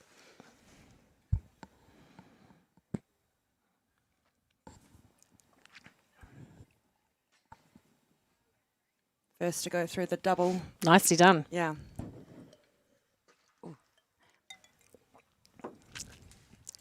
What are we at? Finishes on 12. Isabella Harley and Brainy G. Jarrett Becker, our course designer today.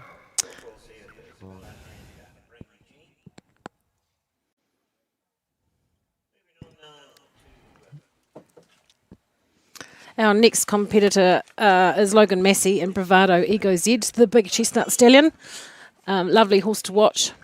He's just picked up the ride on this year, bought it with some investors, and it's going to be exciting to see what Logan can do with this horse. Yeah, it's nice to see Logan, who's a super experienced rider, with a horse to be competing at the top level. Yeah. Again. This horse, a chestnut stallion, clearly, by Belovgren Z, which was out of Cressida Ego Z, which was by Carthago Z, and bred by Linda Meyer. Formerly produced by Jasmine Sketchley, Nee Sketchley, who campaigned in Australia for a bit also.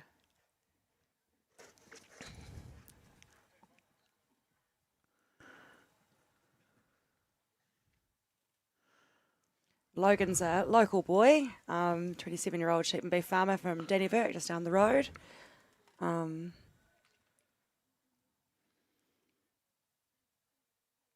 He spent a few years competing in Europe and America.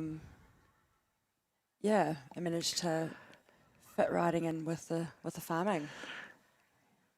Yeah, and they've built up quite a business there.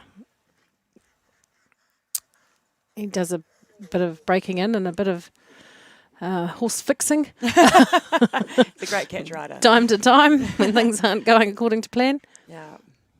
And his partner Alexa, very talented, is setting up online auctions for some of the top breeders in the country at the moment, which is fabulous to see.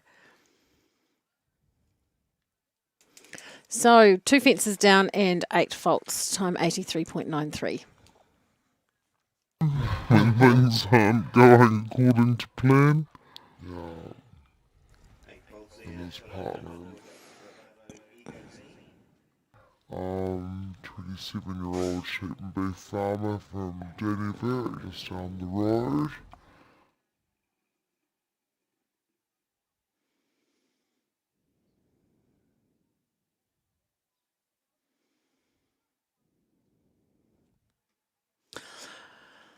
Right, our next rider in the ring, who have we got coming? I think that will be Annabelle back again on her second horse. She's got 3 horses in this class. And, of course, they come in reverse order. They come in reverse order, so the top of the leaderboard will come in last, and we've got the top 5 or 6 or 7 on the series board competing at the end of this. So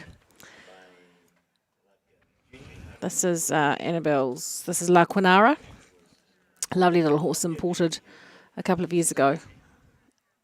What a great decision she's had with her. Some World Cup wins under her belt. Really are a great combination. Yeah, so this horse, Warm Blood mare by Ludger G, out of a quality mare called Queenie, which was imported from Germany in 2017. So, interesting mix there. Annabelle is one of those people, she spends a lot of time scribbling down notes about breeders and stallions and breeding and keeping everything. So she's keeps an eye out for what she's looking for. And I have to say, she isn't doing too bad a job, really. No, she really does do her homework. And they have, I think a handful of really quality young ones for her to be producing in the future that we look forward to seeing.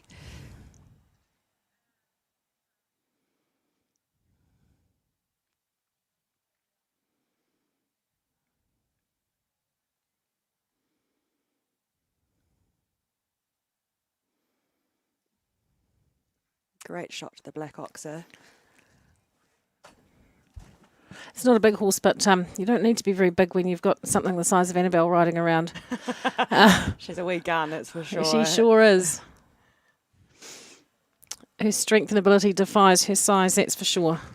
Yeah. Great Mentally round tough from as her, well. all clear. First clear. Handful of really quality young ones for her to be.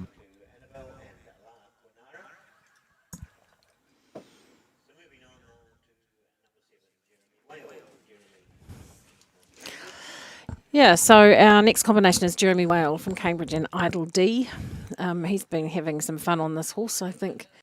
He might be riding it for Kate Hudson. I think it's for sale as well. Correct, yeah. He placed second last week at Taupo on this horse in the metre 40 to metre 45, $10,000 class that was held indoors. Jumped a fabulous first round and was unlucky in the jump off. Busy family, this family, riding a massive string of horses, 2 kids, businesses being run. Couple of dogs as well. Yeah, and travelling away most weekends riding, so... Yeah, him and his wife. To have Sam. Youthful enthusiasm.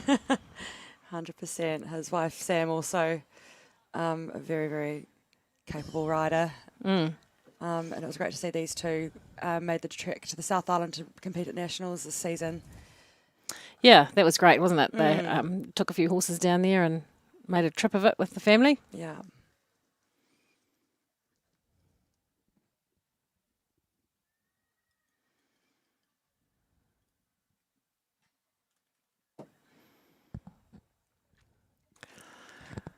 And over the last, all clear.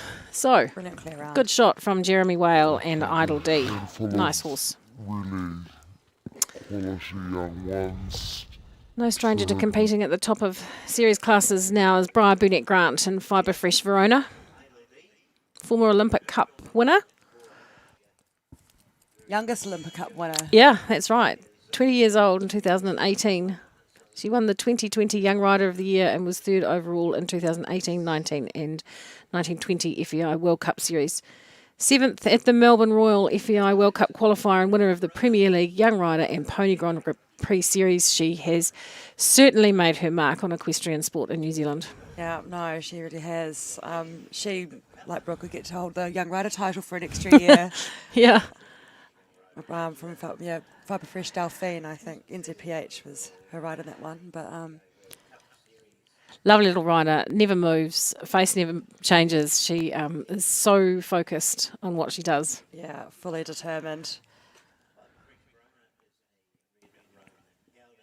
She's got a great string of horses coming through the grades as well.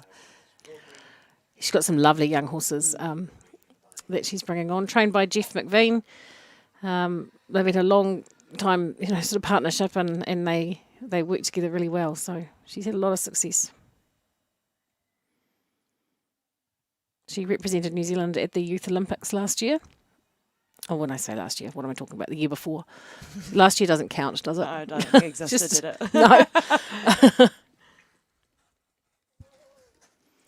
And she's been in a number of young rider teams and FEI, challenge teams over the years. She really does make a good job of this. Flash, who's, known as Flash, but he's a bit of a handful, can be a handful. Another one of those parts, those jockeys that's showing us how it's done. Yep, all clear. She, they have a great partnership, don't they? Because he wouldn't be the easiest to ride, I think, but she's got it sorted. I don't think it'll be quite my amateur mount. Oh, go on, Zoe. You could give it a shot. Need a bit more wine. So we'll move now. It was a lovely clear round from Briar and Fibre Fresh Verona anyway, so she'll be back for the jump off. And we move now to Sophie Scott and Glenbrook Rich's Roses. God, we've got a number of these tiny kids or tiny girls. Yeah. On these massive horses and just really throwing it out there. They're awesome.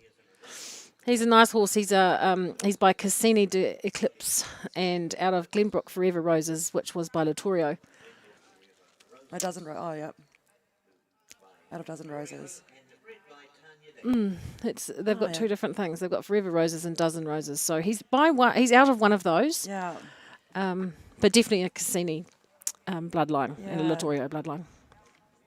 Dozen Roses, former Tanya Davey, who used to be Tanya Me, and interestingly used to top level Grand Prix in South Island back in my day. Well, that fits, doesn't it? Because I Yeah. know that Tanya Scott and Sophie have a real connection with the South Island, with Tanya's parents, the Skeens, who are very well known in Canterbury, equestrian circles. Yeah. Done a lot of work for the National Equestrian Centre. Mm. Down at McLean's Island there, Desingay.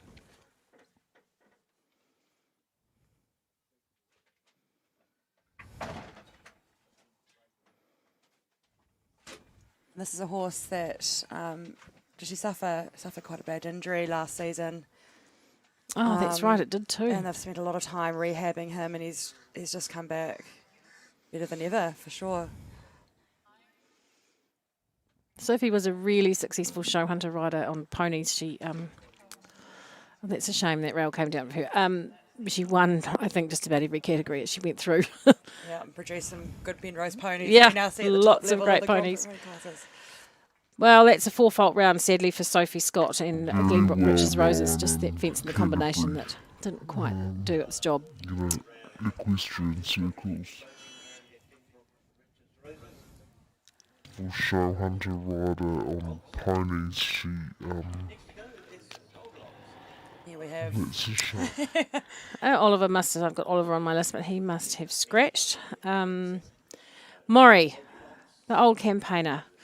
You've got to love Maury, he'll give anything a shot. And here he is now with Gold Locks. This horse he bred by Lansing out of Goldilocks, which was by Ironclad, winner of the Tekapoto Gold Tour Grand Prix in 2018. Maury, of course, most famous for his over 200 Grand Prix wins in New Zealand, and of course represented New Zealand many times at World Championship, Olympic level, and still sits on the ESNZ jumping board. Another Danny Vick farmer in the ring at top level.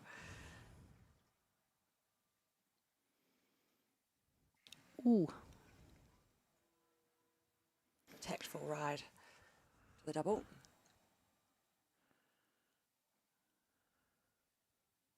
Goldilocks is out of Goldilocks, which used to be Jamie's son, Maury's son's Jamie's young rider horse back in the day.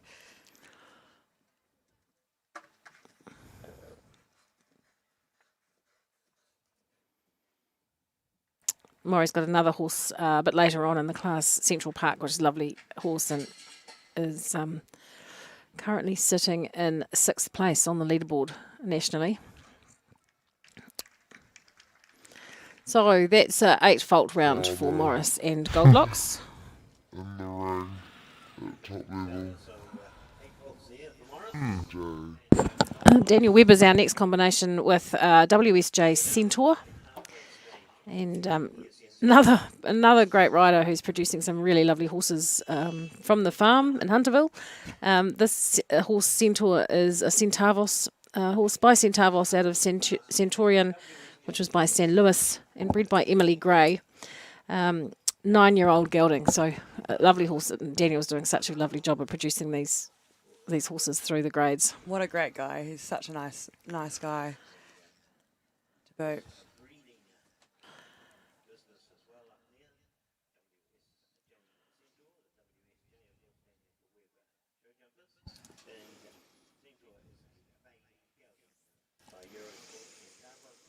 This is a homebred horse.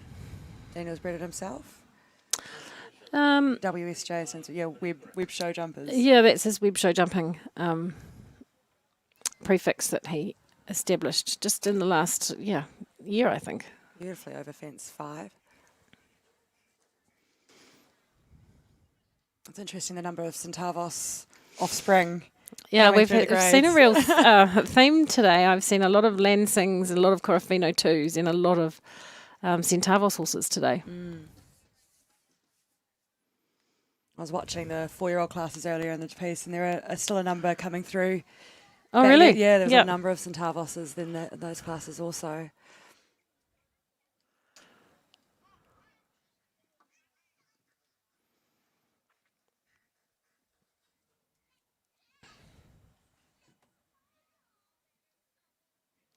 Oh,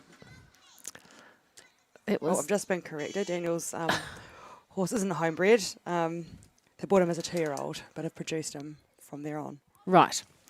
There you go. You can always count on the audience to keep us honest. Thank you for Thank you, that. Helen We like to know these things, especially if we don't get them right, because sometimes the notes are a little bit scarce, and you can't see where you're going with it.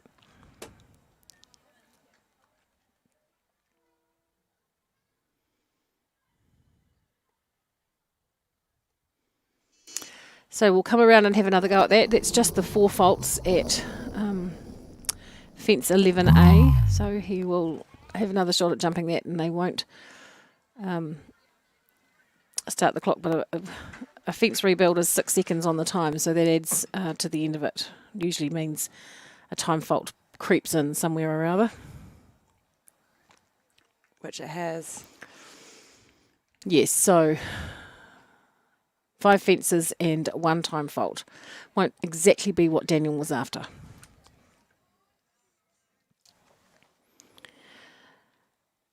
Okay, so we are halfway through this class now. Annabelle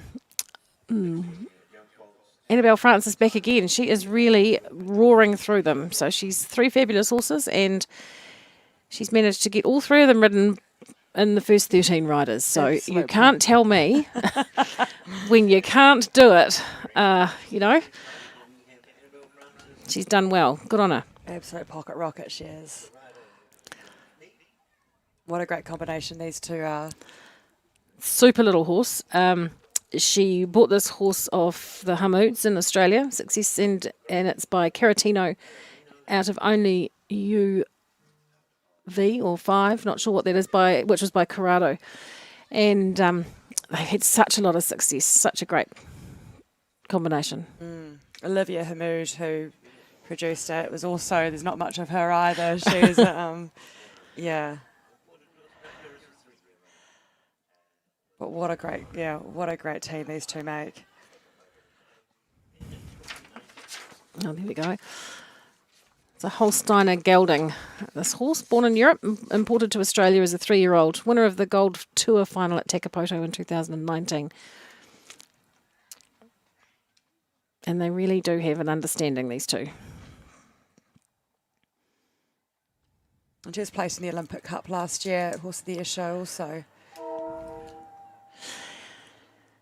Third in that? Yes, she was placed in that. I think third. Seems like a long and distant memory. Lots has happened since Horse of the Year 2019.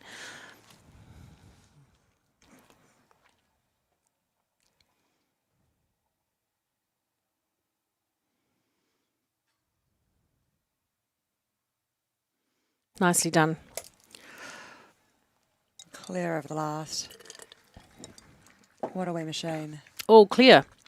So imported to she's got 2 to come Australia back. as a 3-year-old. She'll still be running. The Gold Tour final at Takapoto. Good on her.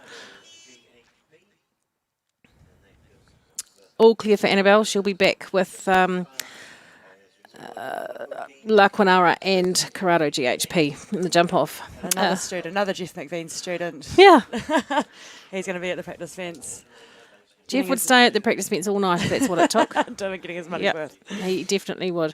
Heloise Tolo is next up. Can't touch this NZPH. She's had a lot of fun with this horse. By Untouchable M out of Questions NZPH, which was by Fatish Japar and bred at New Zealand Performance Horses.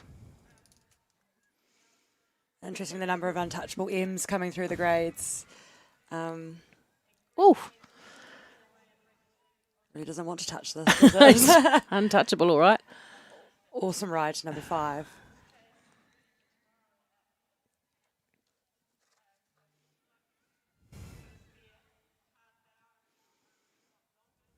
And into this tricky combination here.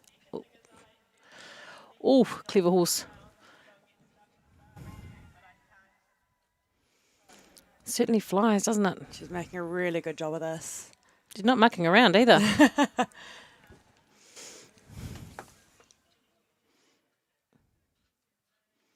Slightly unorthodox style, but God, it tries.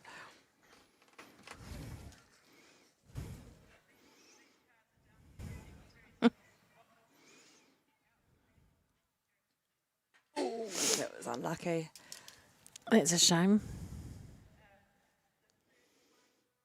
Oh, it was a lovely round from her, so that's a real shame to just have that one fence down. Only 4 clears so far. Annabelle, Jeremy and Briar. And we're into the second half of the list now. We're getting down to the business end, though, with the leaders on the leaderboard. So next up is Sarah West and Oak Centurion.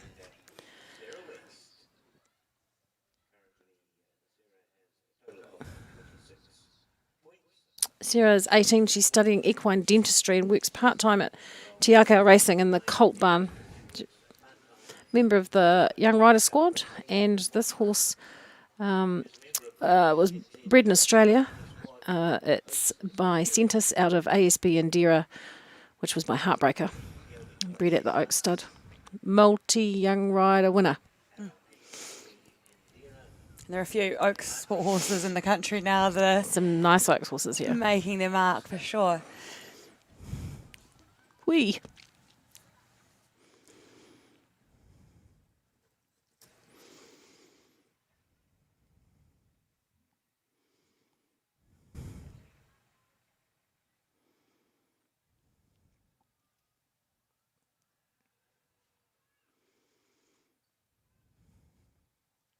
That wall double, it's actually riding very well.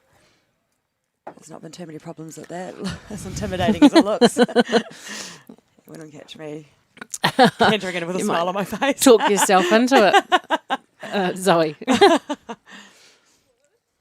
A nice ride so far from Sarah and this lovely big grey.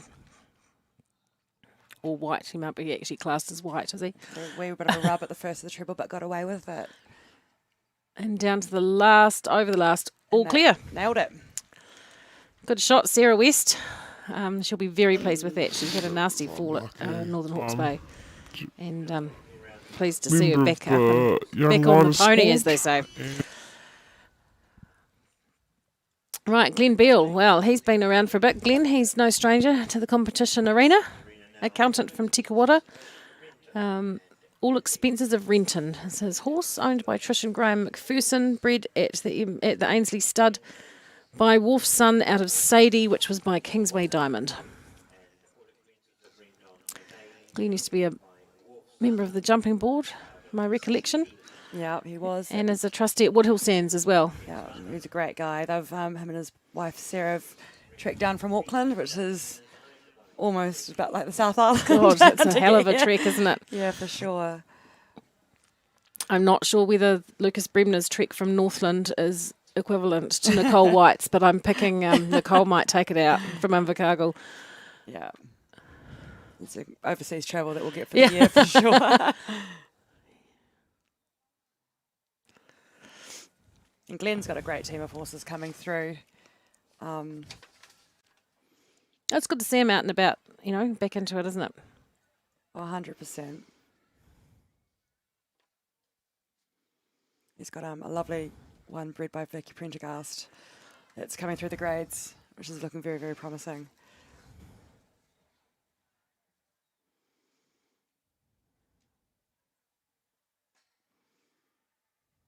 Slight rub at the second part of the treble there, but got away with it. And another clear round. Lovely round. It's going to be an awesome jump Good off. ride. 1, 2, 3, 4, 5, 6. Coming back for the jump off now. And we're back with Morris Beatson in Central Park. Well, we don't need to do much explanation about Maury. I think everybody knows who Maury is, but perhaps you'd give us the rundown, Zoe, on the horse. Yeah, another Centavos. Eurosport Centavos. Out of Silk and Spice, which was by Omnicorp, bred by Imogen Neal.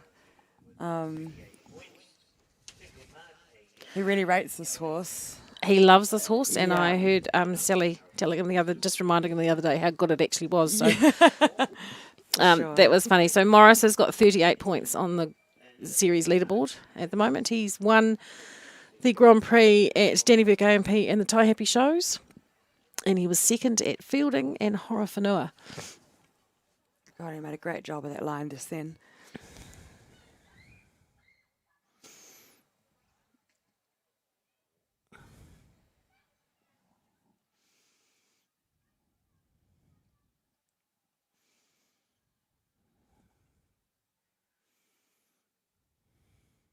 not wanting to touch anything today, is he? No.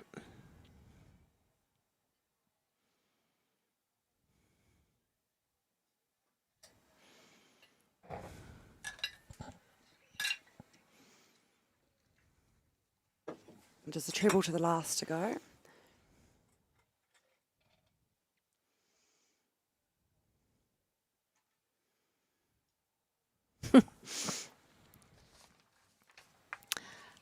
And there he goes, all clear. God, it's going to be one hell of a jump off.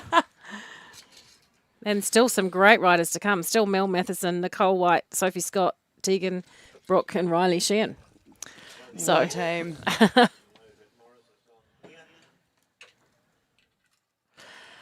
So that's the bell now for Mel Matheson and Quarterflex Graffiti MH. A wonderful horse this is. A great partnership this is. They've had a great amount of success together. Yeah, they too have 38 points in the leaderboard, so currently neck and neck with Morris and Central Park. So another one bred by Matthews Hanoverians by Graph Top. And Ange and Rod, her owners, again back to... but she's known as G at home, and she really is the princess. She is the princess, She's yes. gorgeous. I've got dibs on her as my next Pro-Am horse.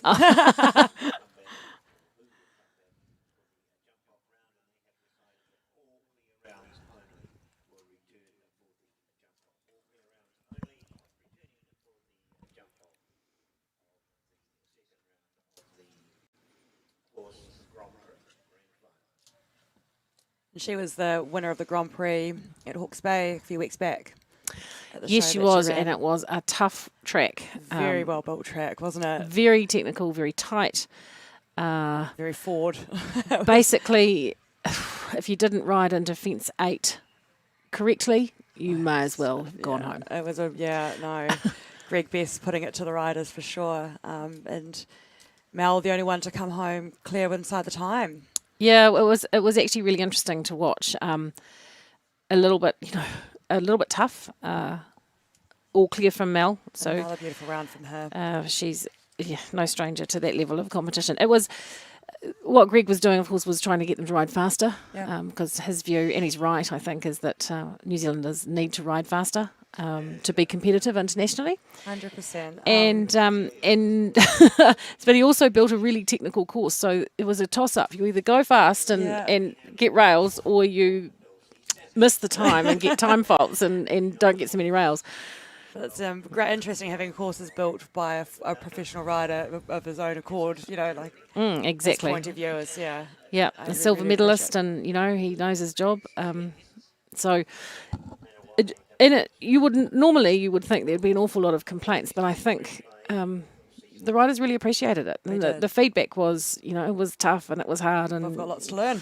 But jeepers, we need to, keep learning and keep going. Yeah. We've got Nicole White here on Elsie Sampson tackling Jarrett's course today.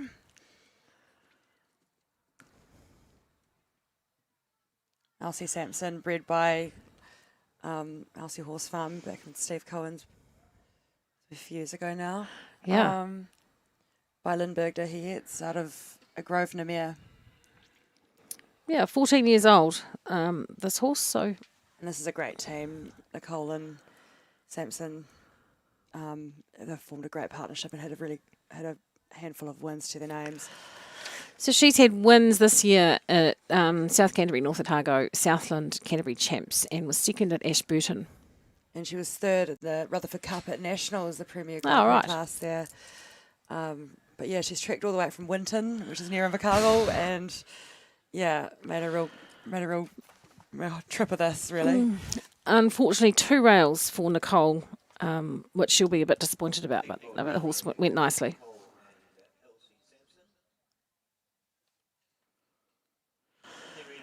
Our next combination will be Sophie Scott. Again, she rides this time Lakota.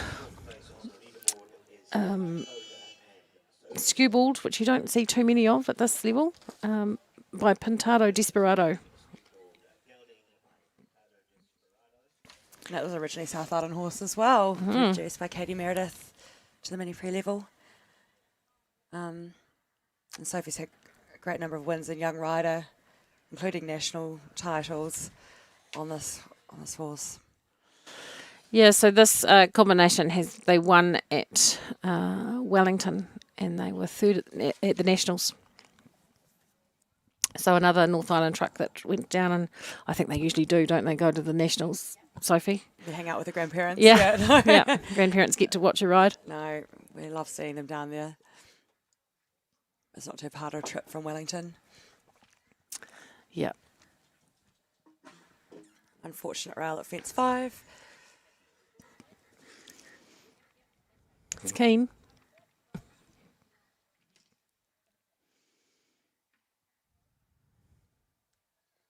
It was a tactful ride to the double.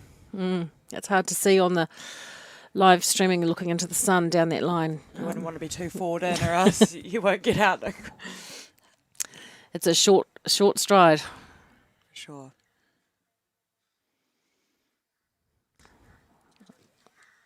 A little bit of a fight coming down there, but they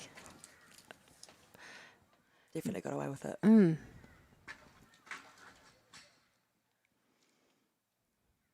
Looking a bit fresh today. Just saving it up for tomorrow, I think, for the Premier League tomorrow. So 8 faults for Sophie Scott and Lakota. 3 left to go now. Top of the leaderboard is in contention. So we've got Tegan Fitzsimon and Windermere Cappuccino, no stranger to anybody in the jumping world. She's on 45 points. Brooke Edgecombe and LT Holst-Andrea comes after her. She's on 46. And then Riley Sheehan and Bendito on 54. So, you know, with Grand Prix, with Premier points on offer, anything could happen.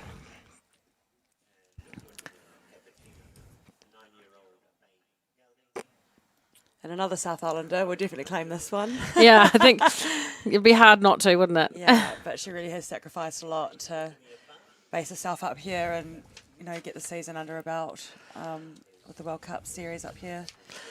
Yeah, and unfortunately she had a bit of a unfortunate dismount, I suppose, at Dannyburg and couldn't ride Cappuccino at the World Cup final in Waitemata, so that was a bit of a shame. It wasn't quite a dismount, but yeah, no, it was, yeah, no, it wasn't the most ideal situation. Tegan's based in West Melton normally, yeah, and has produced this horse right up through the grades. I won the 5-year-old, 6-year-old, 7-year-old national titles. I think possibly the series as well. Yeah, this horse has won pretty much every series it's been in up until this year. He's such a pleasure to watch. He's a lovely horse. He is... by Corofino too. Yeah, out of Vespa, which was by Voltaire too, and bred by the Parks family at Windermere Farm. And another beautiful round. They are all class. All clear, no surprises. You know, you would expect Tegan to be aiming there. God, it's going to be one hell of a jump off. They won't be making up much time. They're running a little bit late in the course, and of course with daylight saving finished now, you like to get things done as quickly as possible, but they're not helping them out much. Not really. The amateurs will go fast after us. Yeah. Yeah, amateurs is straight after this. So 19 combinations in the amateurs, including Zoe Shaw. Oh, not anymore. Not anymore. I'm just looking at them and, you don't look like you're ready to ride. Oh, no, I've rested on my laurels today. Thank you very much. You've done your round for today? Yeah, no. So Brooke is underway. Brooke Edgecombe and LT Holst-Andrea, current Olympic Cup holder. By Casal out of Palone, which was by Lavaletto, and I'm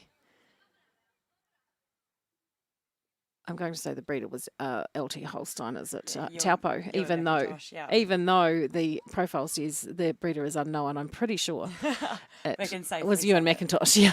Yeah. And the reigning Olympic Cup title holder. Yeah, she can claim that for another year.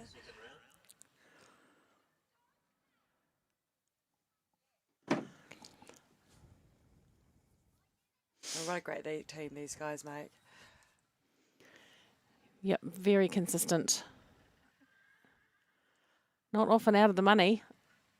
not often, not at the top. So we'll hold our breath for the last few.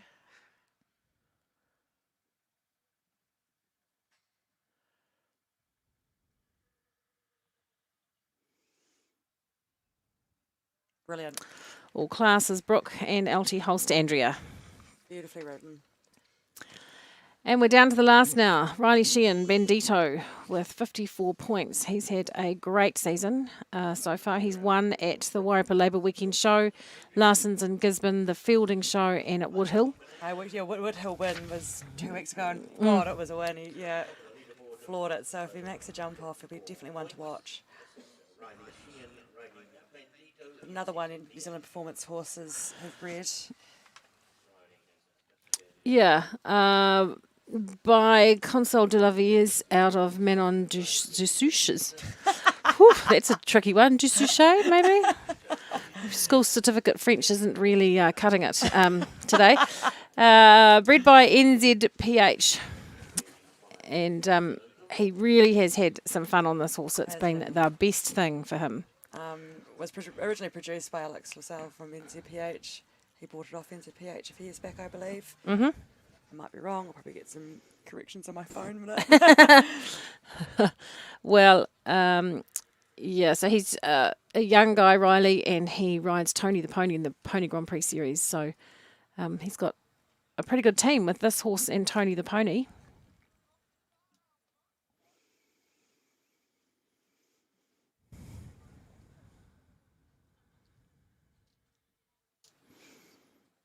It's a fabulous round so far. Really tries hard for him, doesn't it? Thing. Yeah. She says. I know. I always hold my breath when you say something like that, or when anyone does, because that's awesome. Fabulous. Great round from Riley Sheehan and Bandito NZPH. So what a jump off we've got coming up. 11. Gosh. 11 to come back. Well, I think they're calling it the second round, so it must be a... It's fourfold. It's clear rounds only, they announced before. But it could be anybody's, this class. It's anybody's job. So they'll just have a little bit of a change around, shift some start flags and finish flags, I think. And then we'll be straight into it. They won't be wanting to waste time because, unfortunately, we run out of daylight quite quickly.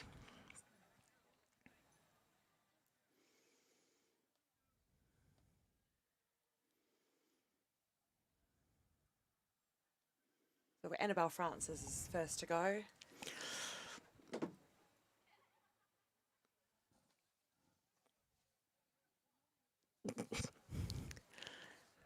Annabelle will be first out, and then Jeremy Whale, followed by Briar Burnett Grant. Annabelle again, Sarah West, Glenn Beale, Morris Beatson, Mel Matheson, Tegan, Brooke, and Riley. What a field. Could be a World Cup class or a Olympic Cup class, couldn't it? Absolutely.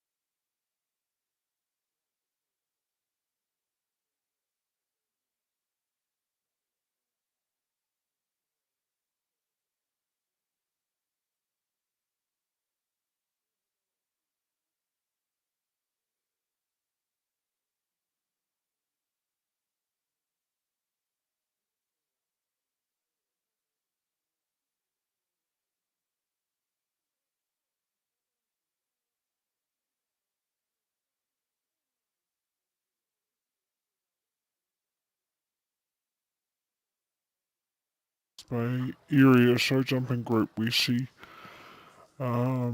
basically with G.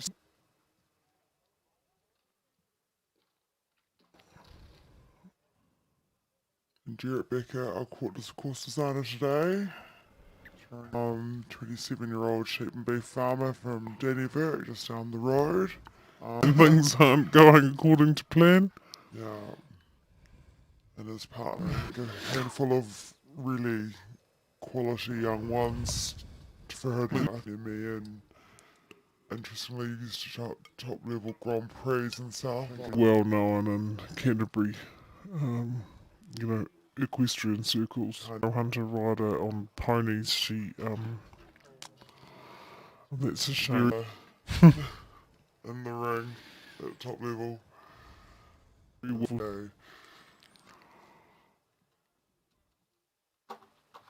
Show.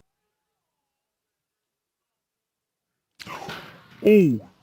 Wanted to Australia as a 3-year-old, winner of the Gold Tour final at Tekapoto.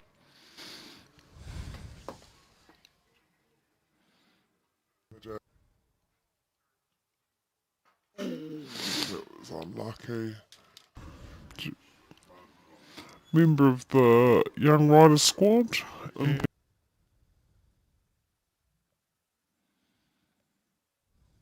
Moment he's won the Grand Prix at Stennybeek AMP.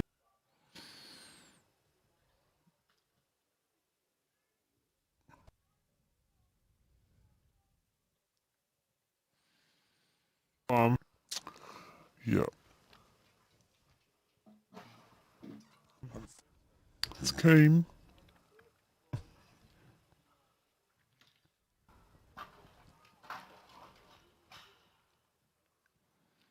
At the yeah, no, it wasn't the most ideal situation. The breeder is unknown, I'm pretty sure.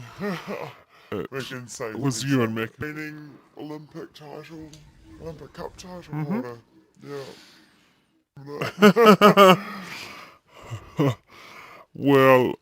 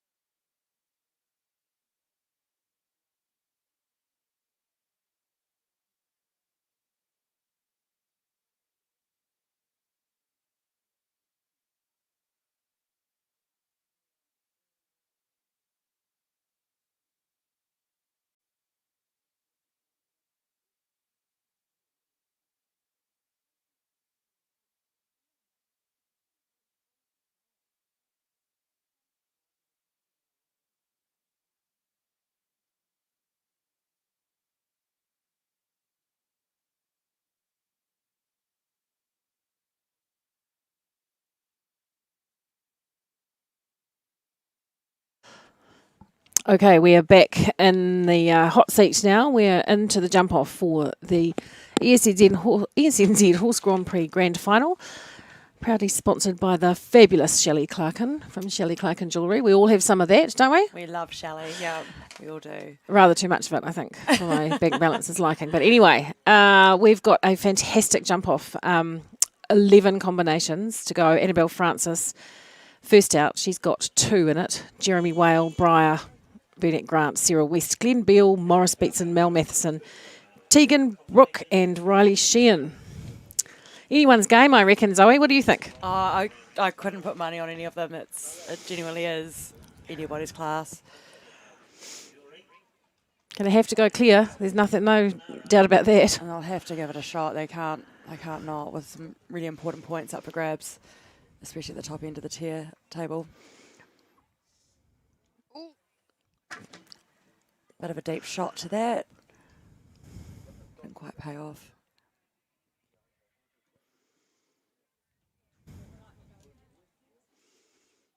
That little white horse will get round that corner. She made that corner look quite easy. Yeah, then. she did. From our point of view, it looks, yeah. And the last must be this related line down here into that. Yep. Oh, no. Roll back to the wall. With B part removed. An unfortunate rail there for Annabelle and La Conara. Yeah, that's a shame for Annabelle. Oh, she's got another shot at it with the wee grey, which is always hard to beat. So 58.18. It'll be interesting to see how that time stacks up. It's quite a long jump off course.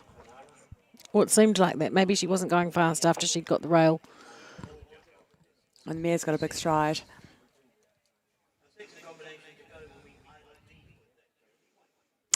Yeah, so it'll be interesting to see how this round goes compared to Annabelle's, so you can have a bit more of a judge of. 100% is a smaller horse with a shorter stride, but quick over the ground as well.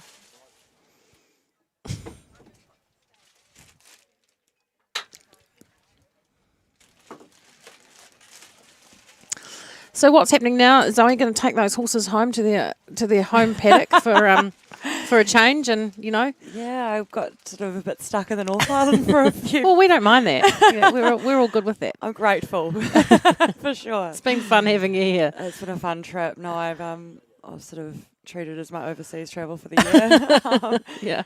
But yeah, I tried to get my money's worth out of that ferry crossing. Good stuff.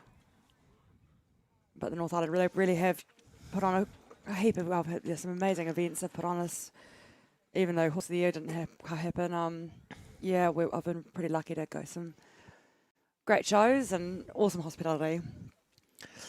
So 39.5 he was at that fence before 7A. So we just always keep a track of kind of where people are at. So, and the last fence came down. Unfortunate rail there. Time was 54.63. So, yeah, 4 seconds faster than Annabelle.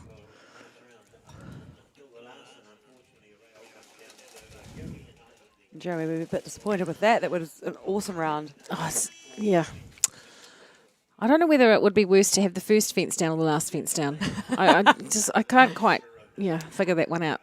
Having not been a rider myself, psychologically I don't know which is worse. I think the first. I had the last one down. I'm still, I'm a bit cursed at the moment myself. So Briar Burnett Grant back in the ring now. Fibre Fresh Verona. And she's quick across the ground. They'll definitely be one of the top contenders for this class.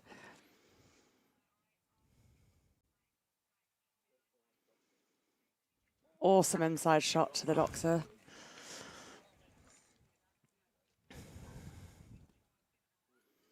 So she was 22 seconds at 11A. Just for those watching at home, if you want to gauge the how fast they're going.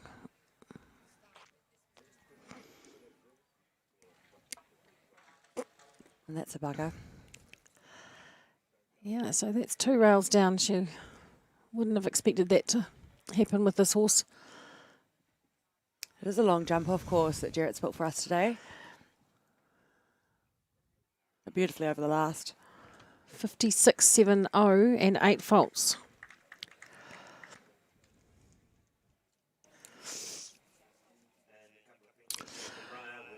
Right, well, things not quite going according to plan for the first 3 out. And there'll be a bit of a wait while Annabelle switches horses.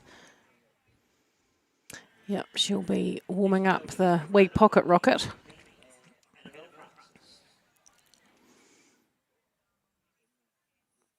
With a bit of luck, they'll give her a few minutes to get back in. See her, she's angling up a practice fence at the moment, like in the background. But these riders with multiple horses, it all becomes, so effortless to them. They're easy from switching from one to the other. Yeah, and they've got great grooms and help. Everything's ready to go. So support network for sure.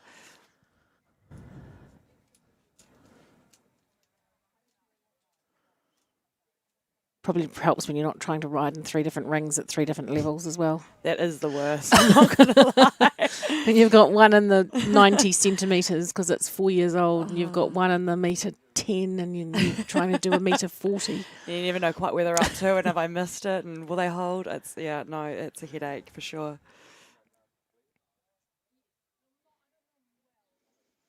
Here she comes. She's just coming down the chute now, and getting the last instructions from Jeff, who's striding along beside her. It's quite fast for Jeff, look. I've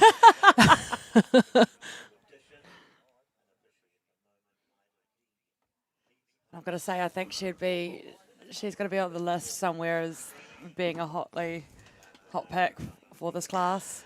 Well, this combination must be. It'd be right up there.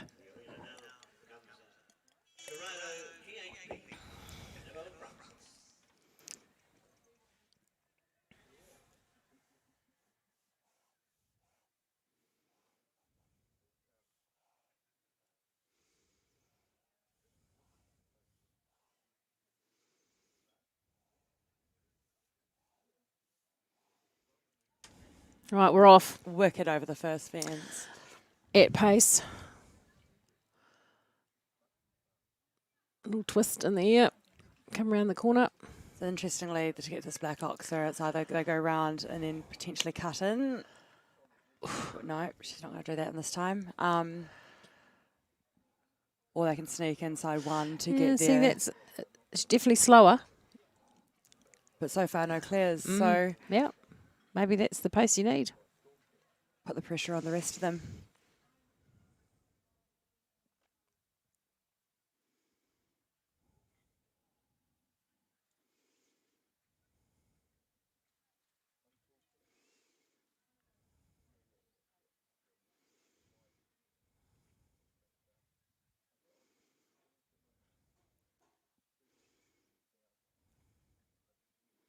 Beautiful. Fabulous round. 60.81, so she doesn't normally muck around, so you must just have to... 6 seconds slower than the fastest time so far, but all is up. So really, that's what you've got to beat. You all have to be clear. Rightio, we're moving now to Sarah West and Oak Centurion.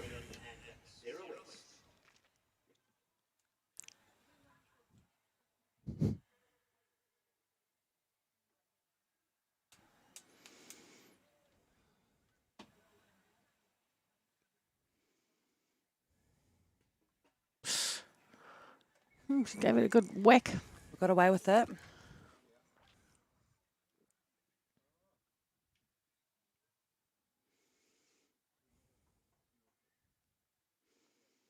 And she's going around one to get a safer approach to the black oxer.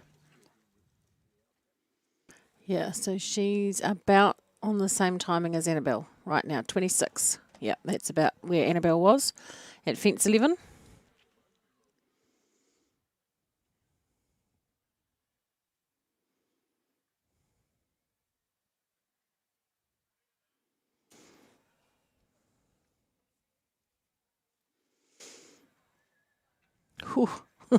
Neatly over those two. She will be a bit slower than Annabelle, I think. Angling for the clear. Just one to go. Another lovely clear. 61.39. So just 0.58 of a second behind Annabelle's time. So actually not that much slower. 61.39. Yeah, so about a second and less than a second.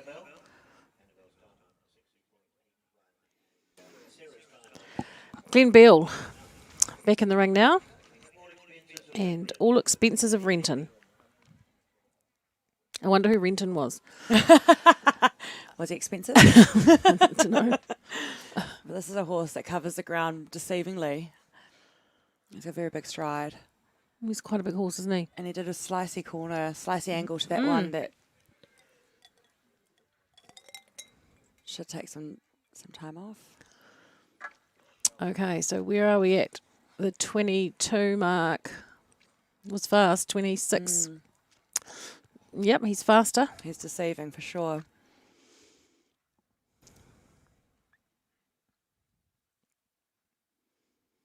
He's been very economical with his turns.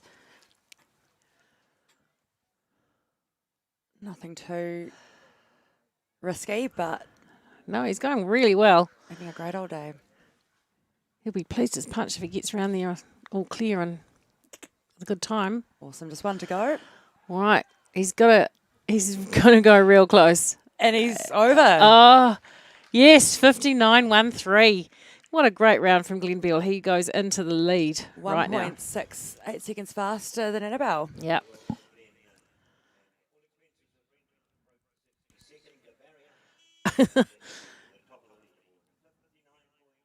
Well, Maury won't waste much time, will he?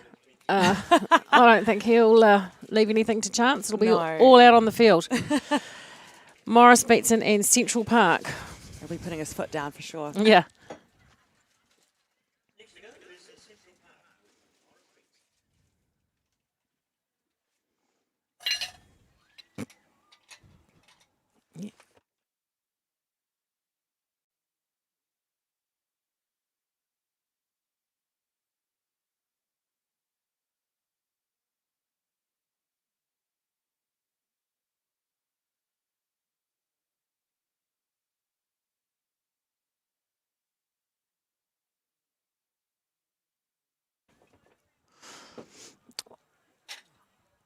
Oh, Maury. Oh, I think Maury forgot where he was going just there for a moment. Went the wrong way.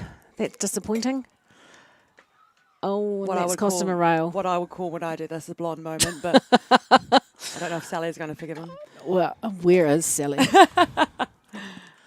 I'm surprised I haven't heard her shout at him. Not like Maury to lose his way in a course. He'll be kicking himself. Horse was going well. Having a great round so far.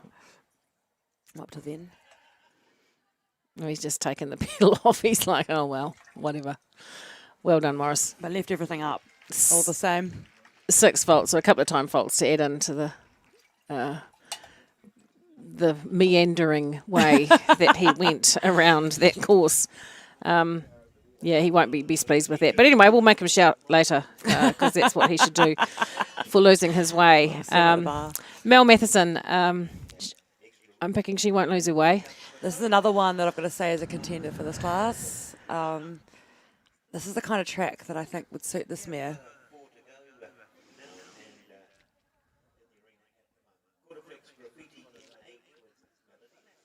Yeah, she's not wasting her time, Mel. She's into it. Yeah, she bowls along and she's got a great stride.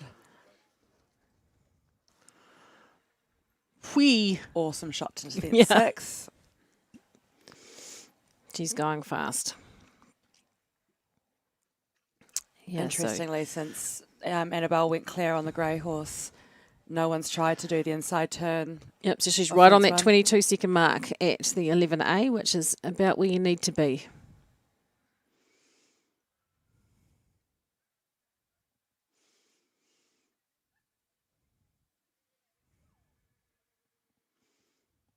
Oh.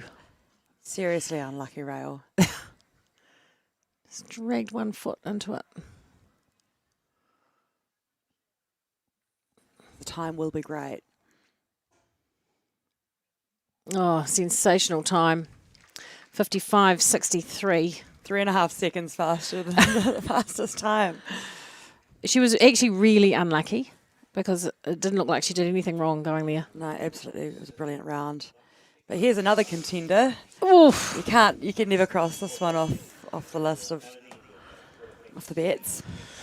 Mel finished with 4 faults and the fastest time. Well, no, actually, Jeremy Wales' time was faster, 54.63. So, Tegan Fitzsimon and Windermere Cappuccino, down to the last 3. The real business end of this class, ESNZ Horse Grand Prix. She knows how to win a jump off. She's not going particularly fast. Oh, but she's economical. Well, she did cut around slice a bit off there, didn't she? Yeah.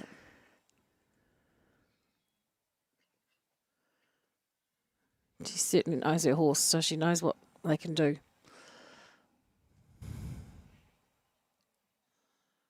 Such a beautiful combination.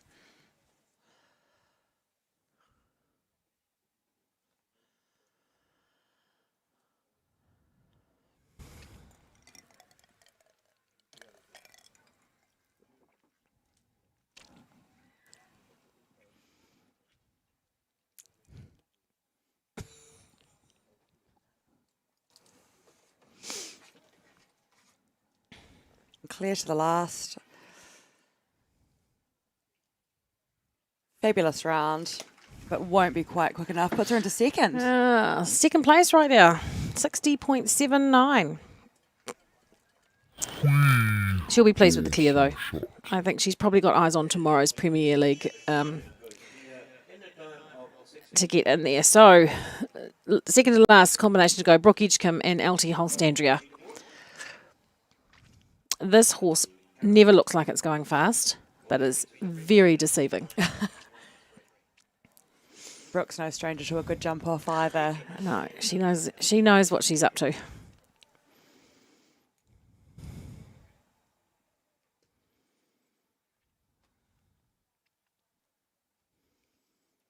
This will be another combination that will be lining up the Premier class tomorrow.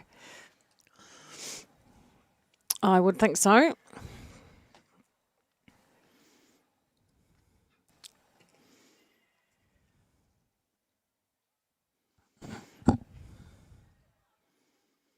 Yeah, so still 24, 25 going through there.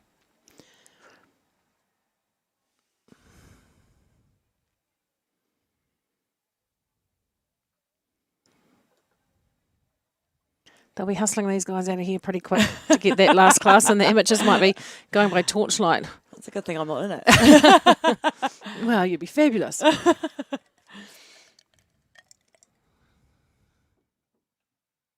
Awesome shot to the wall. Just one more to go for Brooke and LT Holstandria.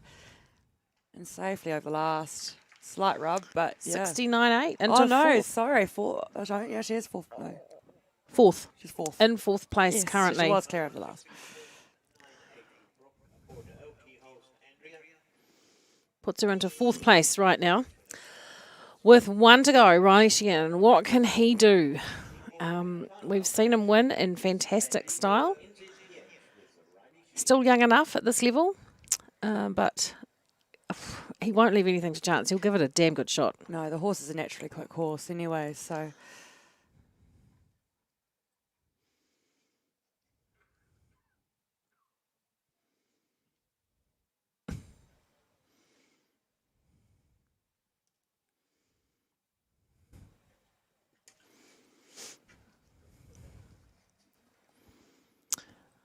So, yeah, 22. Not bad. He's going at a good clip.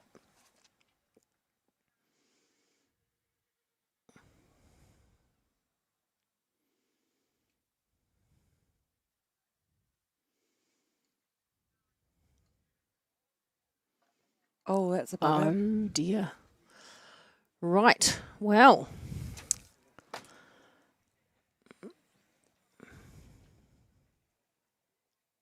Safely over the last, but 4 faults. What a shame for Riley. We'll drop him down to 6th place. Time was fantastic. I think you'll find the winner will be Glenn Beale.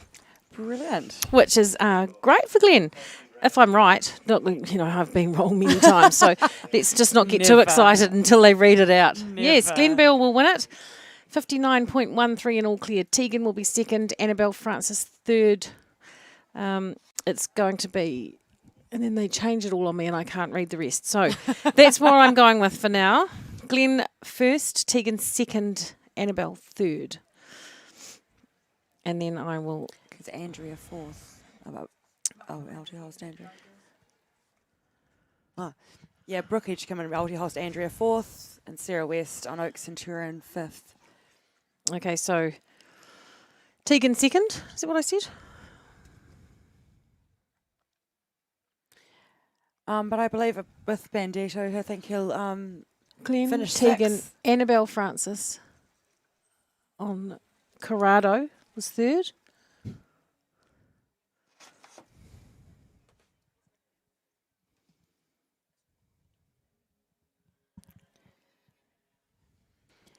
But from my estimations and completely Go on, put it out there. It looks like that Riley Sheehan and Bandito NZPH would have won the series.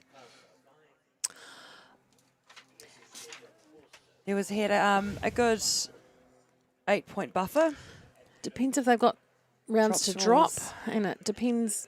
Oh, here we go. Listen,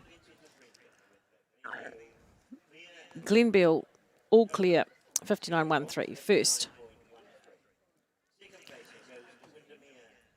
Second, Windermere Cappuccino and Tegan Fitzsimon.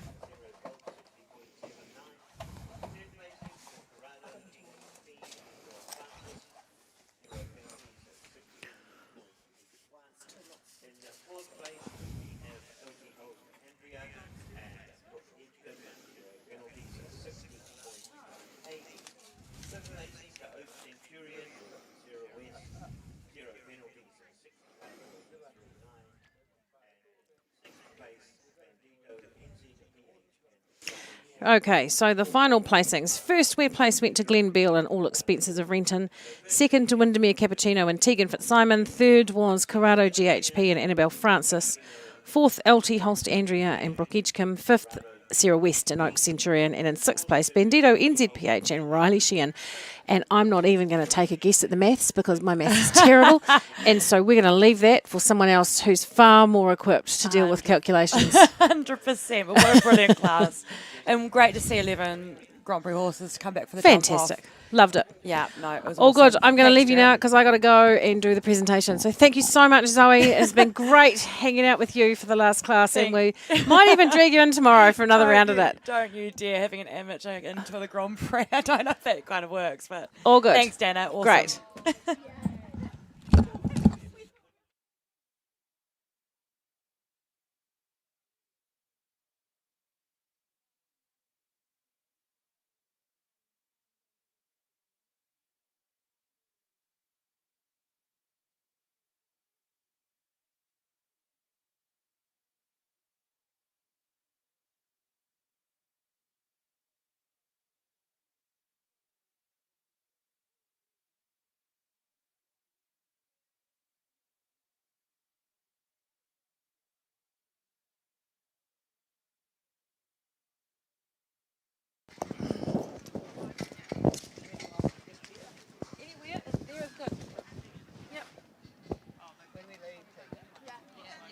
Hang on a minute. Oi.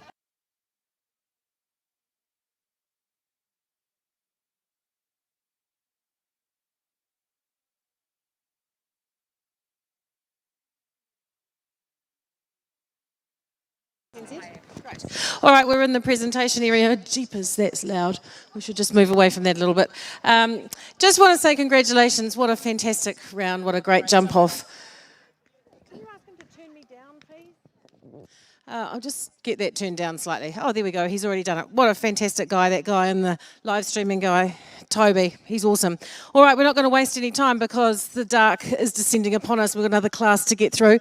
We've got Marilyn and Heidi and Holly and Katie all here from ESNZ. You've got the whole crew here to present the ribbons. Fantastic round. Congratulations to Glenn Beale What an awesome round for you. Beautifully ridden, and all congratulations to your horse. All expenses of Renton. Congratulations, first place. Glenn says he can't put the ribbon or the rug on because he hasn't trained his horse to do that yet. So there's some work over the winter to be done. If you're going to keep winning, you've got to be able to do that. Second place goes to Tegan Fitzsimon and Windermere Cappuccino. Fantastic little horse. Beautifully ridden, Tegan, as usual. Congratulations.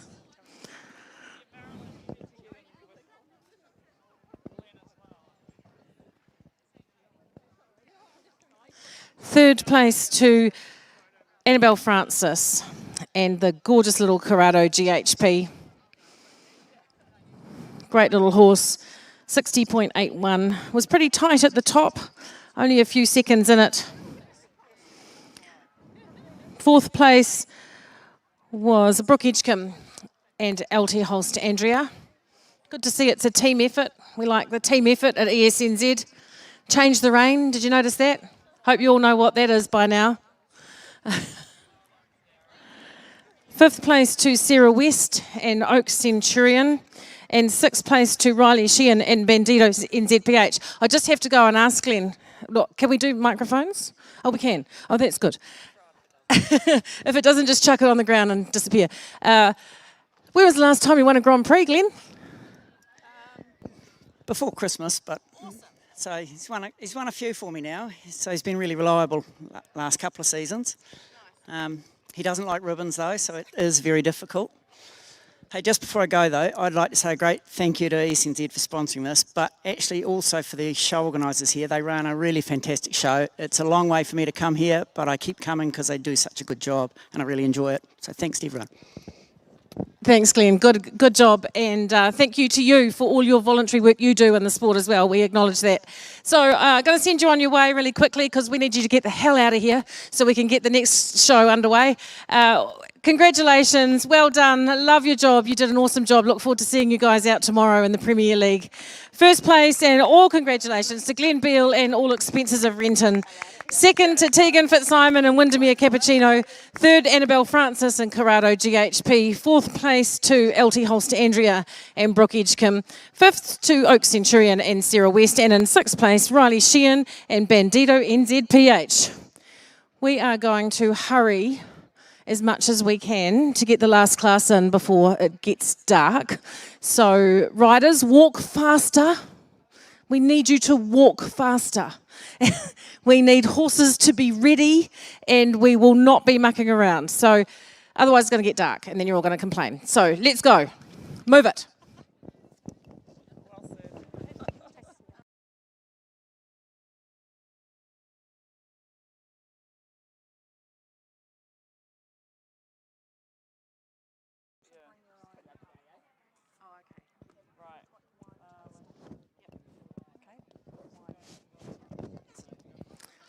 Okay, so just another note for those around the course. You don't need to cook your dinner tonight. The organising committee's put on a free barbecue at the bar, but you can't take your booze. You have to take part in the Borthwick Wines wine tasting or buy it from the Nations Bar. So if you could just acknowledge that. Dinner's on us, booze not so much. We'd love to see you 6 o'clock over at the bar somewhere. Over there, where all those chairs are. Come along, we'll see you there, and look forward to catching up with a lot of you then.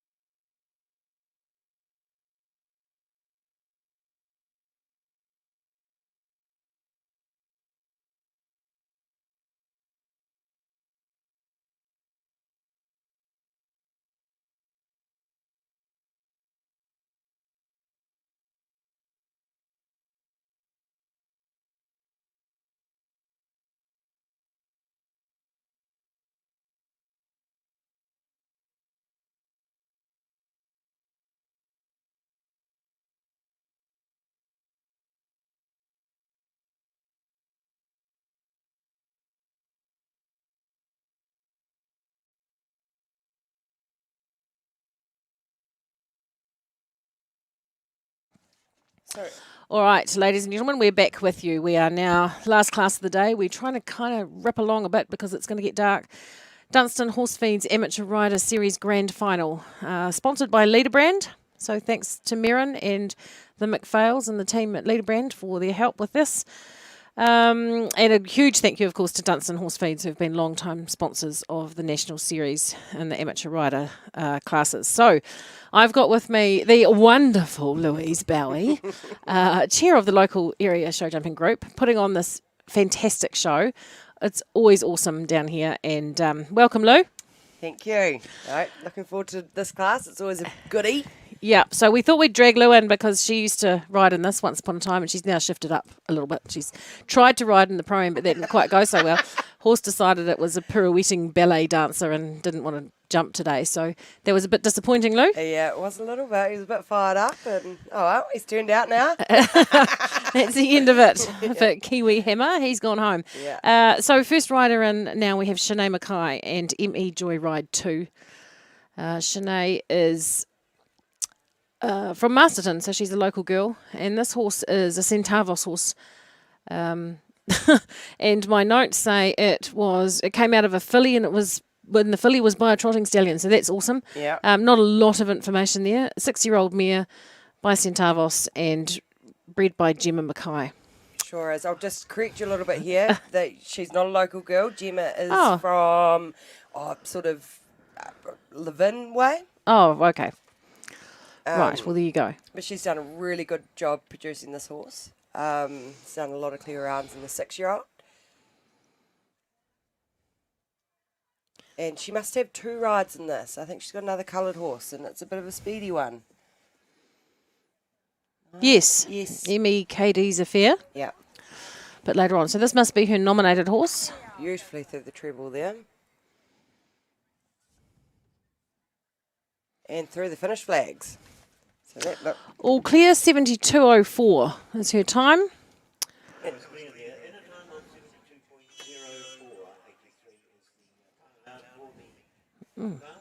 83. So time allowed 83 seconds. And just talking to Heather McDonald, who's the assistant course builder out there, she said most of the course is about 1.15 metre and the fence 8, which must be an oxer.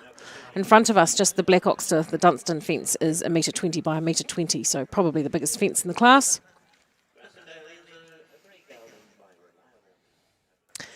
Next to go, Luce Williams and Grassendale Enzo. Lucy Williams, now she is local to Wairarapa. She is local. Yep, she sure is. She's a huge help to our area and big sponsors of this show. So they're putting up a ram tomorrow night for the auction. And great rams too. We buy all our rams off Grassendale. Nice. So, yeah. And Luce has done a fantastic job producing this horse. So this is only a 5-year-old. And, yes, it's got scope to burn. It's a thoroughbred. Yeah, so it's by Reliable Man out of Carrera, which was by Capstead. Got all those Capsteads have been good. The old Sir Tristram Lance. Few bit of racing blood in there. I think Luce is, this is a keeper, this horse, and will eventually be her daughter Sophia's junior rider horse. Nice.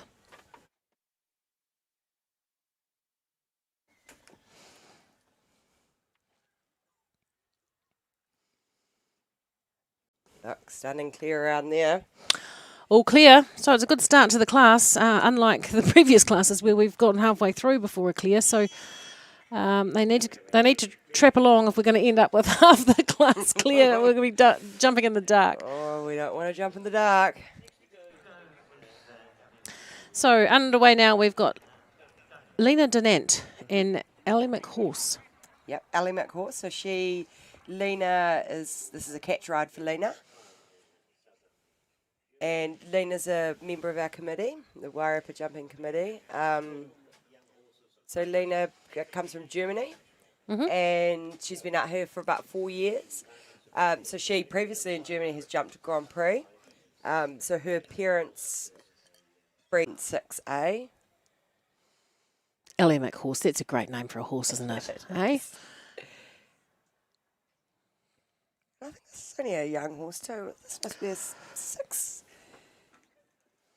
It says, oh no. I think it's only a 6. So it's by Tiger Moth out of More Reason, which was out by Jacinta. Oh, yeah, so your Tiger Moss, so that's your long spring horses from Anne and Rupert Valance. Strong, independent mare, she says, will only let you catch her in the paddock when she feels like it. God, don't we all have one of those at home? Your daughter's not like that, is she? Well, my daughter maybe not so much. Well, actually, now that she's at university, she probably is. But 4 faults for Lena and Ellie McHorse, so that's a bit of a shame because it was a nice round. Amateur's always pretty hotly contested. Bit of camaraderie and a bit of fun going on amongst them, you know. It's good. I can't wait for the jump off. It's always good. Vanessa Kelly up now. Black Hawk is her horse. This horse is by Crichton Lanarkshire out of Millie, which was by 4 Seasons. Clydie Thoroughbred Cross, 8 years old.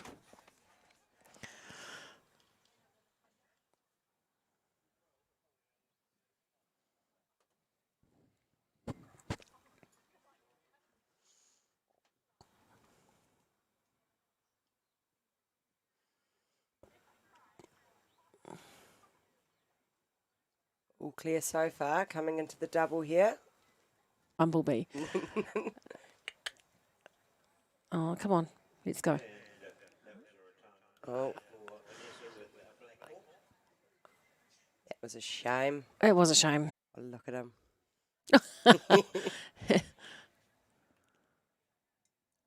What a great ride from her. Cute horse. Yeah, she'll be wrapped. 71-1-3. One to look out for, I think, next season. Not a bad horse. So we now have Anna Stephen in Shanghai. Shanghai is by Chinese Dragon out of Prawn Cocktail. Prawn Cocktail, it maybe sounds like a bit of a thoroughbred, I'd say. Maybe. Used to know all my thoroughbred lines, but they haven't ridden a thoroughbred for a while, so I'm not, not up with the play. But Anna's a local committee member. She's had a lot of experience over the years, jumping some big fences and producing some top horses.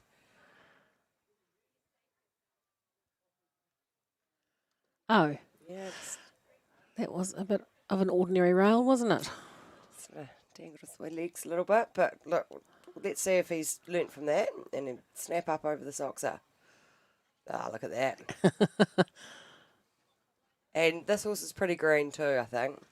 And, of course, poor Anna hasn't been out all season. She had a horrible accident. A horrible accident at Young Horse Show and sort of got a little bit kicked in the face. And so she rode at the Clearville Classic a couple of weeks ago. And this is her second show back. So that's the second fence down for Anna.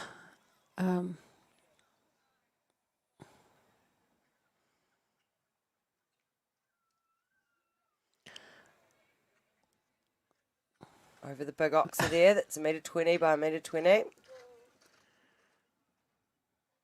She's an experienced rider, Anna. She isn't she? She knows what she's doing with these younger ones. She does. She's got an incredible eye, Anna. Oh, and just the last fence down for 12. Yeah. I think she just maybe ran down there a little bit. Like, I'm going home. And it's a little bit downhill, that line too. Yeah, we noticed in the junior rider this morning that was it the junior? Yeah, I think it was, where going down through that triple, they really got in trouble. Down the end from the treble and then down that line, because it was either a holding 8 or a forward 7. And you kind of depended how you jumped the treble to what you were going to do. And you got to, in those situations, you sort of got to be quick thinking. And it is a little bit downhill. Yeah. So they run down to it. Right, who have we got in here? We've got Danny Miller in Big Easy. So Danny is a finance manager from Waipukurau, and she rides Big Easy, a bay gelding by Finetto out of Tess, which was by Lawton's Legend and bred by Bruce and Lee Goldstein. Yeah, the old Lawton's Legends have been around for a while. The old Irish sport horse. I've had a couple of those in my time. Yeah. He's cute. Look, he's... Where are we going now? Around here, she says. Wee whack on the shoulder, over the wall. Just a reminder where you're going. It's actually a little bit tricky down that line, coming from off the wall. Bit of a curving line down to that double. And in the last class, Zoe was like, the wall into a one stride vertical is a bit tricky, but they jumped it really well. Yeah.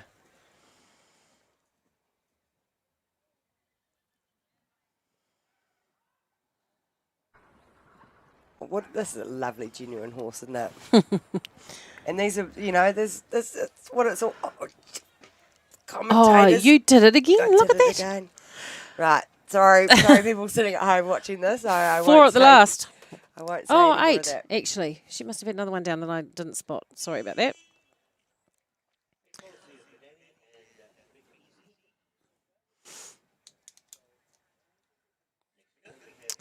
Rachel Nelson next. Rach and Ocean Lady. Rachel's been around the equestrian show jumping world for a long time. She's a great rider and now works a lot with the NZPH young horses, riding those. She rides Ocean Lady, a bay mare by Lordano out of My Ocean Wave, which is by Ramirez and owned by Rachel and Buta and Alison Green. So I really like this horse. It can be a little bit tricky. But it's only 5. It's only 5. Rachel's doing a really good job with it. And I tell you what, like its mother, My Ocean Wave, I think Lisa Cope jumped that to World Cups, did she? Before my time, I think, dear. Being the young wee thing that I am, you know. No, it was a tough mare too, but she was a good mare. It's got scope. This will be a good horse. And Rach does a fantastic job producing horses. Yeah, she and Harv are doing a good job with those young ones at NZPH. Yeah.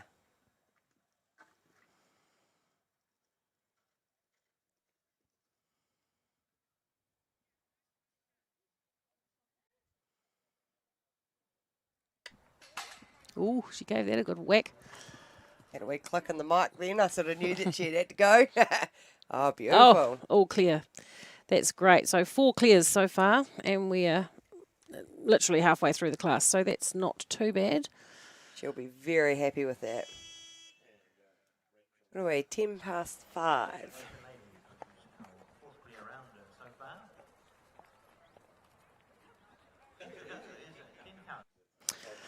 Right, 10 talents and Todd Gloin. Todd's a dairy farmer from Palmerston North. Previously was the chair of ESNZ eventing and has spent a bit of time in the eventing world. His horse 10 Talents, a grey gelding by Storming Home out of Here She Comes, which was by Lord Bellina, 12-year-old grey thoroughbred. Todd's a good guy. He spent a lot of time and effort into the ESNZ eventing board, so it's awesome that he's now seen the light, come to show jumping, and having a good time. I noticed his daughter out riding earlier today too, so nice job. That's good. I was an eventer once. Yeah, well, so were a few of you, but look what happened. Today you're a ballet dancer. I know. We won't go there. No.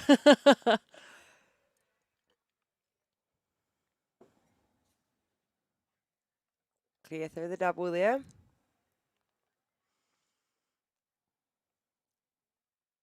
Does Todd still event? I don't think so. Don't think he just show jumps from time to time. Dairy farmer is pretty busy at home on the farm. Oh, sort of that a little bit wrong coming into that big metre 20 fence there. Do you know what? The amount of horses that have gone around that corner looking in that truck. It's probably Morris's truck they're looking into, wondering what the hell is in there. He's probably having a shower or something. they go around there seriously looking in there. So I'm not surprised they don't see 9A. To be honest, I'd look the other way as well. 4 faults for Todd Gloin and 10 Talents. Oh, here on the replay, just gave it a bit of a whack, but he knew 2 strides out or 3 strides out, he wasn't making it. I'd almost call that an eventing stride there. Possibly that's where he learnt it, but that's all right. That's all right. Good to see him here anyway. Danielle Stanaway is next with the Invisible Man.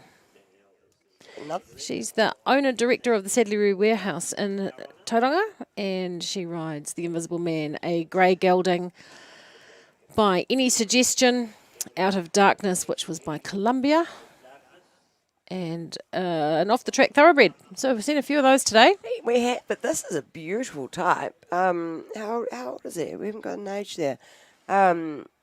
Yes, beautifully rounded. And the old Columbia line too, that's going back to Sir Tristram. So all those Sir Tristrams were pretty good jumpers. Cute little horse, look at it. Look at his beautiful dapples. Doesn't look like he's got a winter coat. There's a few horses scantering around with winter coats. Must be warm in Tauranga. Oh. Whee. Oh, that was clever. Whoa. She's on fire.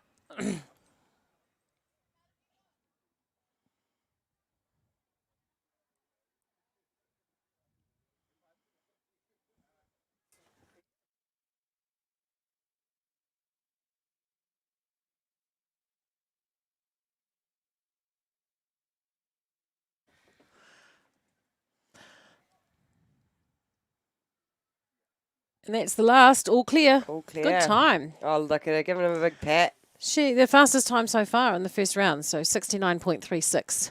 And presented beautifully. There was Nice. just a picture on the ring. Really nice job. Good, it's nice when you see people I've never seen before. I don't remember seeing Danielle Stanaway, but I haven't been to a lot of shows this year, so good effort, I would say. Right, we're getting down to the business end of it. Just 8 combinations left to go because it's starting to get a little bit dark. Ellie Hilton and Willow Ridge Surprise. So, Ellie runs a small equestrian business in Upper Hutt. She's jumped to Grand Prix previously, but currently riding amateur rider. Willow Ridge Surprise is by Ikra out of Sky Cove, which was by Sky Chase. So 13-year-old thoroughbred. Another thoroughbred. It's good to see. It's so nice to see these off-the-track thoroughbreds, having another life. And I know at ESNZ we do the Ties series, which is all about thoroughbreds in equestrian sport. And I hope all these thoroughbreds are entered in that because they stand to win a lot of money. They do. In that Ties series. Oh, once you get a good thoroughbred, they're very good. Big hearts. Beautifully over that fence there.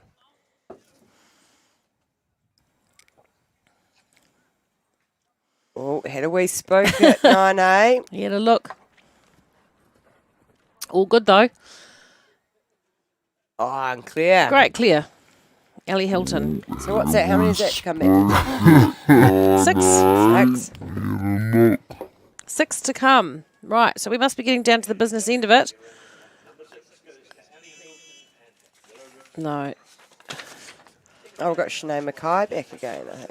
Sinead Mackay and Emmy KD's Affair. Little colour job. I think this is a very speedy, sharp little horse. I think it's one its last probably 3 amateur starts. Well, it's by Kizzy's Affair, so it's always going to have a bit of talent, isn't it? Yeah, the Kizzy, they've been great ponies, haven't they? 8-year-old gelding by Kizzy's Affair out of A filly, produced by Sinead Mackay. Yeah. Oh, Kizzy, Mark Brooksy stride Kizzy, didn't he? Pony.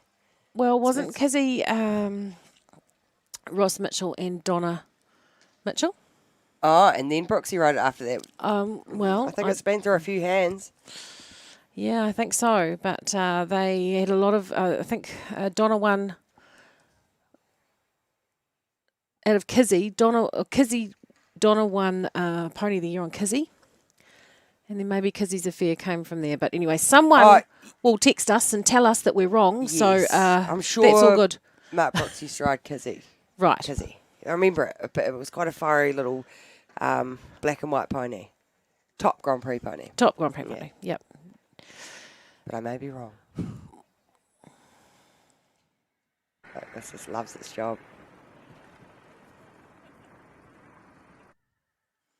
And all clear. Yeah. She's a talent, Sinead. She really does a good job with all her horses. Oh, she's got 2 horses all clear now, so nicely done.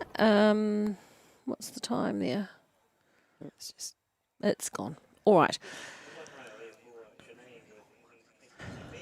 We've got Jeremy Clark. 6 to go. We've moved on now to Jeremy Clark and Dynavite Kension HSH. That's a bit of a mouthful. Corofino 2, out of Coldplay 2 HSH, which was by Coleman, bred by Hokanui Sport Horses. 9 years old. Jeremy, been riding most of his life, been no stranger to many of you and no stranger to this kind of level of jumping. Owner of Dynavite NZ, so for all of those of you who use the Dynavite products, he's your man.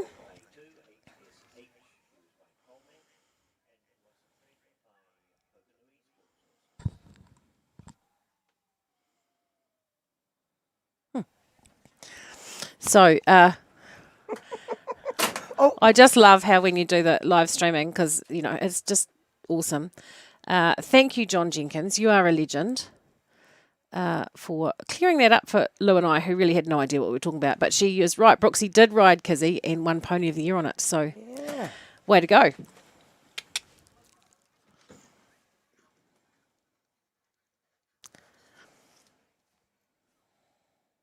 Hi, John and J9. Hello, John. Where are you? We're missing you here. Oh, look at that. Clear. Beautiful, clear. Fastest time so far, Jeremy Clark. He'll be back. Possibly in the dark, but he'll be back.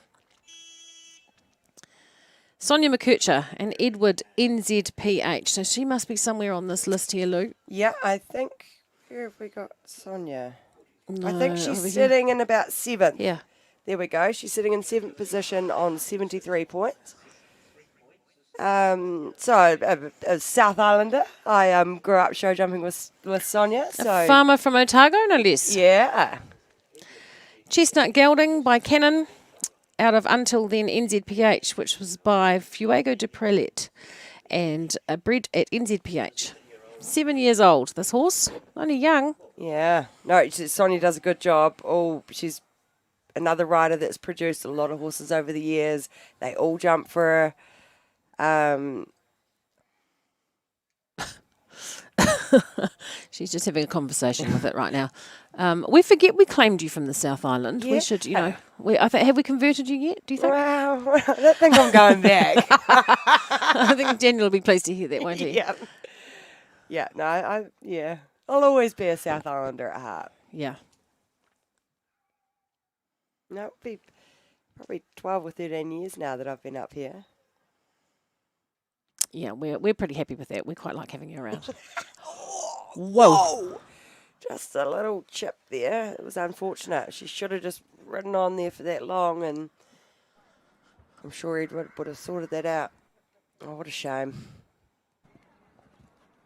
You know, a bit of pressure on here. She's sitting in 7th position. If she got a good price today, it would have pushed her points up. Oh, well, that's horses for you, isn't it, eh? It is. So what are we doing on the replay here? Yeah, just Oof. Unfortunate. My saying there, Right. if in doubt, just keep kicking.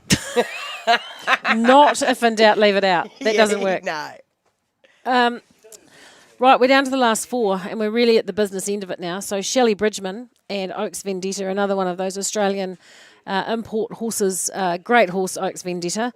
It has been for Shelley. Bay Gelding by Vivant out of Vedette S, which was by Cassini and bred by Oaks Sport Horses. Oh, wow, it's got some breeding behind it, doesn't it? Oh, just tapped out that first one. Yeah. I bet it'll jump around here beautifully now.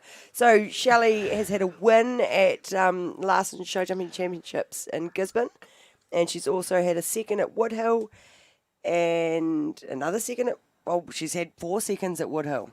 Well, there you go. So she currently sits on 75 points.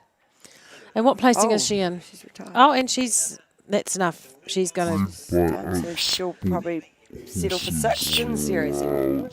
Well, depends what happens with the... I guess. Ashley Johnson next. She's also quite high up on the leaderboard. Yep. Miss V NZPH. She's owned this horse for 5 years, she says. Chestnut Mare by Ruby Nia out of Paradise NZBH, which was by Barbarian. She's had a lot of fun with this horse. Won a lot of classes. It's a good horse. Yeah. She'll be hard to beat, you know. She won't muck around. So Ashley's sitting on 83 points. She's had a win at Woodhill, Wairau, another one at Woodhill, and Northern Hawke's Bay Showjumping. And she's also had a second at Tico, and another second at Woodhill. God, Woodhill run some shows, don't they? They run a lot of shows. There's no doubt about it. Can't keep up with those Aucklanders. Don't let Paula hear you say that. Hope you're watching, Paula. Oh, I bet this horse would jump a big fence. Yeah, it looks like it could really spring out. It's... Oh, look at that. Beautifully over that fence, number 8. God, over the years, NZPH have bred some fantastic horses, haven't they? Yeah, it's just so exciting to see. We talked about it a bit today with Amanda Wilson, you know, about how exciting the breeding lines are becoming in New Zealand and how we've moved so far. We're catching up with the world. Yeah. And it's really good to see. Oh, she finished before I was even ready for her to finish. So there you go. All clear. I was busy chatting. 63.77. So lovely. Quite a quick time there. It must be almost the fastest time in the first round. Yeah, pretty good. Down to the last two. Kelly Chapman, IC Ruby. This has been a great horse. Oh, hasn't IC it? Ruby. And then we'll have Kaylee Kent and Double J SpongeBob SquarePants.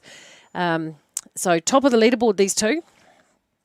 Squaring off. What do the points look like? The points are Kaylee's on 108 and Kelly's on 92. Oh, so what is it double point? What is it today? It's double points, isn't it? It's a premier show, but you know I always get confused with the rider classes. Well, I don't think. Yeah. Look, let's leave that to the mathematicians because we're not will. mathematicians, and I don't want to we don't want try to and make it up. We don't want to put you guys wrong at home. But hey, this is a great horse. IC Ruby, Chestnut Mare by One Eye, of course, out of Huia, which is by Red, and it's been a great horse for Kelly.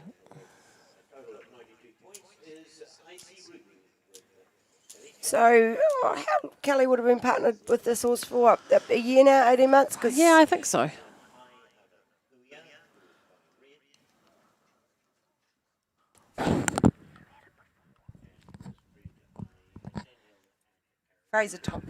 Fraser Tomlinson. Fraser Tomlinson had it before. Lou and I were just having a wee moment there, trying to remember. I've had a lot on my plate. I think my brain's half gone. I think we're going to get away with the darkness here. It's not quite. Yeah, well, we've got 1, 2, 3, 9 to come back. It's going to be tight. So all clear here, coming down to the last line. Oh, look at that. Beautifully clean through the treble there. Oh, all clear. Clean. Beautiful rub. That's number 10 on the jump off. It's going to be a good one. And last to go, Kaylee Kent and Double J SpongeBob SquarePants. So Kaylee has had a lot of success with this horse. It's a Double J horse, clearly, by Double J Repercharge out of Double J Remember Me, and bred by the Jacobs sisters, Wendy and Robin, at Double J Stables. Kaylee says that SpongeBob SquarePants is a true family pet, exercised and pampered over by her 2 primary school kids. And if a friend of Kaylee's on Facebook, you no doubt will have seen the small children riding this horse around in the arena. Jumping him. It's delightful, isn't it? So I'd say she'll be keeping him in the paddock. How old is he? Well, we haven't got a name here. Oh, an age here.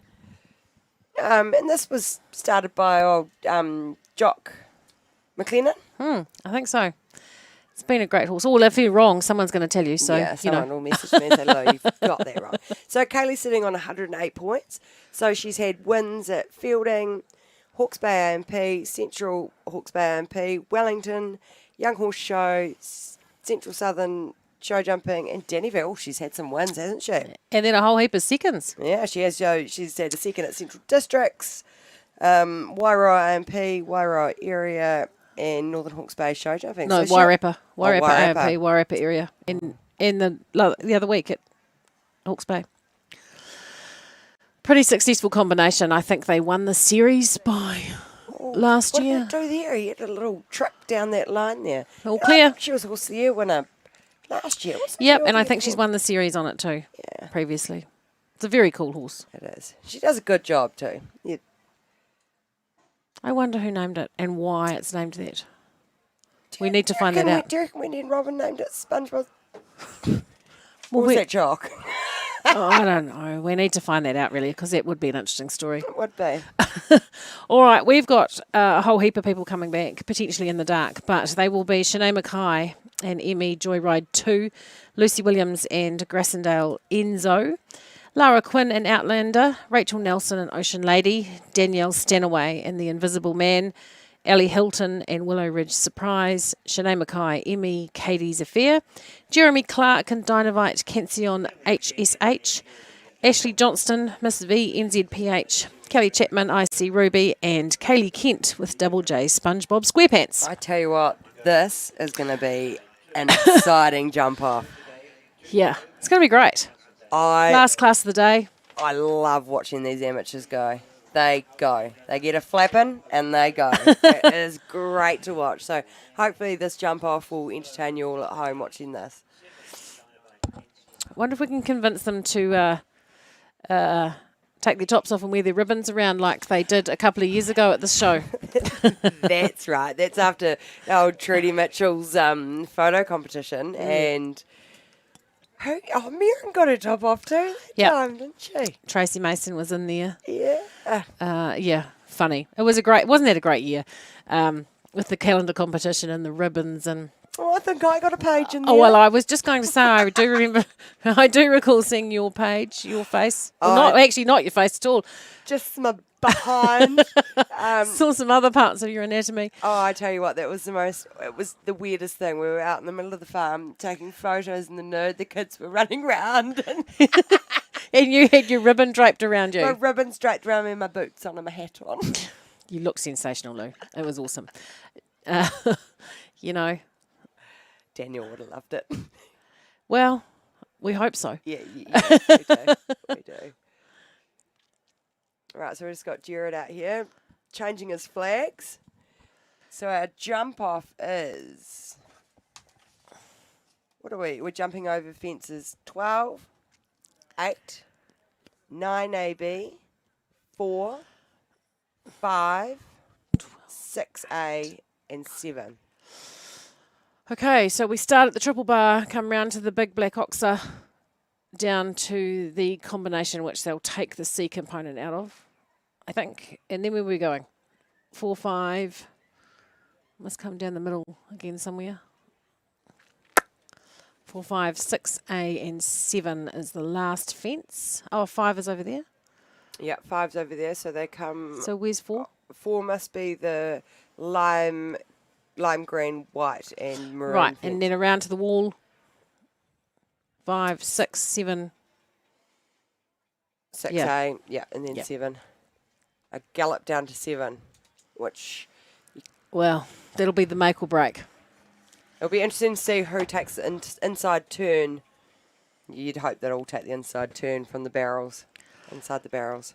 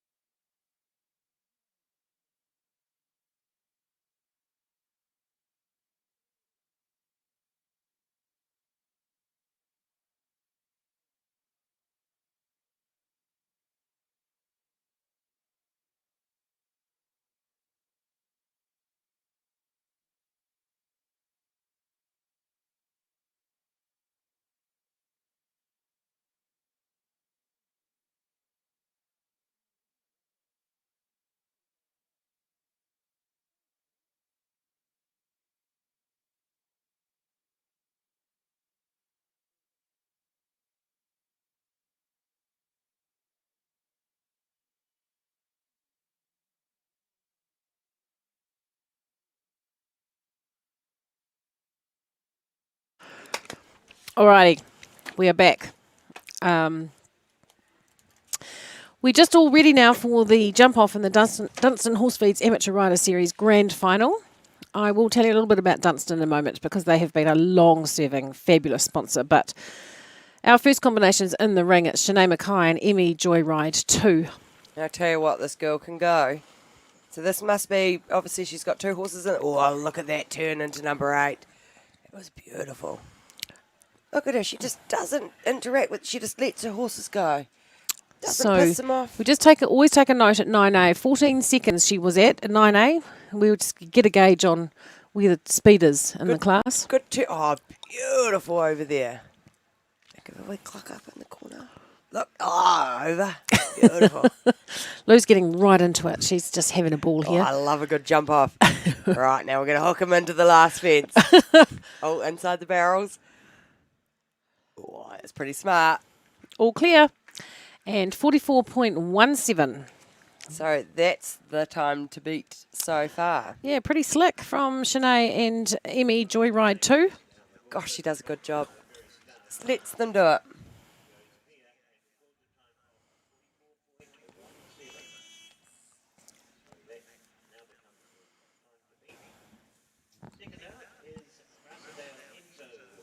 Right.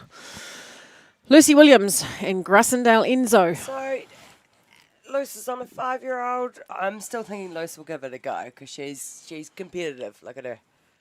Do you know Luce and her sister, Sarah? Some of you will know as Sarah Darzell Clout. They're very good producers of young horses. Very. Very nice riders, straight, correct, and they produce great young horses. Bit of a shame for the one rail, but... just a little bit tight for... Wow, you've got to start doing them on 5-year-olds, but...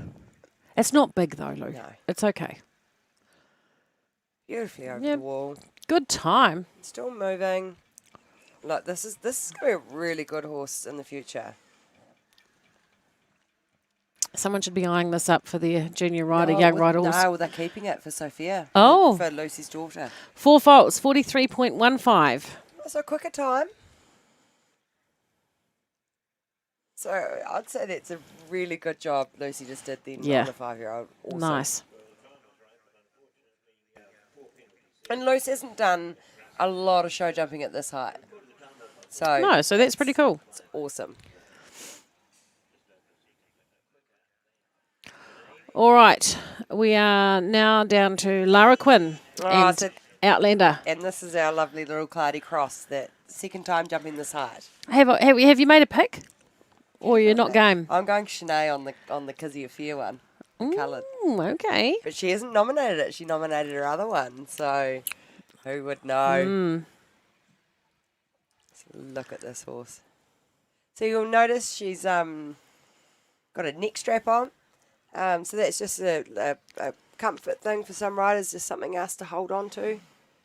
Well, it does have a pretty big leap, doesn't it? So look at him. Yeah, we all like our neck strap. She's holding on to it too. She's like, oh. Right, looking at the next fence. Oh, we've lost our timing on the screen, so we can't actually see. Oh, there we go. We can't see where we're up to. Just get kicking. Go on, get your arms flapping.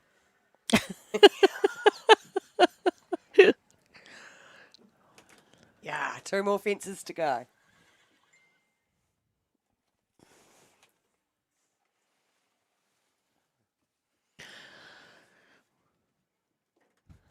Just been, that was beautiful clear around there. 53.38. Puts her in second place right now. So I've just been informed that Shanae had a rail on her coloured horse who was the top pick. So, look at him. Is that correct? Well, no, she was clear. Well, I don't know, John Jenkins. Well, John Jenkins would know way more than we would, wouldn't he, eh? We've got clear on our sheet here, John Jenkins. No, but we could be wrong. We could be wrong. We could have just missed that. Let's just go with this is Rachel Nelson, an Ocean Lady.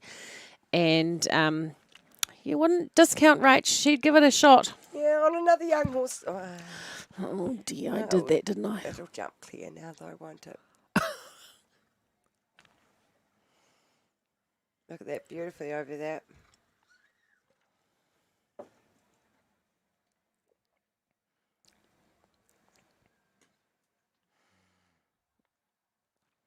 nicely through the double there. So she'll looking at the next fence now. Oh, maybe we were arguing over who used to ride Kizzy's Affair and we forgot to write down the faults Maybe. for Shanae's other horse. That could be possible.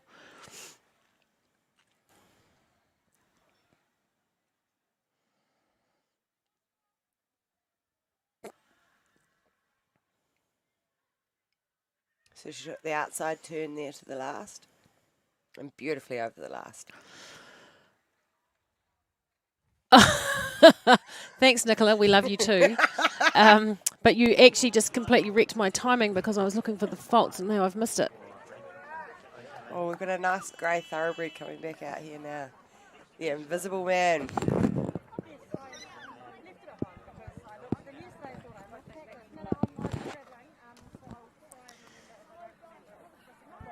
So a rail down for Rachel Nelson and Ocean Lady, and we're having to tramp along a wee bit because the light is getting a little bit dodgy. So we're now down to Ellie Hilton and Willow Ridge Surprise, and Willow Ridge Surprises. Doing a bit of ballet like he was I today. think he's been near your horse, Lou. I tell you what, she's fired him up. We're in jump off mode. Let's go. And they know. Look at him go. God, I love this horse. Oh, you've broken it. I've broken the live streaming. Okay, now we're coming around the corner and coming up to the wall. He's going strong. He's got a pretty good time.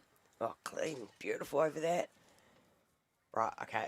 Oh, good steeplechase over there. Right, coming into the last inside the barrel. Oh, she's gone around the barrels. Come on, hook it up. Go.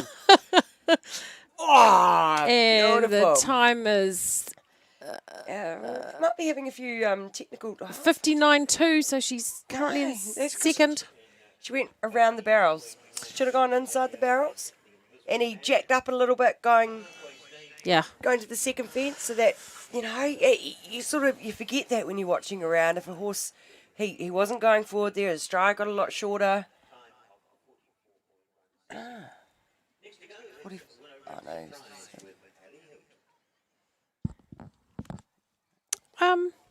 I don't know what's going on here, but who's this? This is Ellie Hilton.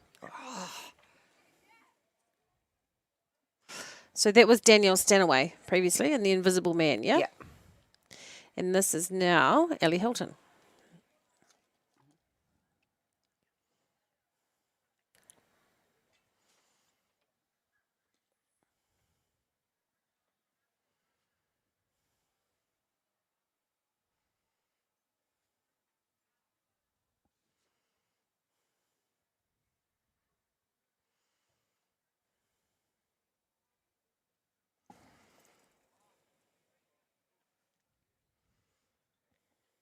So here's Ellie sitting on 4 faults over the last. 4 faults and 52.53, so probably not going to be fast enough. Puts her in 5th place at the moment.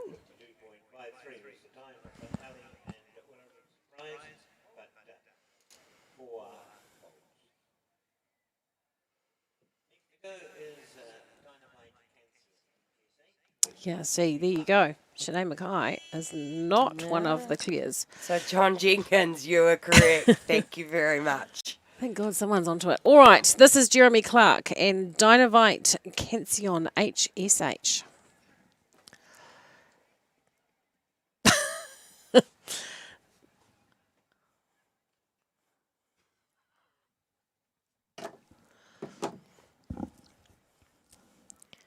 Oh, look at that angle. Inside turn. I don't think anyone's done that.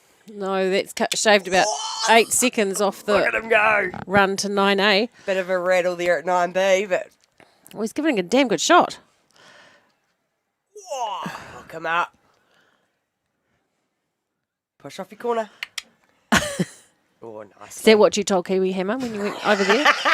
I tried. Okay, right. Go up to the last. Inside the barrels. This is a smart wee time. Yep, it's going to be a great time. Whoa! 43.78. Oh, there we go. That's the time to beat, everybody. 43.78, all clear. Jeremy Clark. Great ride from Jeremy. It was that inside turn in front of the Copthorne fence inside after 8. Indeed. That was remarkable riding. It was Shaved really about good. 6 seconds off the time going round to 9A.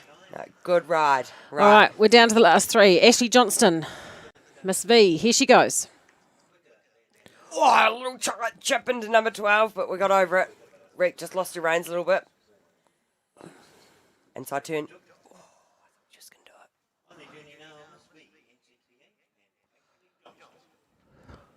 She's moving though. Yeah, no, she's going pretty quick. She's doing a good job. All right, look at your next fence. Go.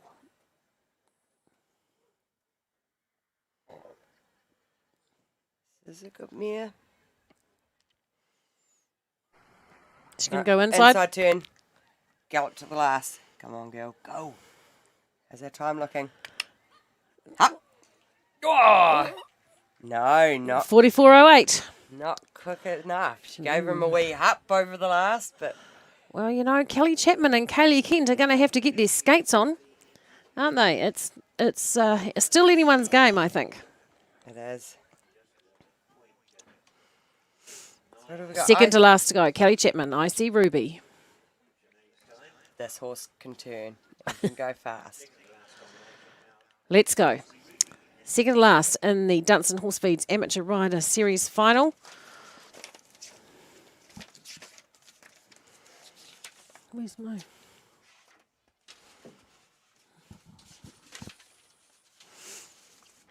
Don't want to forget about Dunstan Horse Feeds. They have been a sensational sponsor. That's a really unfortunate retirement there for Kelly Chapman and IC Ruby. Is she retired? Stop No. at the fence, 8. Is she retired? Looks like she's retired.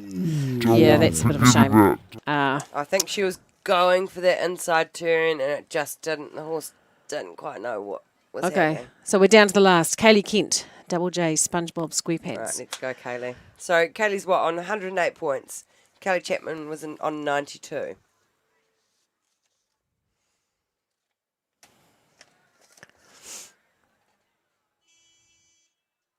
Aren't they such a good combination? Just a tidy, neat little package, aren't they? Yeah. And they love, they're a good team. Yeah, they've been around a bit. They've had a lot of success together, these two. She's off. She'll be hungry too. Ooh, she thought about it, didn't she? Yeah, but She's still fast. She's still really fast into 9A. 14 is good.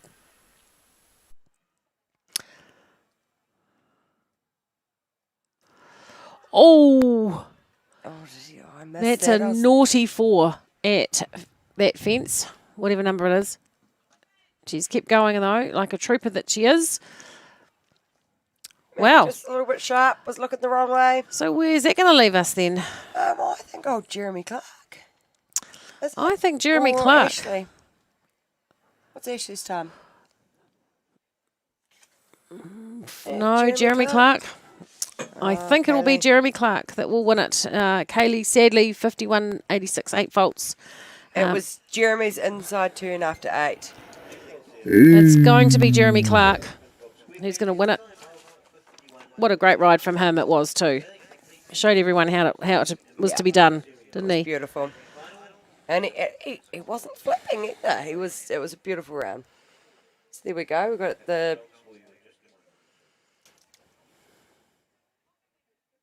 Oh, what a great class. And Great class, Luke. And we're not in the dark. I've been panicking all day that the amateurs are going to be jumping in the dark. But hey, we've pulled through. And I think the show hunters are still going. Our entries here are just incredible. Well, something like 480 horses I heard. 500, yeah. Yeah, just sensational. When I first started in the jumping role, and you're lucky to get 200 horses to the series final, and everyone's like, oh, we can't go because it's too far. But this has been amazing, and what, as I said to Trevor earlier today, what a great turnout for a year that cannot be termed normal in any way, shape, or form. And here we are.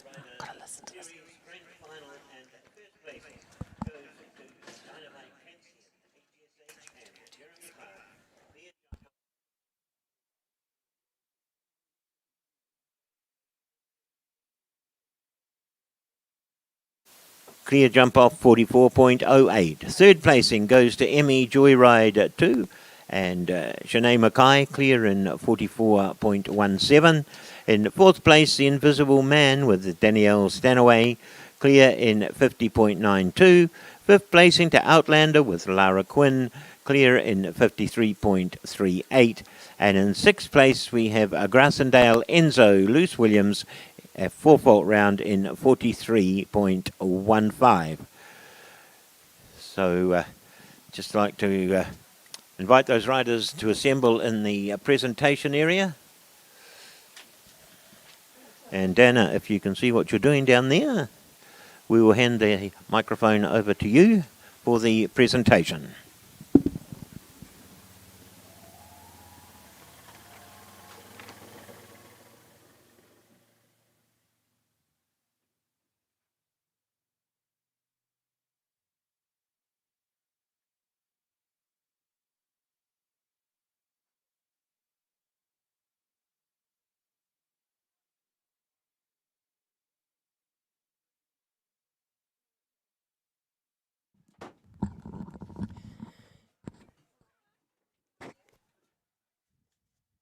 So we're just underway here in our Dunstan Horse Feeds Amateur Rider Grand Final, sponsored by Leaderbrand.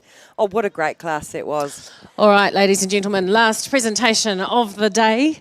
Congratulations to the amateur rider. Always such a great class. The jump off is always a real spectacle, and well done, you guys. You really nailed it out there. It was awesome to watch. We've got a little bit of information I just want to share with you about Dunstan Horse Feeds, because in my excitement in there I forgot to read it out, so I'm going to just apologise for that. You all know Dunstan, you all know Paxton and the team, and how fabulous they are, and a great job that they've done for a long time sponsoring ESNZ series. So we really thank you for that and really appreciate all that you do. It's a fantastic team and we love working with you. So without further ado, I think we'll get into the presentations. And just first place, of course, a fantastic ride from Jeremy Clark. Showed you all how to do it. Probably, I think the only male in the field, or one of, and sensational ride, Jeremy, well done. We had Todd Gloyn in there too, and he was pretty cool. Second place went to Ashley Johnston and Miss V, NZPH.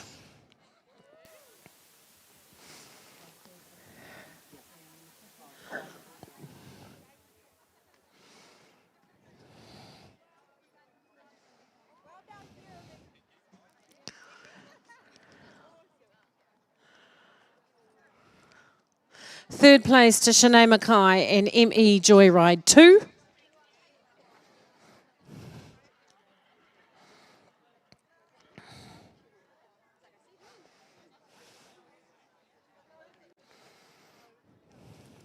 Fourth place, Danielle Stanaway and The Invisible Man.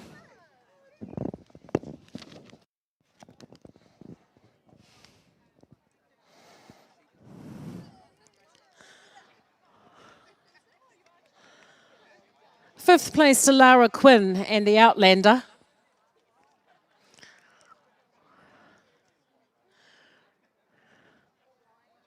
And in sixth place, we had Luce Williams and Grassendale Enzo. Just going to go down here for a minute and talk to Jeremy. What a great ride. Did you enjoy that? Tell me what was going through your head when you went out there with all those girls. Go slow for once. I'm known for going fast, and I thought I'll just go slow. Yeah, well, yeah. You know, you get going and you let her go and she does her job, and, you know, and once again say thanks to Dunstan for the sponsorship of the series as well. It's a great series and very, very competitive with all these riders. So, yeah, it's been great fun this year. And Dora, I'm lucky to have Dora. I've had her for, I don't know, 12, 13, 14 months now, thanks to Hokanui Sport Horses for breeding her. And she's just, the perfect horse. She saves my bum all the time. So, yeah, she's great. Awesome. Thanks, Jeremy. Well done. It was a great round. Nice to watch. Just a quick word from our friends at Dunstan. Thanks, team. You're awesome. Have you enjoyed the season as sponsors once again? Yeah, of course. Dunstan's so proud to be involved with ESNZ. I couldn't even tell you how many years it's been now, years and years. So it's really awesome, the whole team, and it's great to see the amateurs out here once again performing great out on the course. Awesome, thank you. You guys are fantastic. Thanks to Marilyn. Thanks to everybody. Toby, the fantastic live streaming guy, you're a legend. All of the judges, course builders, volunteers, writers, stewards, everyone that's helped today. And let's send these guys off with a round of applause. Congratulations and well done. Jeremy Clark, Dynavite, Cancion, HSH, winner of the Dunstan Horse Feeds Amateur Rider Series Grand Final class. Second, Ashley Johnston and Miss V, NZPH. Third, Shanae McKine, Emmy Joyride. 2, fourth, Danielle Stanaway and The Invisible Man. Fifth, Lara Quinn and Outlander. And in sixth place, Lucy Williams and Grassendale Enzo. We will be back tomorrow with a whole bunch of age group classes and some really cool Premier League, young rider, all sorts of fantastic things going on. So we look forward to seeing you then, and we'll be back in this ring for day 2 of the Glistening Waters Jumping and ESNZ Series final show. Thank you, Dana. Great job down there in the presentation area. Just a final reminder of the barbecue tonight over by the Nation Bar, getting underway in a few moments' time at around about 6 o'clock. So pop along there, socialise, enjoy some liquid refreshments, and of course that beautiful lamb kindly donated by Daniel and Lou Bowie, sorry, and Liederbrand salads. So off to the bar. Once again, a big thank you to all our helpers in the arena, to our course builder, Garrett Becker, to our judges, writers, timekeepers in the judges box, and to all the competitors. You've conducted yourself in a very pleasing manner, which is always good. And as Dana said, back again tomorrow morning at 8 a.m. for the second day of competition here at the Glistening Waters Show Jumping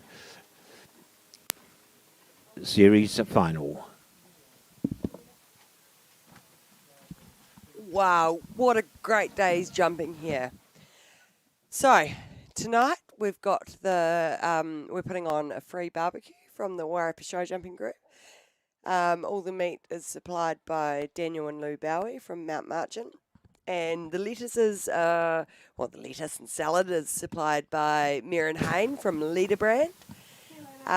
So yeah, it's going to be a great old night. And we've got wine tasting, and that is all sponsored and coming from Borthwick Winery. So Sarah Borthwick's going to be onto that. So we've got another full day jumping tomorrow. So starting at 8 a.m, we've got the East Coast Performance Horses 5-year-old class, the grand final for that. Second class will be the Ultramox 6-year-old grand final, and that's also sponsored by NZPH.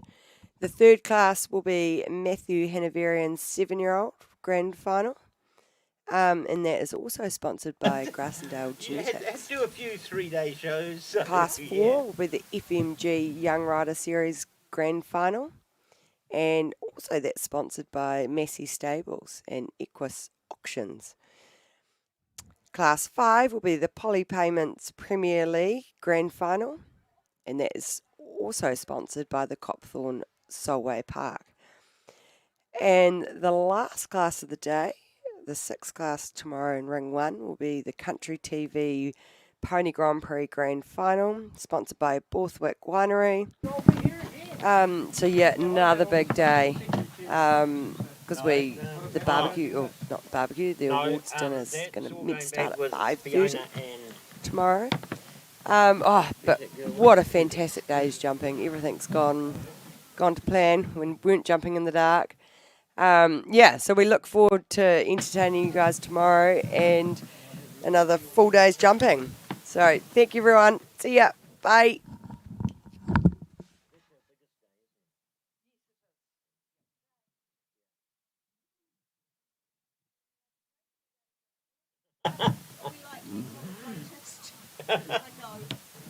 I'll ring you up and we'll do it on the phone. Yeah.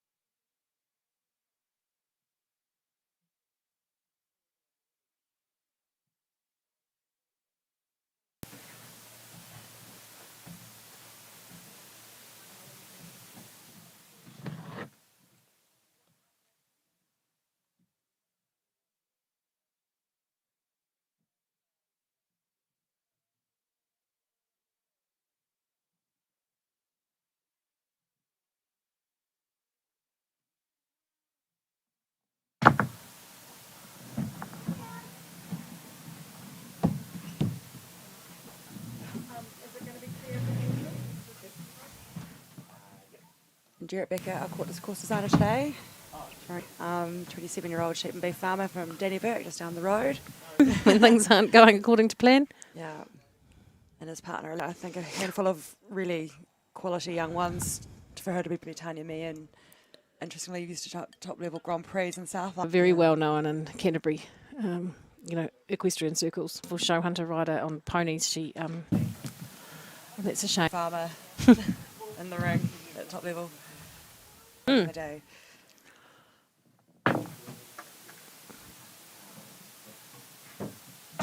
Oh, imported to Australia as a 3-year-old, winner of the Gold Tour final at Takapoto.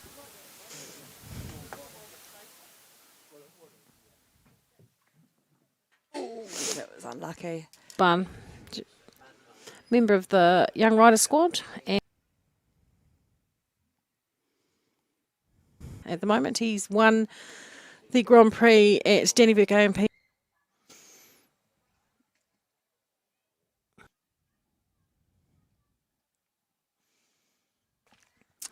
Yeah. It's keen.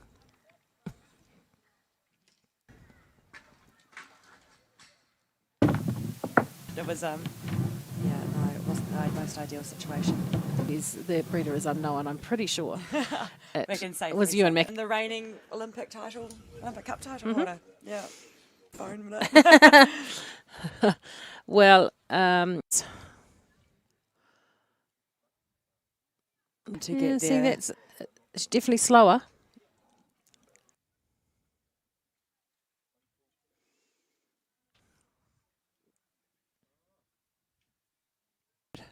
He's quite a big horse, isn't he? And he did a slicey corner, slicey angle.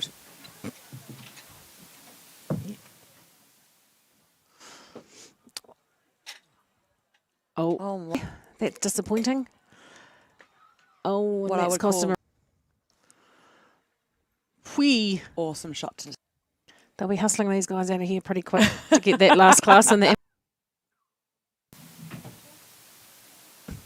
So it's by Tiger Moth out of More Reason, which was out by Jacinta. Yeah, so your Tiger Moss, so that's your long spring.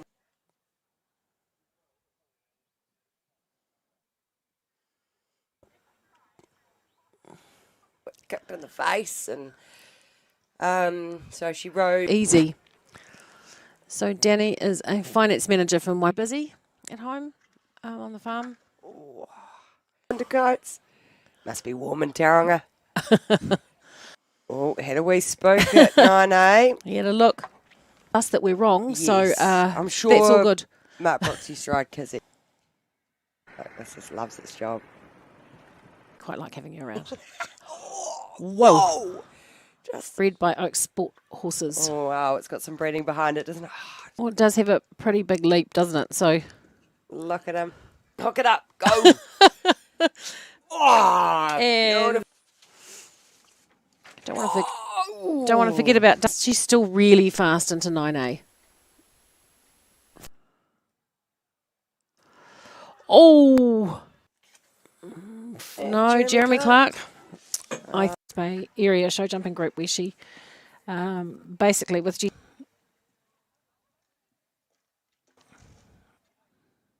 Jarrett Becker, our quarters course designer today. 27-year-old sheep and beef farmer from Dannyburg, just down the road.